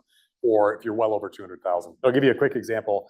One of the case studies on our website, Lee and Hayes, which is a fairly prominent, not to shout out another law firm as I sit in a law firm office, but sorry, Morgan Lewis, you could sign up too. But Lee and Hayes, great firm, but they have a 50+% adoption rate. But you got to remember who's in a law firm. It's a lot of paralegals and admin support and IT people, and and in that particular case, that's who signed up for this program. And the lawyers, not so much. But so you see a lot of consistency across all of that. And one more question online was just with respect that there's generally high adoption of it, or at least it sounds like it. Other than incentives, is there anything else that seemed to be really driving that? Yeah, incentives matter, but they are definitely not I'll put it reverse. We see solutions in the market that employers have where it's a bank or a credit union will come in and say, we'll help you launch an emergency savings program, and they'll even put money on the table. And sometimes it's considerable. Those programs almost always are low single-digit adoption. And it shows that incentives matter, but incentives alone kind of don't matter. Yeah. You have to have the payroll connection, the ease of sign up, the automation of the funds. And I think that behavioral science effort really does make a difference. So it's, incentives with everything else in place are going to be afterburners to a program. Incentives without any of that stuff in place is got to be pretty much a waste of money. Well, we do have a couple more minutes, so I wanted to give each of you, I had a question from the young lady up here. I do have a comment/question. So based on Devin, what you just said about thinking about emergency savings as an alternative payroll solution a little bit, we are in the middle of fielding an earned wage access study. And I know, Chris, you've done a lot of work on earned wage access. So just in some preliminary stats, I just looked at it. For those that do pull the earned wages before they get their payroll, they are using it at least once a week. So the majority are using it at least once a week. They're taking out at least $50. And the primary reasons are for food, rent, or housing. So food, number one, rent, housing, number two. And then they're doing this to avoid a bank overdraft or to avoid borrowing from their friends and family.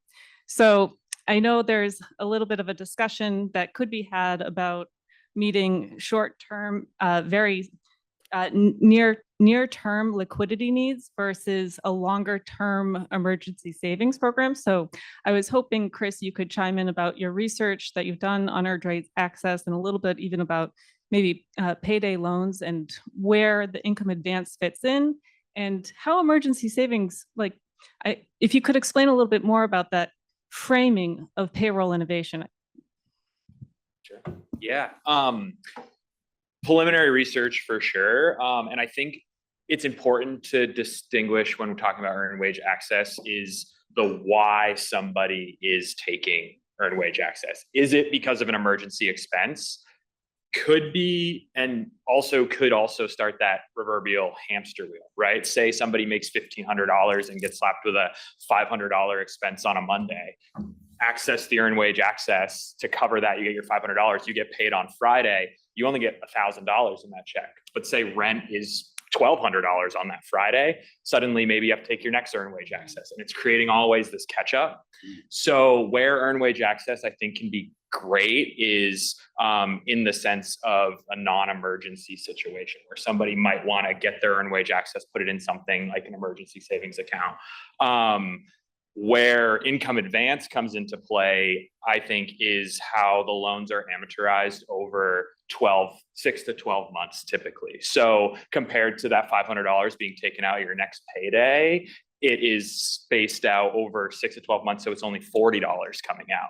Now you can cover that $1,200 expense that's coming on Friday that you're already planning for, and you're not having to take another like earned wage access or another loan or another situation, or turn to payday lending where similar type, really fast moving repayment, but with fees, with how fast it's paid back, you're looking at APRs of over 390%, 400%. And that's why we advocate and put we call it right out 20% max APR. And I think people buck back at, oh, it's a social impact program. Why isn't a 0% APR? And in reality, we want to create a sustainable solution. So we have to play within the game, but we don't want it to run away on APR or interest, with the idea that a lot of places it's around 17%.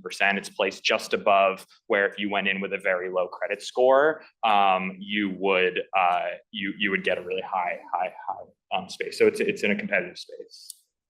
But yeah, one thing that was interesting this morning at one of the panels, I think somebody, it was the host asked, like, what was something you do in your life that really you recommend? I can't remember the exact question, but everybody said automate my savings.